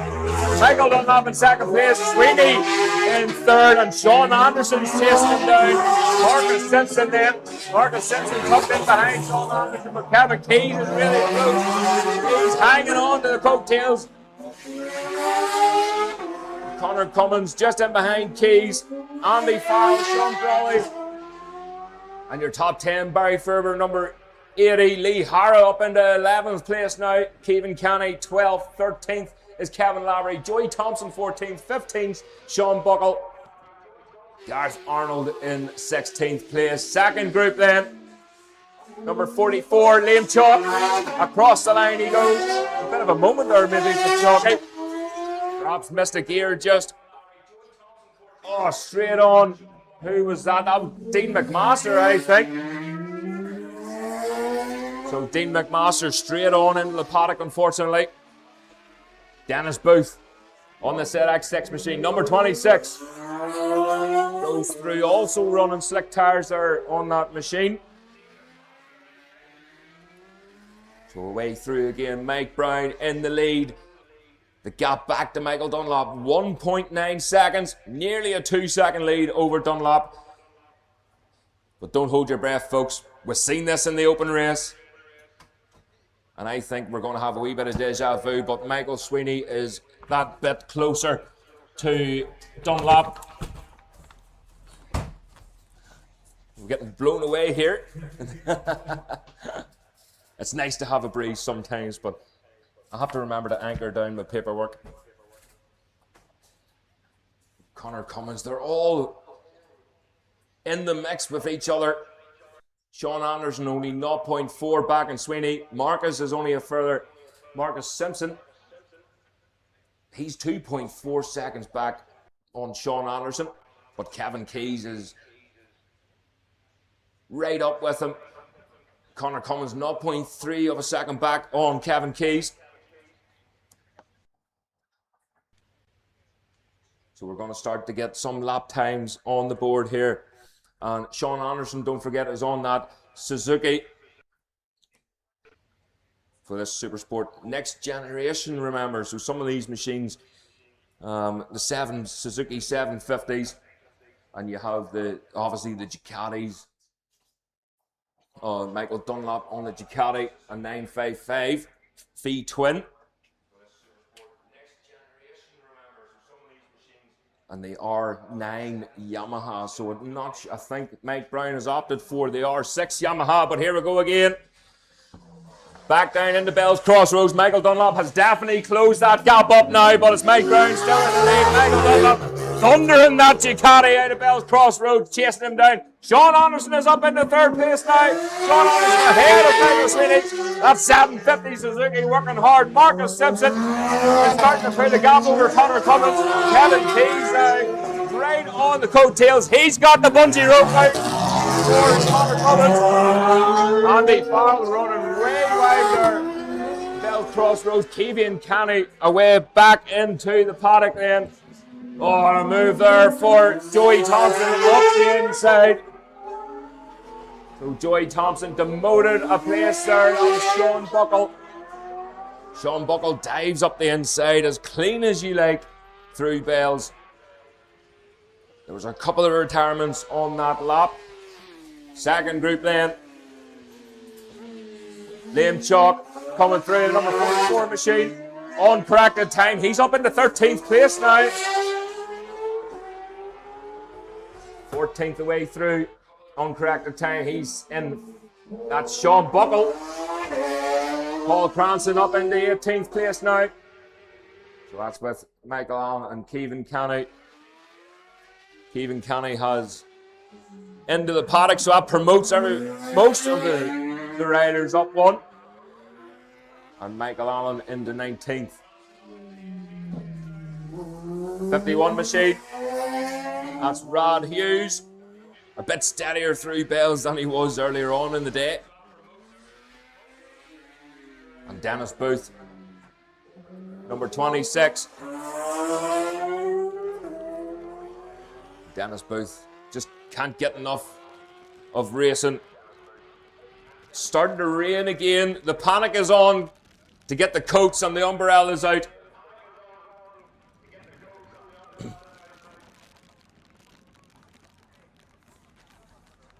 There's a few spectators out there could maybe do with a bit of moisture on the top of their heads. Might help a bit of growth. But anyway, Michael Dunlop that last time round with the fastest lap, a 3:01.4 compared to Mike Brown's 3:02.8. We've seen this in the open race. If Mike Brown even hears that Ducati of Michael Dunlop behind him, he will up the pace. Again, that open race dropping more than 5 seconds of their lap time compared to the first couple of laps. Sean Anderson then is on the chase. He's currently in 3rd place, but he's nearly 7 seconds back of Michael Dunlop. But no doubt Sweeney's going to chase him. Here we go then. Dunlop's in the lead. Michael Dunlop in the lead. The crowd go wild here at Tandragee, but he runs wild. Dunlop runs wide at bells, but he gets the power down nice and early. And Mike Brown's demoted to 2nd place, but he will fight him. A mistake there from Michael Sweeney. The back end of his machine just spitting out that wee bit. Still Marcus Simpson ahead of Connor Cummins. Kevin Keys can't get ahead of Connor Cummins on that Mad Bro Suzuki. Oh, Sean Brawley trying to dive up his side. Sean Brawley, that was a close one. Andy Farrell nearly touching the back end of Andy Farrell's Ducati. Sean Buckle then. Looking comfortable on that R6. Joey Thompson. And that's Gareth Arnold then on the Parker Transport Racing Machine. But Mike Brown, Robert Dunlop running wide. Michael Sweeney nearly did the same thing, but when he got the power down, the back end stood out on him. He looked behind him to see if he hit anything. But I think it was just when he was crossing that white line. Number 63 machine away through there. That's Tom Robinson, so he's up into 15th uncorrected time. So we wait for Paul Cranston. There he is. The master, number 93, Paul Cranston. So Michael Dunlop leading the way at the minute. The gap was only 0.1 of a second across the line, followed by Sean Anderson in 3rd, Michael Sweeney in 4th, Marcus Simpson in 5th. That was Michael Allen across the line then. 6th is Connor Cummins. Kevin Keys right on the back end of Connor Cummins. He's got the bungee rope out for 7th place. 8th is Andy Farrell. 9th, Sean Brawley. Lee Hara in 10th. 11th, Barry Fruber. 12th is Kevin Lavery. 13th, Liam Chalk. 14th, Sean Buckle. 15th is Tom Robinson. Joey Thompson in 16th. 17th, Gareth Arnold. Paul Cranston in 18th. 19th is Michael Allen. And Rod Hughes across the line. The top 20. And Dennis Booth then.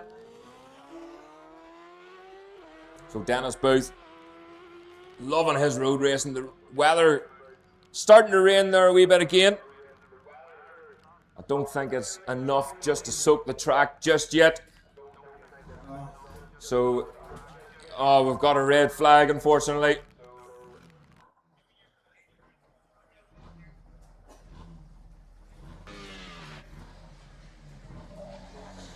So Michael Dunlop with the handbrake on, back into the paddock. So unfortunately, this session has been red flagged. I'm not sure. A shrug of the shoulders there from Mike Brown. So I'm not sure. I don't think they know what's going on just at the minute. Sean Anderson coming back up to the start line. But Michael Dunlop Michael Dunlop has headed back to his camp. So again, we'll wait for word back, and if we hear anything, if we have any updates, we'll be sure to let you know.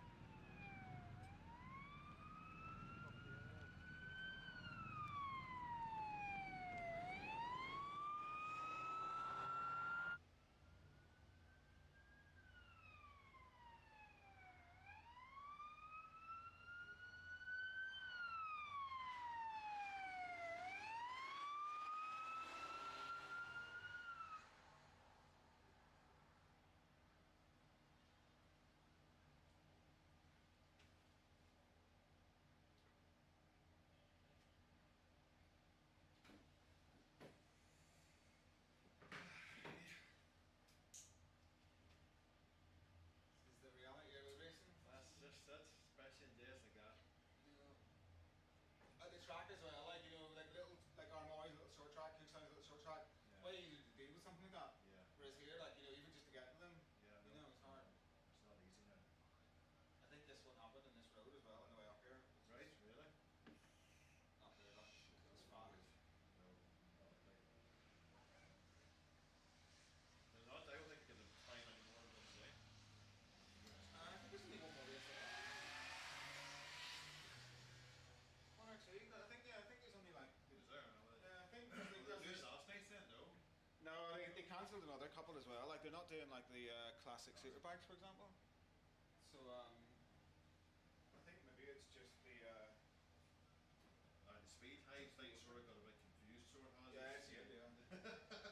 Too much change for it. Yeah. That's why I'm looking over your shoulder an awful lot more. I think people like they maybe swap transponders from us. Like Brett McCallan's coming up like on the time and he's not running today. Yeah. You know.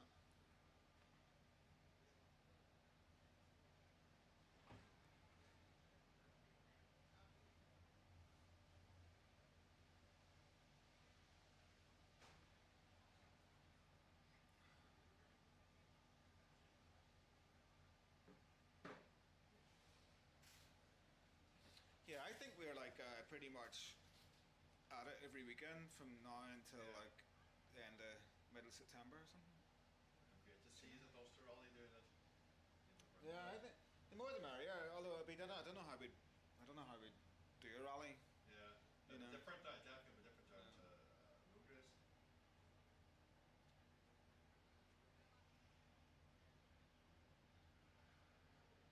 It's got the European historics coming into here.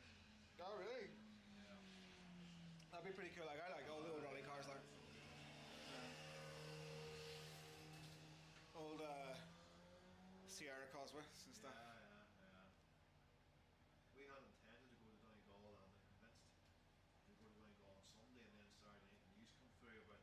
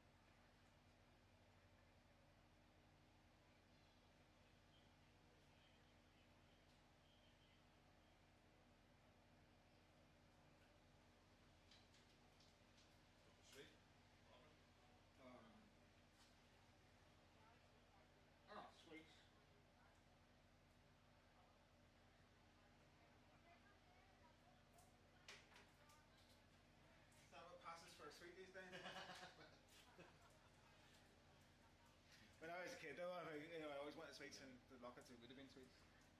I'm too fond of the sweet stuff for snap. That's the wrong. Yeah.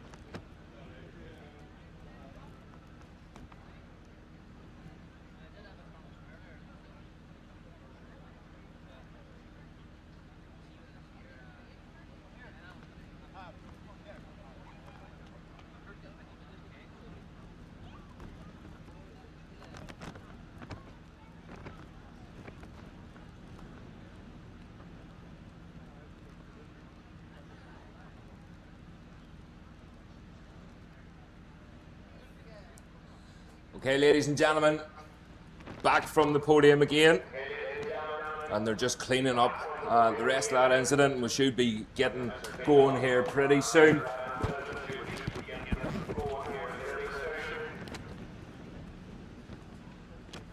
So the rest of the machines back into the paddock then.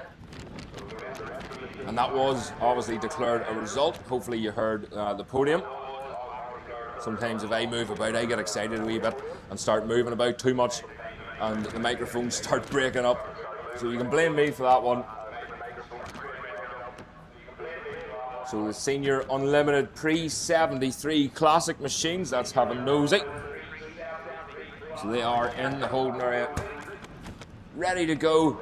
And again, just a last few checks to do on the circuit and a couple of sweeps, and we'll get things up and going again. And there was reports of a wee bit of oil perhaps at the bomb hole, so the riders going out in this one, just have a wee nosy on your sighting lap just so you know where it is. But there is a wee bit of dust down and he's brushing it at the minute, so it'll not take too much longer, and we'll get the sweeper to go round for the final sweep, and we'll get the Senior and Unlimited Pre-73 Classic machines out onto the grid.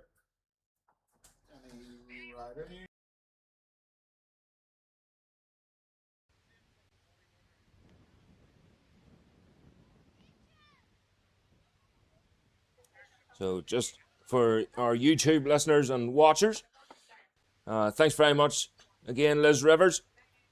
Hope everyone was okay, and hoping MD gets the win as the race was run over half distance. He did indeed, he got the win. With Mike Brown in second and Sean Anderson in third. It was a good close race, but we're just back from the podium there. So thanks very much.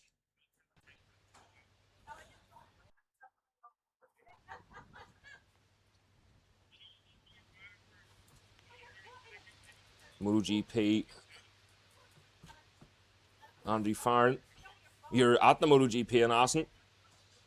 My good friend Mark Kirkpatrick, he's at the MotoGP in Assen as well. So if you find him, run, because he can drink more than what he looks like he can.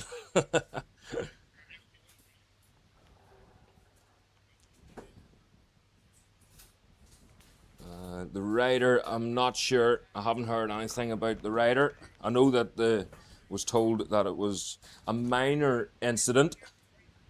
So the minor incident, I'm not sure what that means, but there was a wee bit of oil or fuel or something on the track. So fingers crossed to get that.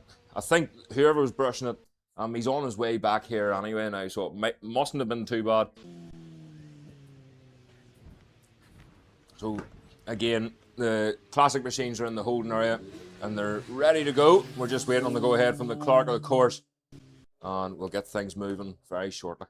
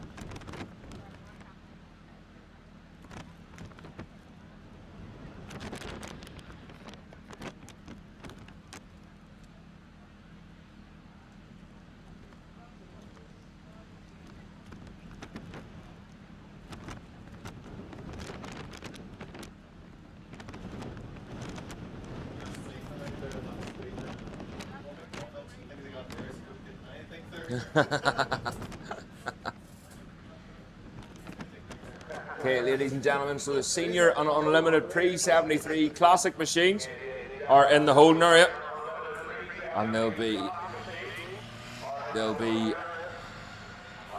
ready to go out and make their way up to their grid positions. That will be followed by the lightweight. That's race 11 in your programs, the lightweight race. And then the Tandragee 100 feature open race, the big one. And if the races have been as good as what they have been so far, unfortunate for some of the red flags, but this Tandragee 100 open race is set to be an absolute clinker. So we'll get to see the Superbikes out one last time.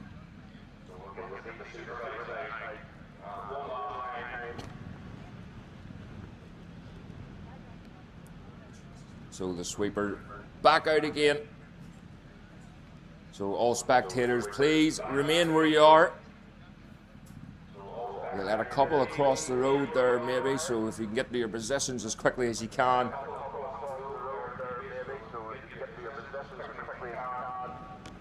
And hopefully you're not wearing a t-shirt like Mark Hewitt.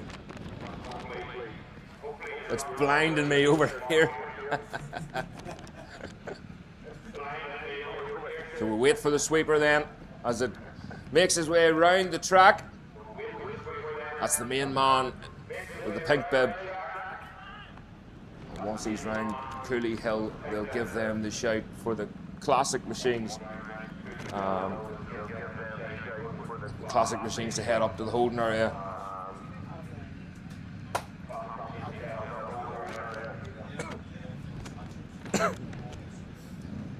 Okay, ladies and gentlemen, just an update from the clerk of the course. So everybody, please listen, including the riders in the paddock. The senior unlimited classic machines will be out now. That will be followed by the Tandragee 100 open race. And then the lightweight race. So we're swapping them across. So the senior unlimited pre-73 classic is out now. That will then be followed by the Tandragee 100 open race. So once the classic machines leave the holding area, can we please have the Tandragee 100 feature open race to the holding area?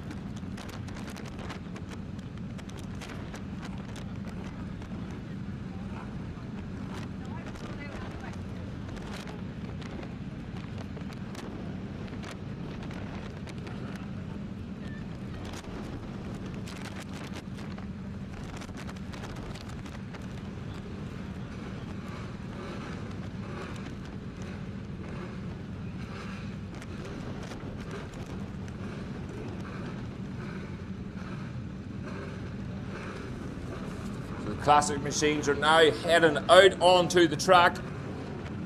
The pink bib is back. Looks well on you, Roy.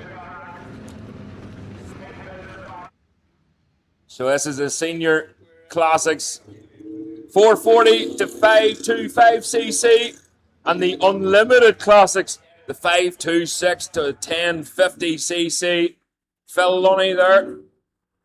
Phil Lunny sporting his original colours from many moons ago. Great to see Phil back. His nephew, you will know, Mark Lunny, a very, very accomplished 125 rider.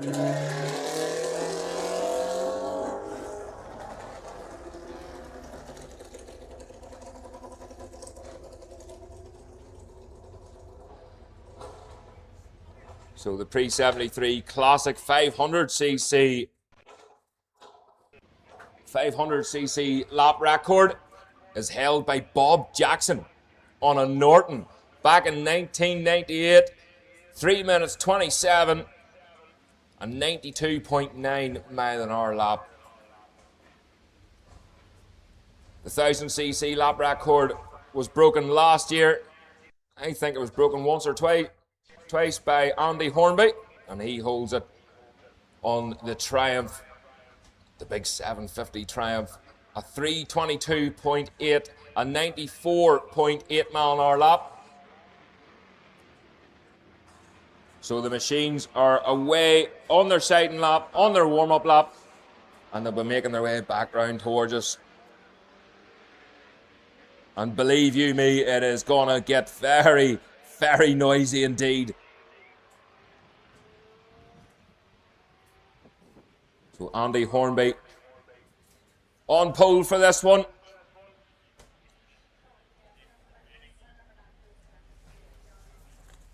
Andy Hornby, I don't think he had an entry for the Classic. Or he did have an entry for the Classic Superbikes, but I don't think he was out. It would have been good to see that machine. So the Classic Superbikes, obviously, unfortunately, we had to cancel that race because there was a few bikes that had mechanical retirements during qualifying, so it left very little on the grid. But Andy Hornby on his Triumph is in pole position from Richard Ford in second, the number 12 machine.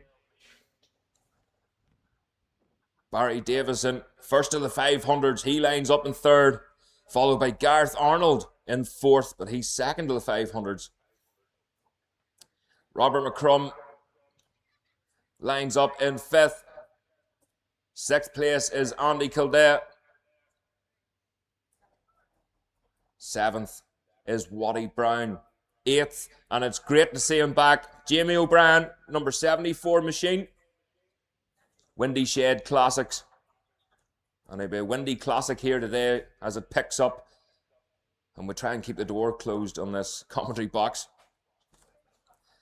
Dan Pritchard, he lines up in ninth. Ian Thompson in 10th, sixth of the 500s. Ian Thompson, I thought I overheard him on Friday night saying this will be his last one.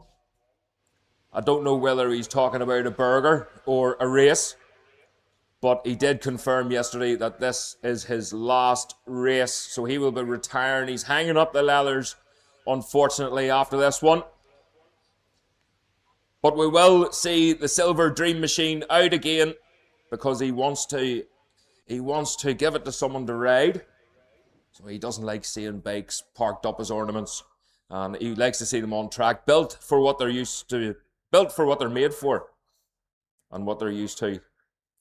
So Brian Loughlin then lines up 11th, but 5th of the 1000cc machines, the unlimited class. And you'll notice Brian, a very distinguished machine indeed. The BMW, it's like the sit-up and beg style. And he was scraping the rocker covers of the cylinder heads through Bell's Crossroads here yesterday during qualifying. So we'll see if he gets that lean angle today. Gary Hutton lines up 12th then. 13th, Phil Lunny. 14th is Phil Shaw. 15th, Trevor Stewart. 16th, Andrew McCrum. And 17th, RJ Woolsey.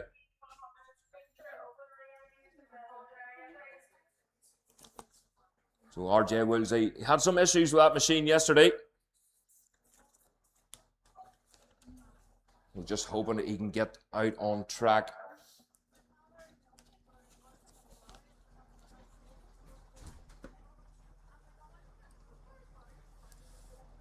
So don't forget The Tandragee 100 feature race is up next, and that'll be followed by the lightweight. So the Tandragee 100, the big one of the day, is coming up next after this classic race.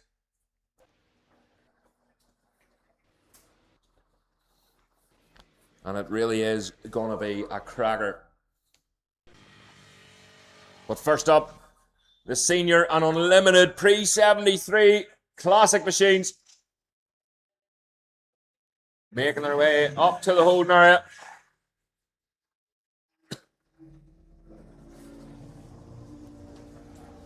Number 74 there. That must be a change of leathers for Jamie O'Brien. Unless there's two 74s that I'm not aware of.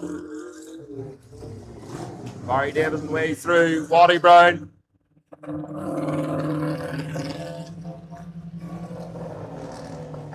Bert McCrum. And we'll see, there is Andrew McCrum. So Andrew McCrum, he had issues with that machine yesterday. He actually broke a throttle cable. And RJ Woolsey, the sound of this machine is going to be deafening alongside that machine, that Triumph of Andy Hornby.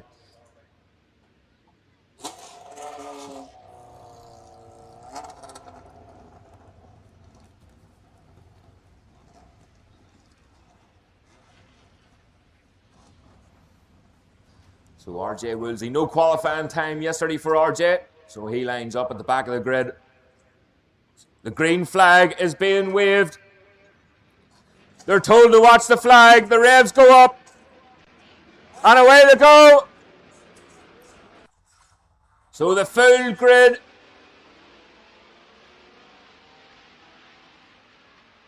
So the full grid of classic machines are away. Thundering up the hill at Tandragee here. Again over that rise, the big unlimited class, the big machines. Lifting the front wheel. Oh, and poor old Trevor Stewart has missed the start of this one. So hopefully, he's retired from this. So he's retired out of this race, or out of this warm-up lap.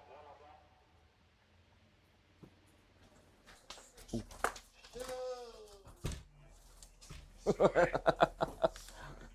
gone. Oh, it's all right. Oh dear. So Andy Hornby with the Triumph. Again, he'll just open up the taps down that Armagh road.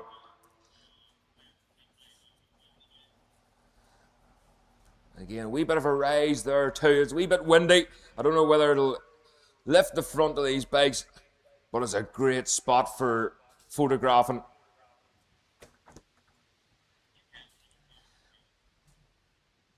So Andy Hornby was talking to me yesterday about the weather. I think everybody was talking about the weather, and he just thought it is what it is. He'll go out. So there's no panicking with changing wheels or changing tyres. With these machines, they use the same tyres all year round. Sticky, heavy cut compound. And they ride it all year round in whatever conditions. Richard Ford was going well during qualifying. Just ahead of Barry Davison there in second place. Barry Davison got held up quite a bit. And a good bit of traffic. He was sitting in around 10th or 11th place. And he creeped up to 7th and then put a good lap in on the last lap. He got a wee bit of a clear road, which put him pole in the 500s and third on the road. Again, the weather's looking pretty good. Still a wee bit windy there. We'll just keep an eye on these on the lap records. So for the 500s, a 327.0, and for the 1000cc unlimited class, a 322.8. So Barry Davison in with a good chance of the 500cc lap record. Again, yesterday, it feels like yesterday, Last year, Barry was riding with an injury. So his hand still wasn't just right. So we can hear the echoes of that triumph. It sounds like a triumph heading back down towards us. It is indeed. It's Andy Hornby. So Andy Hornby through Bell's Crossroads. Oh, lovely sounding machine there. Richard Ford up next then, the number 12 machine. Andy Kildare. So Andy Kildare up into third place, ahead of Barry Davidson. And Certainly Pub is going with them. Waddy Brown then, number 3. Followed by Jamie O'Brien, a long look over his shoulder to find Andrew McCrum in his slipstream. Oh, on the brakes then, RJ Woolsey getting that tanker stopped. And the number 5 machine, RJ Woolsey has made his way up into 9th place after starting last on the grid. Oh, and Phil Shaw, unfortunately, that wee 250 Suzuki has retired. So Philip Shaw back into the paddock then. Ian Thompson for his last race. He's sitting 10th at the minute. Phil Lunny, number 68. Through them big megaphones thundering out past us. But what a start there for Andy Kildare, number 51. Up into 3rd place. And 3rd in the unlimited class. Barry Davison chasing him down. We'll keep a close eye on Jamie O'Brien as well. He got a good start up into 7th. But Bert McCrum, let's see, Andrew McCrum there as well. He didn't get the start that he probably wanted. He's down in 12th place at the minute. But he's 6th of the 500cc machines. So remember, 2.5 laps to go in this one.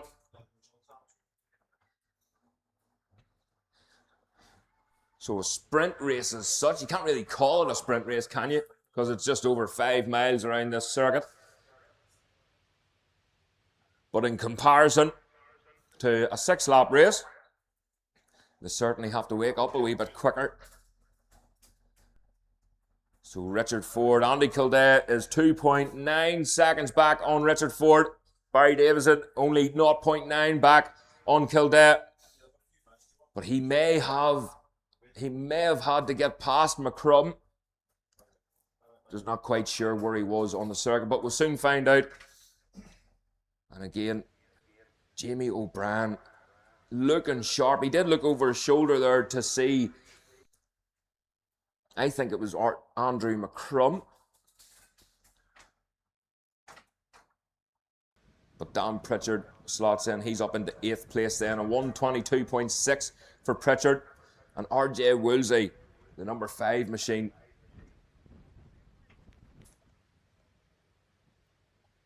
It's in the JPS colours. And he did have the matching leathers. And he was wearing the Castrol Honda leathers. Lovely Castrol Honda leathers. He was on that wee 300 Honda yesterday. So here we go then. The echo of that triumph. Bellowing down towards us again. Andy Hornby. It's nice and smooth down the gears.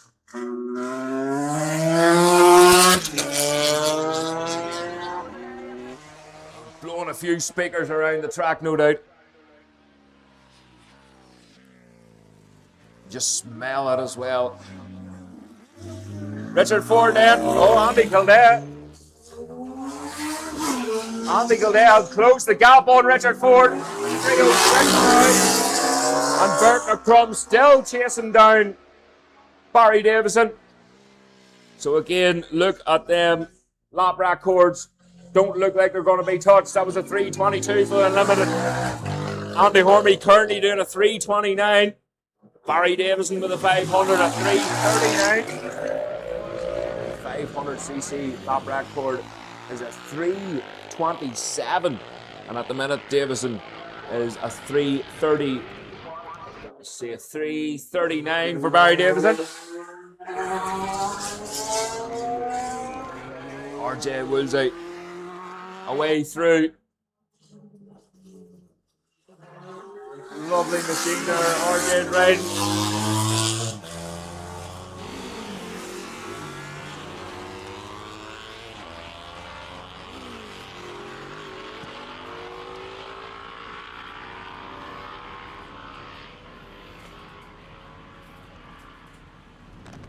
So the Senior Classics. This is the Thompson Travel International. The Senior Classic, sponsored by David and Angela McCracken. And the Unlimited Classic, sponsored by Lifeboat Fellowship.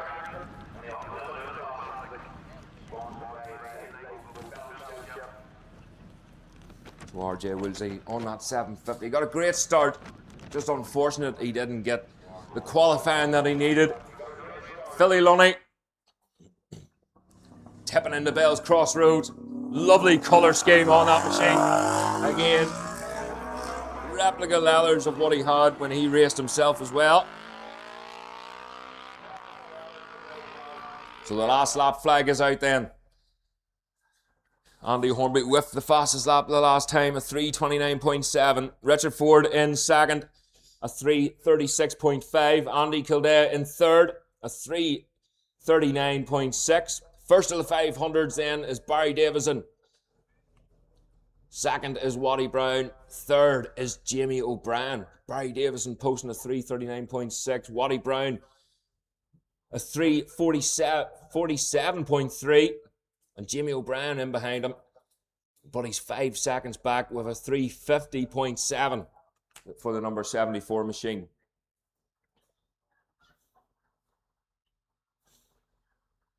Fourth of the 1000cc Unlimited class is Bert McCrum. Fifth is RJ Woolsey. Sixth is Brian Loughlin. The 500s then. Fourth of the 500s is Dan Pritchard. Fifth is Ian Thompson. Sixth, Andrew McCrum. Seventh, Phil Lunny. And unfortunately, Phil Shaw, he has pulled in on his machine. So here we go once again. Listen to this triumph coming out of Bell's Crossroads, folks.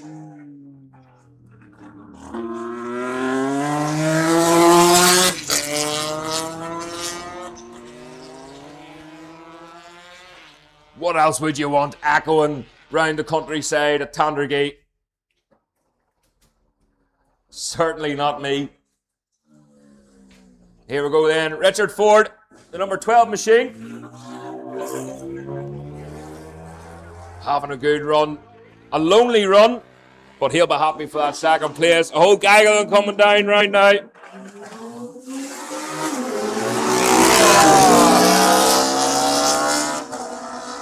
Andy Kildare through Bell's Crossroads, absolutely on the limit. He can hear Barry Davison in behind him. And Bert McCrum isn't letting him go. So they're holding on to each other. Waddy Brown then.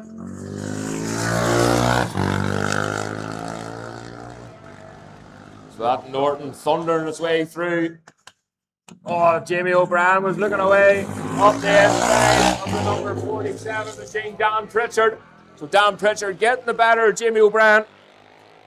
O'Brien moves over to the right-hand side of the road. He's got the inside line, but that'll be a brave move up through that right-hander.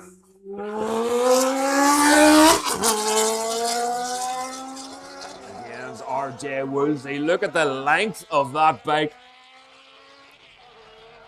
Loads of torque, so he needs the length.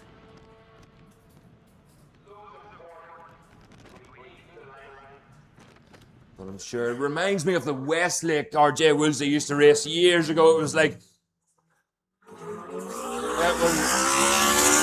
6, 7 or 8 foot long.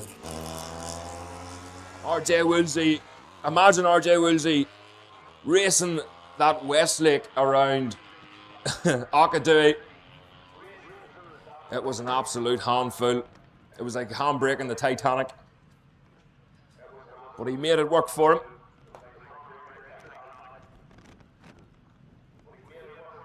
So Andy Hornby was slightly slower on that last lap. A 3:29.9 compared to his best, a 3:29.7. So we'll forgive him for that. So Richard Ford is getting quicker and quicker every lap. That was a 3:35. Andy Kildare then, he was looking sharp. He could hear Barry Davison right behind him. The gap was only 0.9 seconds across the line. And he up in his games. Will be interesting to see what he's going to do this next lap.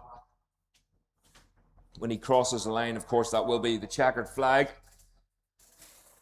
So next up then, don't forget, is the Tandragee 100 feature open race. So in your programme, that is race 12. Phil Lunny away through, holding on to that 7th place in the 500 class, 13th on the road.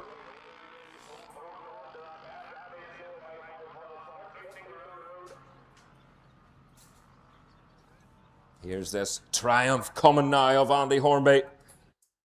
You can hear it from Cooley Hill as he looks over to Andy Hornby with a wee wave. Hornby takes the win. He absolutely walked that one. What a result there for Andy Hornby. And we wait for Richard Ford and Andy Kildare then. If Andy Kildare was able to hold off Barry Davison. And then remember, podiums. So we'll have to go up the stage. Here he is then. Richard Ford across the line. 2nd place for Richard Ford. Andy Kildare then was able to hold off Barry Davison. He has indeed. But on the brakes in the Bells Crossroads he goes. Oh, yeah, I thought he was going to go defensive there. But Barry Davison takes the win in the 500cc class. Bert McCrum had to settle for 4th on the limited. But what a result there for Andy Kildare. Again, 2nd and 3rd in the 500 need to confirm. So I think Waddy Brown is pretty safe. With that one, here he comes in. The number 3 machine of Waddy Brown. The Norton across the line. 2nd place in the 500. But Dan Pritchard and Jamie O'Brien. It's Dan Pritchard. Dan Pritchard's got the better of Jamie O'Brien on that last lap, and he's able to hold him off for 3rd place, the last step of the podium for the newcomer. So run back up here, folks. Do the podiums. And what a result for RJ Woolsey. 5th in the unlimited, 9th on the road. So we will allow the Tandragee 100 feature race. This is the around a pound Tandragee 100 race. They will be making their way out onto the circuit very, very soon. So I'll make my way back up to the podiums. And again, I think maybe Stephen Watson, MBE, will want a wee chat with the riders. And we'll give them a wee chance when we're doing the podiums.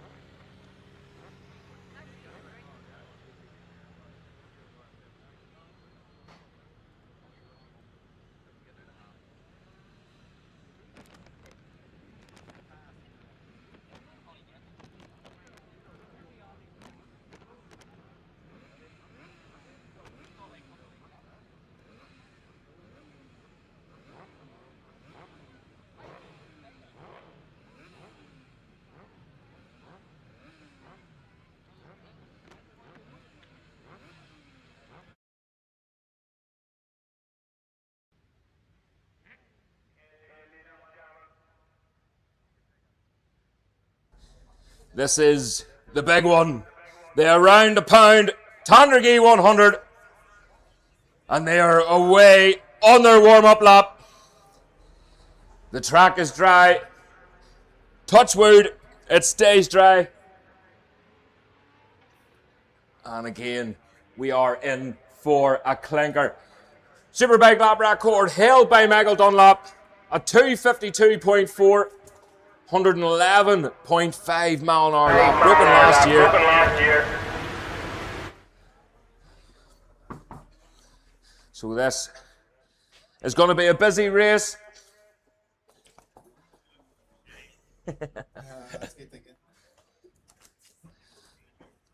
And we'll have a look to see changes in program similar to the open race, of course. So you got your pen at the ready.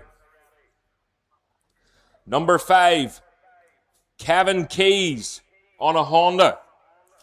These are additional entries. If you want to jot them down on the page below. Number 5, Kevin Keys on the Honda. Number 6, Michael Dunlop on the Honda. No, he's not. He's on a BMW. Number 6, Michael Dunlop on the BMW. Number 29, Richard McLaughlin, also on a BMW. Number 29, Richard McLaughlin. Number 39, Jonathan Gormley. 39, Jonathan Gormley on a Yamaha.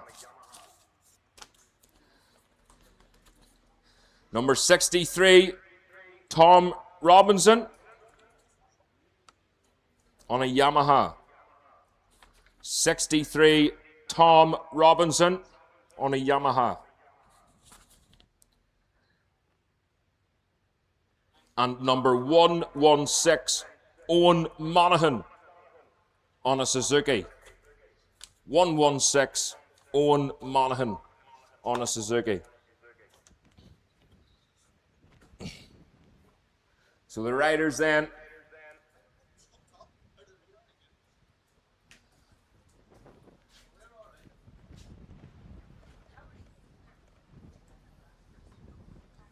What's wrong with the time screen? The riders making their way around to the grid.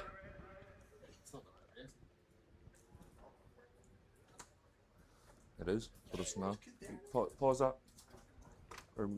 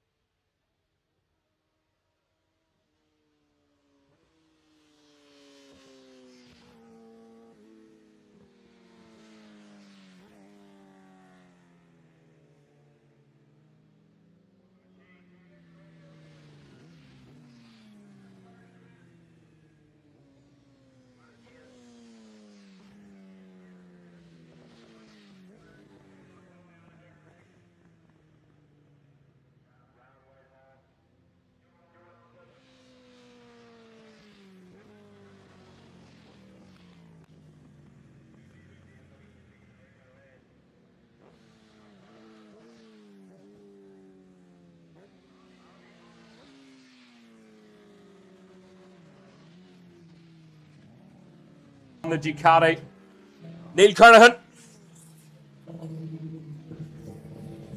Neil Kernahan on the BMW, lovely livery. Look at that amount of machines coming around here. Marcus Simpson, Sean Brawley, Kevin Keys, Mike Brown. Corin Smith has opted for the classic Superbike. And Michael Dunlop. Connor Cummins in there too. So Corin Smith, this will be interesting. So the pink bib is back.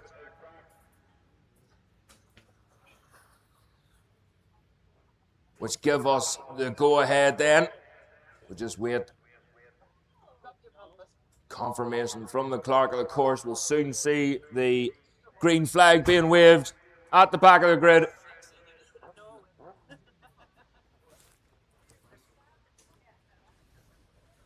Are they interviewing there or anything? No, it'd be nothing. That's the live one.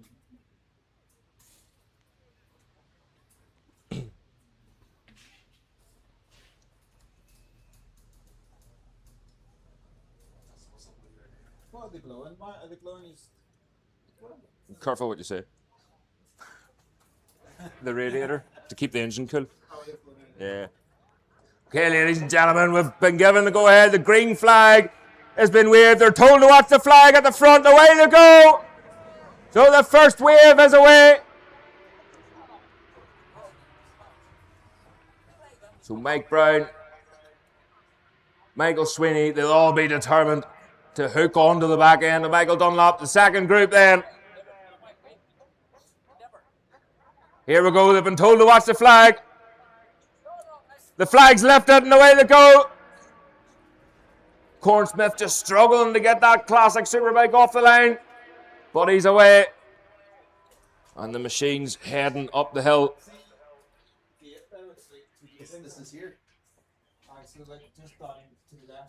So again, we're keeping an eye on this Superbike lap record. We've already seen the qualifying lap record smashed. Michael Dunlop lap record at 2:52.4. No, it's just this little one. Just here and there, number 92, Noel Carroll, unfortunately has retired. So 92, Noel Carroll has retired from this one. And he's pulled in on the side of the road. Again, just want to say to the club, this is a message also from the clerk of the course. What a fantastic job they've all done. Building the course, getting everything ready for months and months on end. And it's great to see this race back.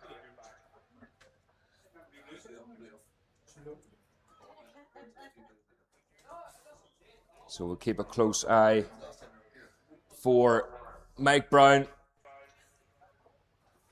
Again, Mike Brown, he's going to be on a charge. He's going to want to bite the screen, bite the bullet as quickly as he can and get away from the raging bull that has been behind him the last couple of races.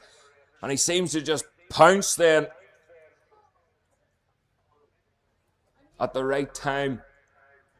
Unfortunately, the last two have been red flagged. And it's just been a timing thing for Michael Dunlop, but he's certainly thundering through Tandragee this weekend. But I'm sure Mike Brown, I'm sure he's fed up being the bridesmaid.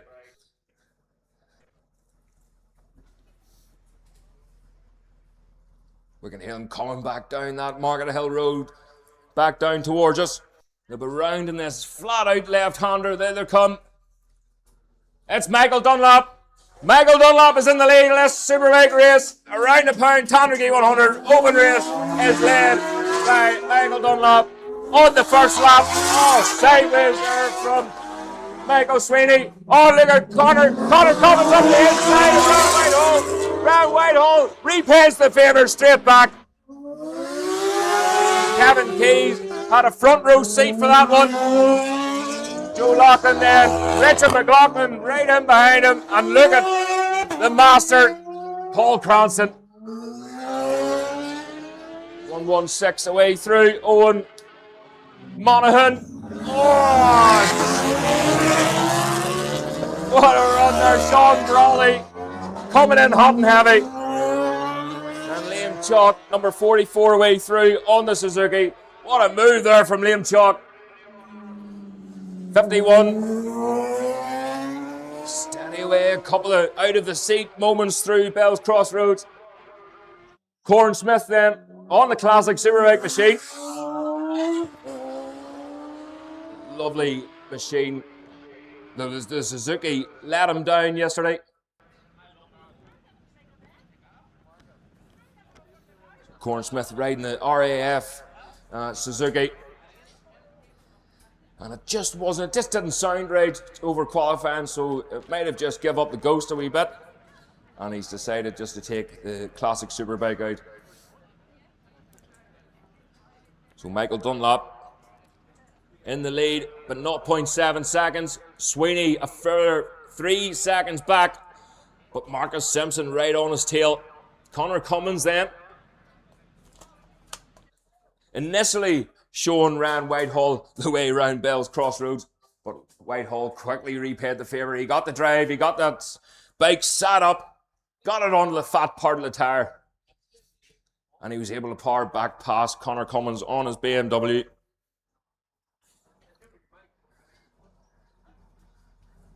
Kevin Keys up into 7th place, but he's chased down by James Chalk, 0.3 of a second back.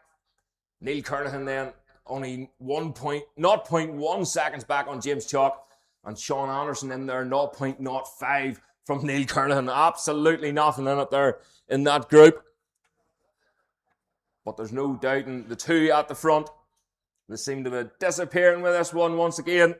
Don't think Michael Sweeney is going to be able to catch them back. That's what he said to me yesterday or Friday afternoon. He says once they get away, once Michael gets away, there's no catching him. Here they come then. Oh, Michael, but look at Mike Brown. Mike Brown is right on the coattails of Michael Dunlop. He's powering that BPE Russell Racing Fireblade out of Bell's Crossroads. Michael Sweeney in, trying to keep the front end down, closely followed by Marcus Simpson. Here comes Connor Cummins then, by himself this time. Oh, Ryan Whitehall has dropped way back into the clutches of Kevin Keys. James Chalk is looking at Sean Anderson. Sean Anderson is looking away round. He had to sit up there and let James Chalk take that from him. Anderson then, and followed by Joe Loughlin. And Richard McLaughlin popping and banging his way through as the unburnt fuel. And Paul Cranston ahead of Andy Ball. Oh, Sean Brawley again. On Barry Fruber getting a wee bit of a shock there once again here in Belfast. You can see the listen to the traction control working on these machines. Liam Chalk then trying to keep the front end down on that big Suzuki as he wrestles it back to the ground. So the gap back from Michael Dunlop, that time was only 0.2 seconds. Mike Brown with the fastest lap at 2:54.3. 2:54.3 for Mike Brown. Remember that lap record, a 2:52.4. A couple of seconds left in it. Again, the track is dry, but underneath them trees around the back section of the track, it still could be a wee bit damp. Number 13, Corn Smith. Corn Smith took a sabbatical for a number of years. Had some great races with Corn in the Superbikes. But it's great to see him back. New machinery this year, just didn't work out for him here on the Superbike. But great to see that YZF out on the road. So last lap time now. As we wait to see who emerges from behind the trees. In Dunlop, is he just playing with Mike Brown? Or has Mike Brown got something else up his sleeve? He was shaking his head in the last race. When he came through in second place, he realised it was called a race, or called a result. And I'm pretty sure he doesn't want that happening again. So his team boss, Alistair Russell, I'm pretty sure he's actually at a wedding today. So this will just rub it in. Here we go, it's Michael Dunlop still, and he's opened up that gap. The gap last time was 0.2 of a second. As the car out of Bell's Crossroad, it is now opened up to 0.7. Fastest lap for Michael Dunlop at 2:53.2. Michael Sweeney across the line, trying to keep the front end down that BMW. And there's Marcus Simpson, as smooth as you like. The back end of Michael Sweeney's machine actually left the ground there as the traction control kicked in. And a bit smoother that time from Connor Cummins. Kevin Keys are way ahead of that group now. They've got past Ryan Whitehall and so Sean Anderson. Sean Anderson on there, brilliant. Oh, but look at the body language. So Whitehall moves over to the right-hand side. He's got the inside line for the right-hander after the finish line. Darrell Anderson now dives up the inside and Joe Loughlin. Oh, Joe Loughlin pushing hard. Sean Buckle chasing in behind. Richard McLaughlin on the BMW. Oh, look at this. Sean Brawley again. Up the inside and he's turning. Andy Farrell has not got one clue what's going on in behind him. Paul Cronson dropping back that wee bit further. Oh, Brawley is on an absolute charge here. Dyson through the group. Liam Chalk going through then, number 44.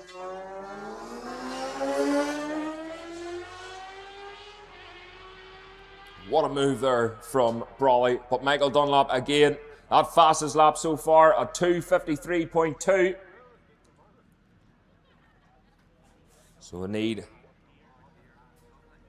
less than a second off lap record pace here at Tandragee.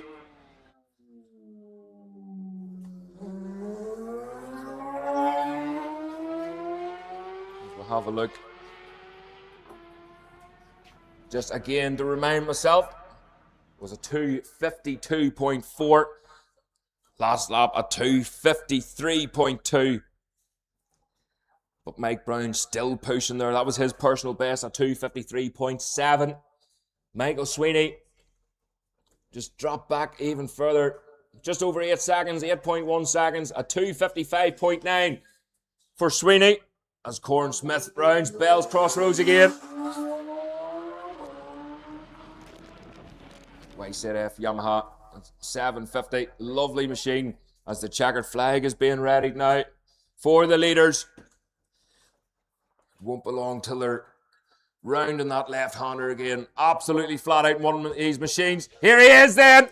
It's the bull. Michael Dunlop, round Bell's Crossroads for the last time, takes the win. And Mike Brown had to settle for second place. What a result there. Michael Dunlop. And here's Michael Sweeney. Third place across the line for Michael Sweeney. Marcus Simpson. So Marcus Simpson across the line in fourth. What a result there. We'll have to go up and do the podiums once again, ladies and gentlemen. But Michael Dunlop, the fastest lap, just shy of the lap record. A 2:52. But he takes the win over Mike Brown and Michael Sweeney.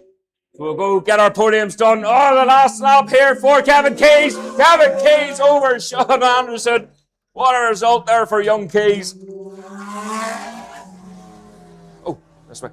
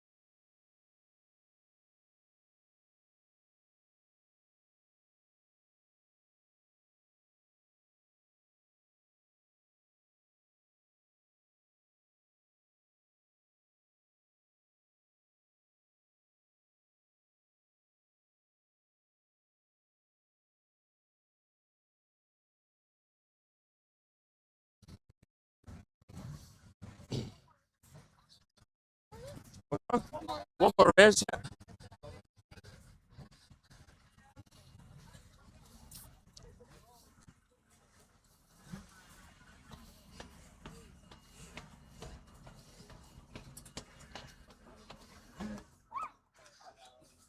Quick.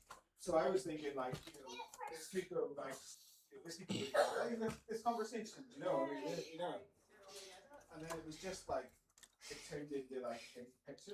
Huh? You know, like the marketing director, and he was like, I was like, is this guy gonna like, Alex is gonna sue us, you know? Is there a bin over there? No? And then he just starts saying, this is all the cool stuff that he can do for you. And I was like, oh, this is like the opposite of what I Okay, ladies and gentlemen, So yeah, there is like last race of the day then. The lightweight machines are heading away out on track. Doing the podiums are rushing, panicking, trying to catch my breath. on the basis of that experience. So we are moving on to the lightweight. So it was a quick podium because they're back out again in this one. Waiting on the sweeper coming down round towards us, and the lightweight machines will be out on the track.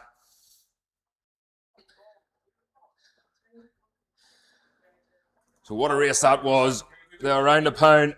Tandragee 100 feature race. Michael Dunlop a 2:52.6. Mike Brown nearly 3 seconds back on Michael Dunlop, but he was right with him the whole race. So close. And Dunlop just pulled the pin on the last lap, a 3:52.6. Mike Brown across the line, 2:54.8 on the last lap. Michael Sweeney in third, 2:55.9. So really trucking on. Marcus Simpson got a great result there in fourth. Fifth was Connor Cummins. Sixth, Kevin Keys. Seventh was Sean Anderson. Eighth, Ryan Whitehall. Ninth, James Chalk. 10th, Sean Brawley.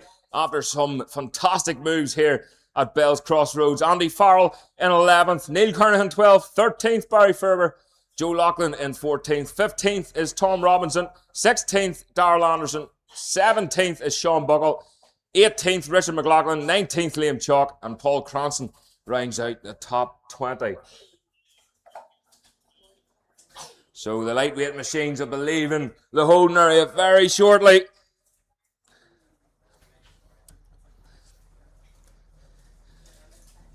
And I think our friends at Greenlight maybe want to do something. So we'll keep it down here for now. And we'll get this lightweight one underway.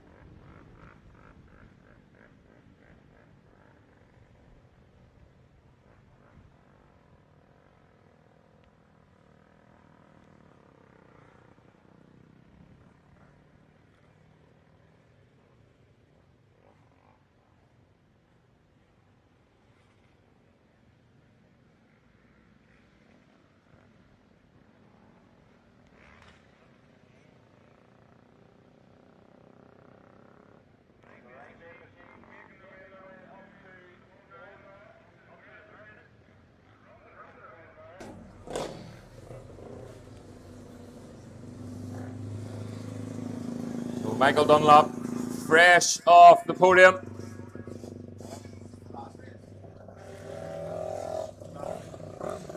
Nigel Moore. Had some great battles with Nigel Moore the 125 days.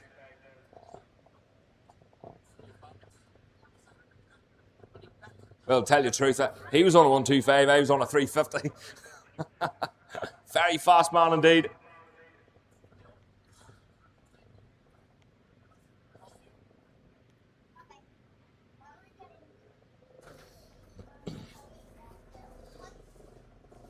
So just waiting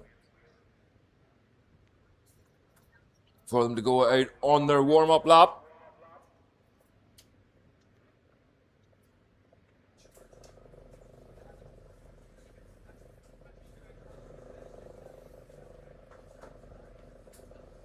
So this is the City Autos Limited Moto 3 and the lightweight Supersport Stonebridge Firewood.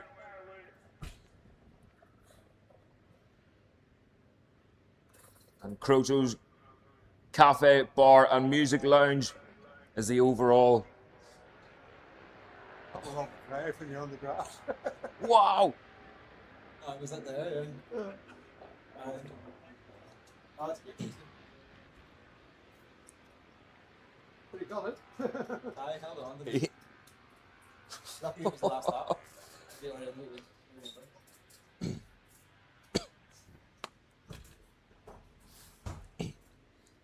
So just looking there, and I always miss all the best bits. I had to run up to the podium, and I was just looking. Keith Mason just showed me a photo of Sean Brawley going across the grass, cutting the grass to get ahead, and he got it. Fair play, he got it.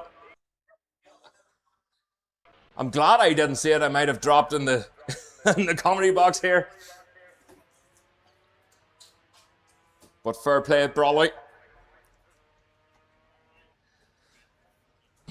So that's City Autos Moto 3 machines and the Stonebridge Firewood Lightweight Supersport away on their warm-up lap. Again, it's Groceries, Cafe, Bar and Music Lounge is the overall sponsor for this combined class, don't forget. So Joe Loughlin lines up in pole position from Andy Farrell in second on the Super Mono.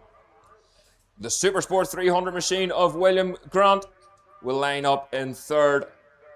Michael Dunlop, first of the Moto 3 machines, will line up in fourth.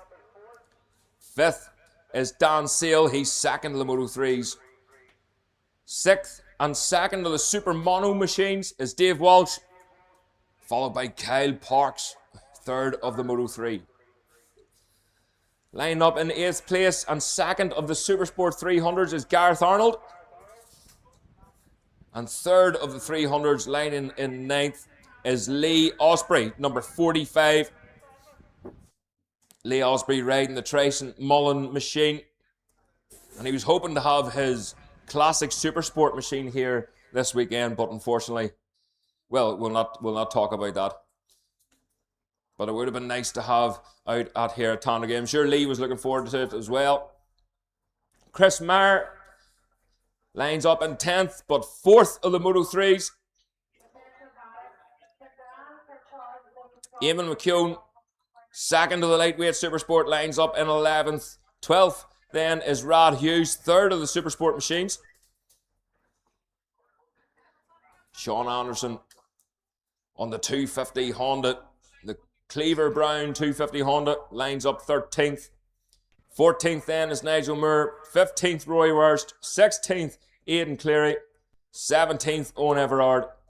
18th is Gary Jordan. Ashley Robinson 19th. And 20th is Ricky Martin. Still waiting on a tune.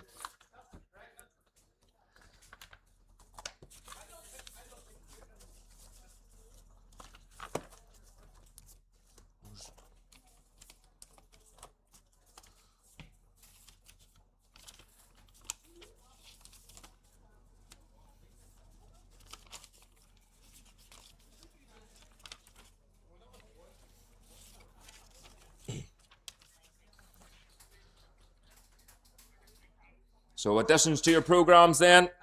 Number 31, Sean Anderson. on the 250 Honda.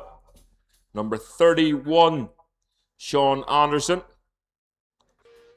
Number 36, Michael Dunlop. 36, Michael Dunlop. Number 77, Darren Duncan. 77, Darren Duncan. Number 116, Owen Monaghan. That's 116, Owen Monaghan. In the lightweight class then, number 8, Andy Farrell. Number 8, Andy Farrell. Number 140, Michael Hoy. 140, Michael Hoy. Number 74, Owen Everard. 74, Owen Everard. Number 83, Gareth Arnold. 83, Gareth Arnold.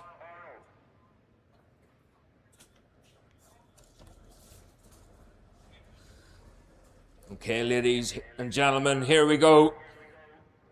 All the machines are round. All the machines are lined up on the grid.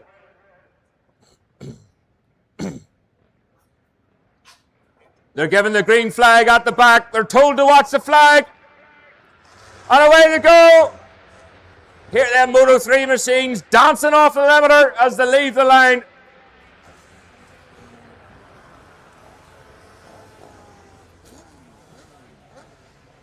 So a lot of the lightweight machines in this class, in this group as well. So here we go then. They're told to watch the flag. Second group is away. You can hear the Moto 3 machines over the sound of the two strokes.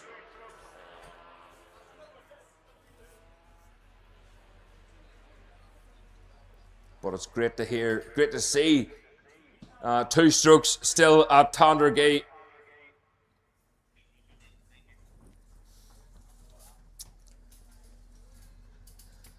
So the Moto 3 lap record then is held by Derek McGee.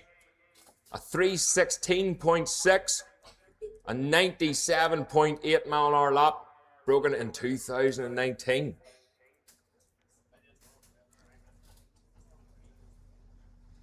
We're looking at the 250cc. So we've got a couple of the 250s out here as well. Philip McCallan holds the 250cc lap record. A 3:10.0, 101.25 mile an hour lap in 1991. Wow. I was 1 year old. And it's still standing. Better than it ever did.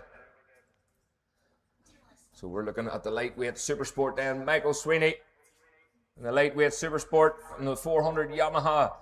Remember that lovely wee bike? A 3:18.2. That's a 97.0 mile an hour lap.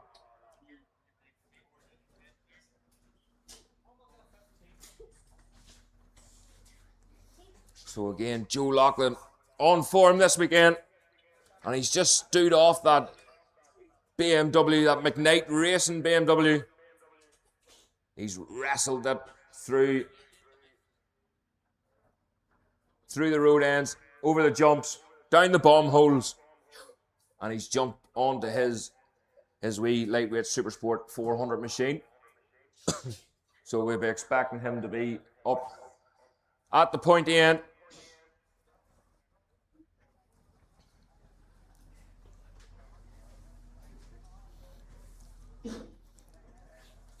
Again, these lightweight machines, the Moto 3 machines, certainly in a lot of places around here would carry a lot more corner speed than even the Superbikes would.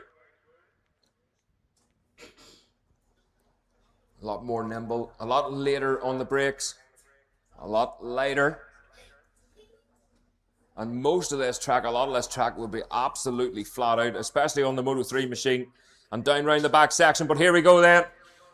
Coming down towards us. Oh, it's Joe Loughlin, but only just. It's the number 8 machine of Andy Farrell looking away up the inside of Joe Loughlin. Joe Loughlin closes the door. Michael Dunlop. What a start there for Michael Dunlop. He's up into 3rd place on the road, but leads the Moto3. Sean Anderson on 3 down, 350 Honda. Look at Chris Mayer. Wow. Chris Mayer up the inside of Dave Walsh. And he makes the most of the torque of that big Moto3. Oh, Nigel Moore. Nigel Moore up the inside of Eamon McKeown. Eamon McKeown didn't see him coming, nearly closed the door completely in his face. The number 64. Away through. Kevin Lavery on the wee TZ 250 Yamaha. Number 2 then. This is where Selected Time kicks in. Brad Hughes. 146. Leading Group 2 is Ricky Martin. Nigel Moore, number 86, has been demoted to 6th place. Ashley Robinson, Gary Jordan, and Michael Hoy all the way through. William Young, and that lovely wee 125 Honda, the number 88 machine. And here's Darren Duncan. That wee bike just sounds a wee bit flat there, and he's pulling in, unfortunately. That is Darren Duncan's race over. So we keep an eye on corrected time. I want to make sure this is right, and it hasn't moved in quite some time. So Aidan Cleary on corrected time is leading this race. Joe Loughlin in 2nd. So Aidan Cleary in the lightweight Supersport on his 400 machine, the number 62 machine, is leading this race according to my screen. Joe Loughlin is in 2nd. Andy Farrell is chasing him on the road. He's 3rd at the minute, but of course he's leading the Super Monos. 2nd to the Super Mono is Dave Walsh, who got a wee bit of a fright earlier on. But Moto3, Michael Dunlop leading the Moto3 race. I'm just looking there. So Aidan Cleary's name has dropped off the screen. He was going really well there for a second. But Joe Loughlin back in the lead. Andy Farrell close in behind. Sean Anderson then leading the 250s over Kevin Lavery. So they're right behind each other on corrected time. Kevin Lavery, he loves that wee TZ 250 Yamaha. Dan Sale 2nd of the Moto3s. Chris Mayer 3rd of the Moto3s. 4th is Kyle Parks. And we'll have to go down to 16th place to Nigel Moore in 5th place in the Moto3s, the number 96 machine.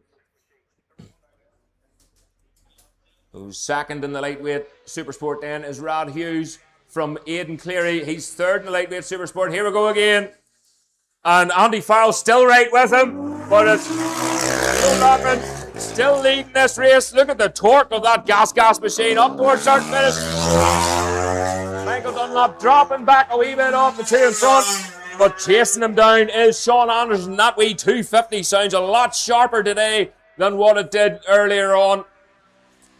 The number 27 machine, Joe Loughlin.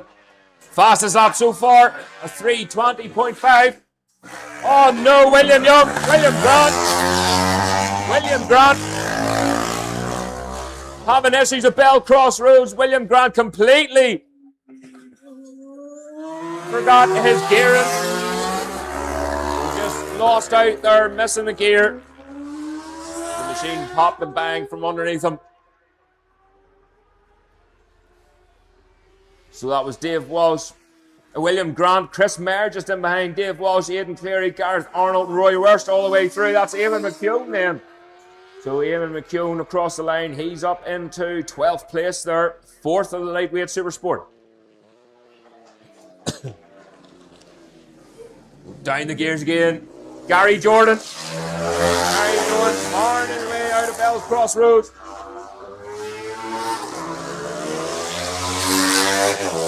Number 3.16 away through. That's Owen Monaghan. Owen Monaghan slipping the clutch in that wee 125. Roddy Taylor, the number 2 machine, with Brian Harding, number 67 away through. So again, we look at the corrected time, but Joe Loughlin with the fastest lap. RJ Woolsey then.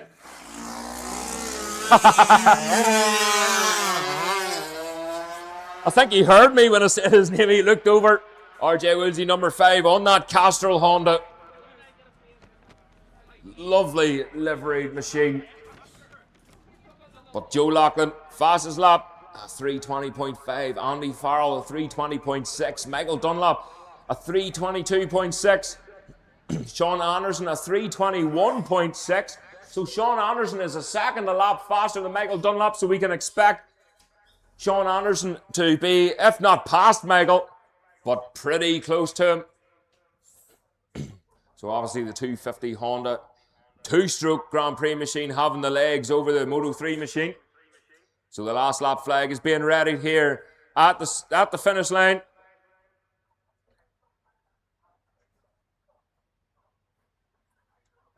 So Andy Farrell, is he just sitting back? Is he waiting for a move? Is he waiting for a mistake from Joe? He's no ordinary Joe.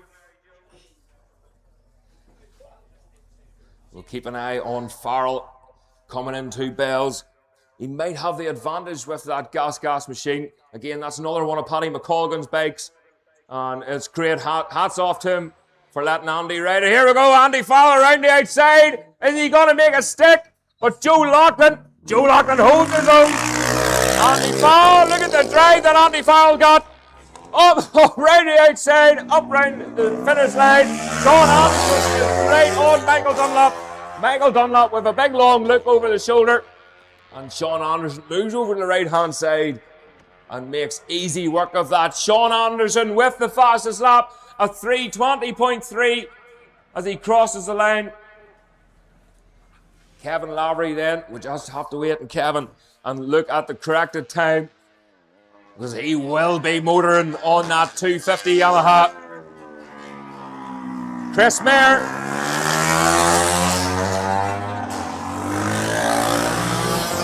Kevin Lavery still in behind Dave Walsh, but he holds on to that 5th place, of course, second to the 250s.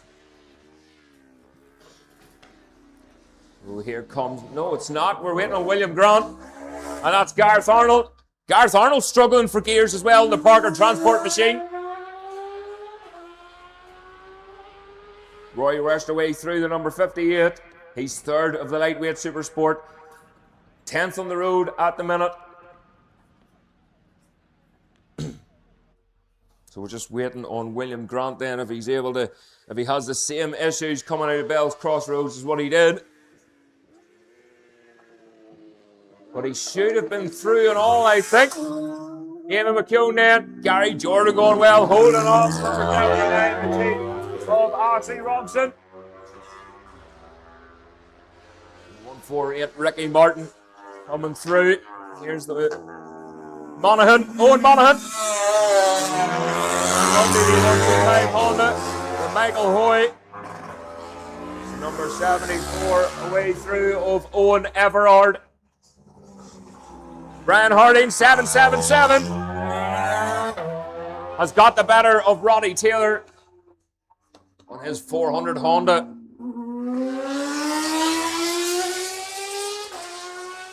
So again, Sean Anderson with the fastest lap, a 3:20.3. And it just shows you how hard Philip McCallan would have been pushing for that time, a 3:10 in 92.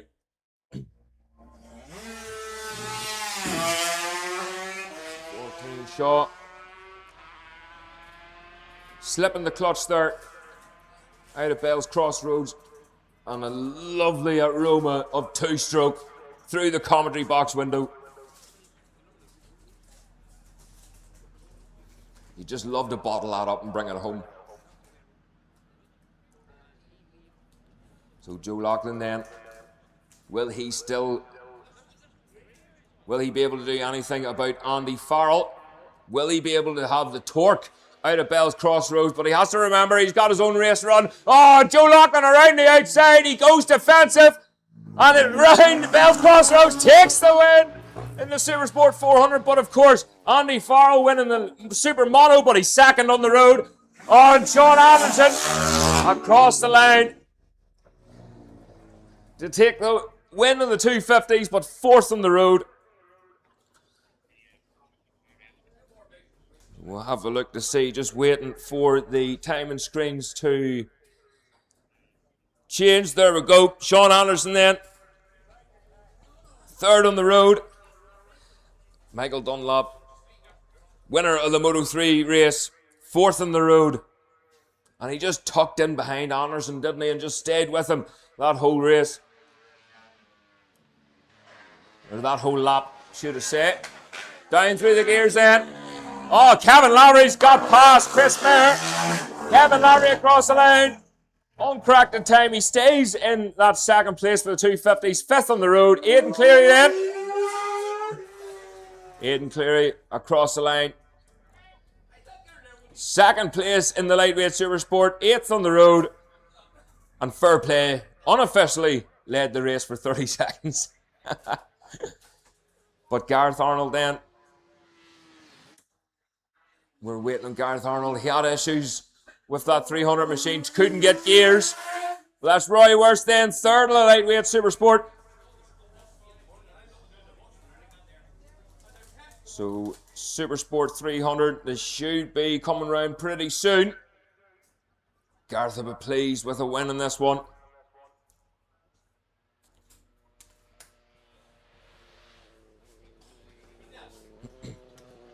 Well, here we go then. Here's Gary Jordan. Gary Jordan pulling away from the group behind. What a race there. 1-4-6. Ricky Martin getting the better of Ashley Robinson on the brakes in the Bell's Crossroads. So now we just wait. Here's Owen Monaghan on the 125 Honda. 97 then. Away through. Still no sign of Gareth Arnold. Oh, here we go then. The number 74 machine. Across the line, it's Owen Everard who takes the win in the Supersport 300 class. He'll be happy chappy with that one. And Roddy Taylor cruises across the line. Unknowing that Chris Gray was actually coming in pretty hot in behind him. And he's slower and he would have got the better of him across the line. So no Gareth Arnold, unfortunately, in that one. But Joe Loughlin, winner of the lightweight Supersport.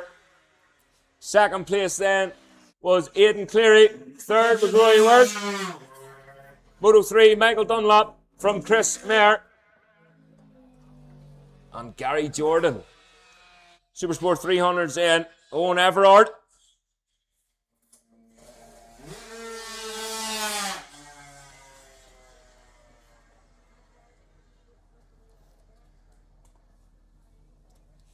So, ladies and gentlemen, I'll try and make it up here for the podium. We should be back pretty soon.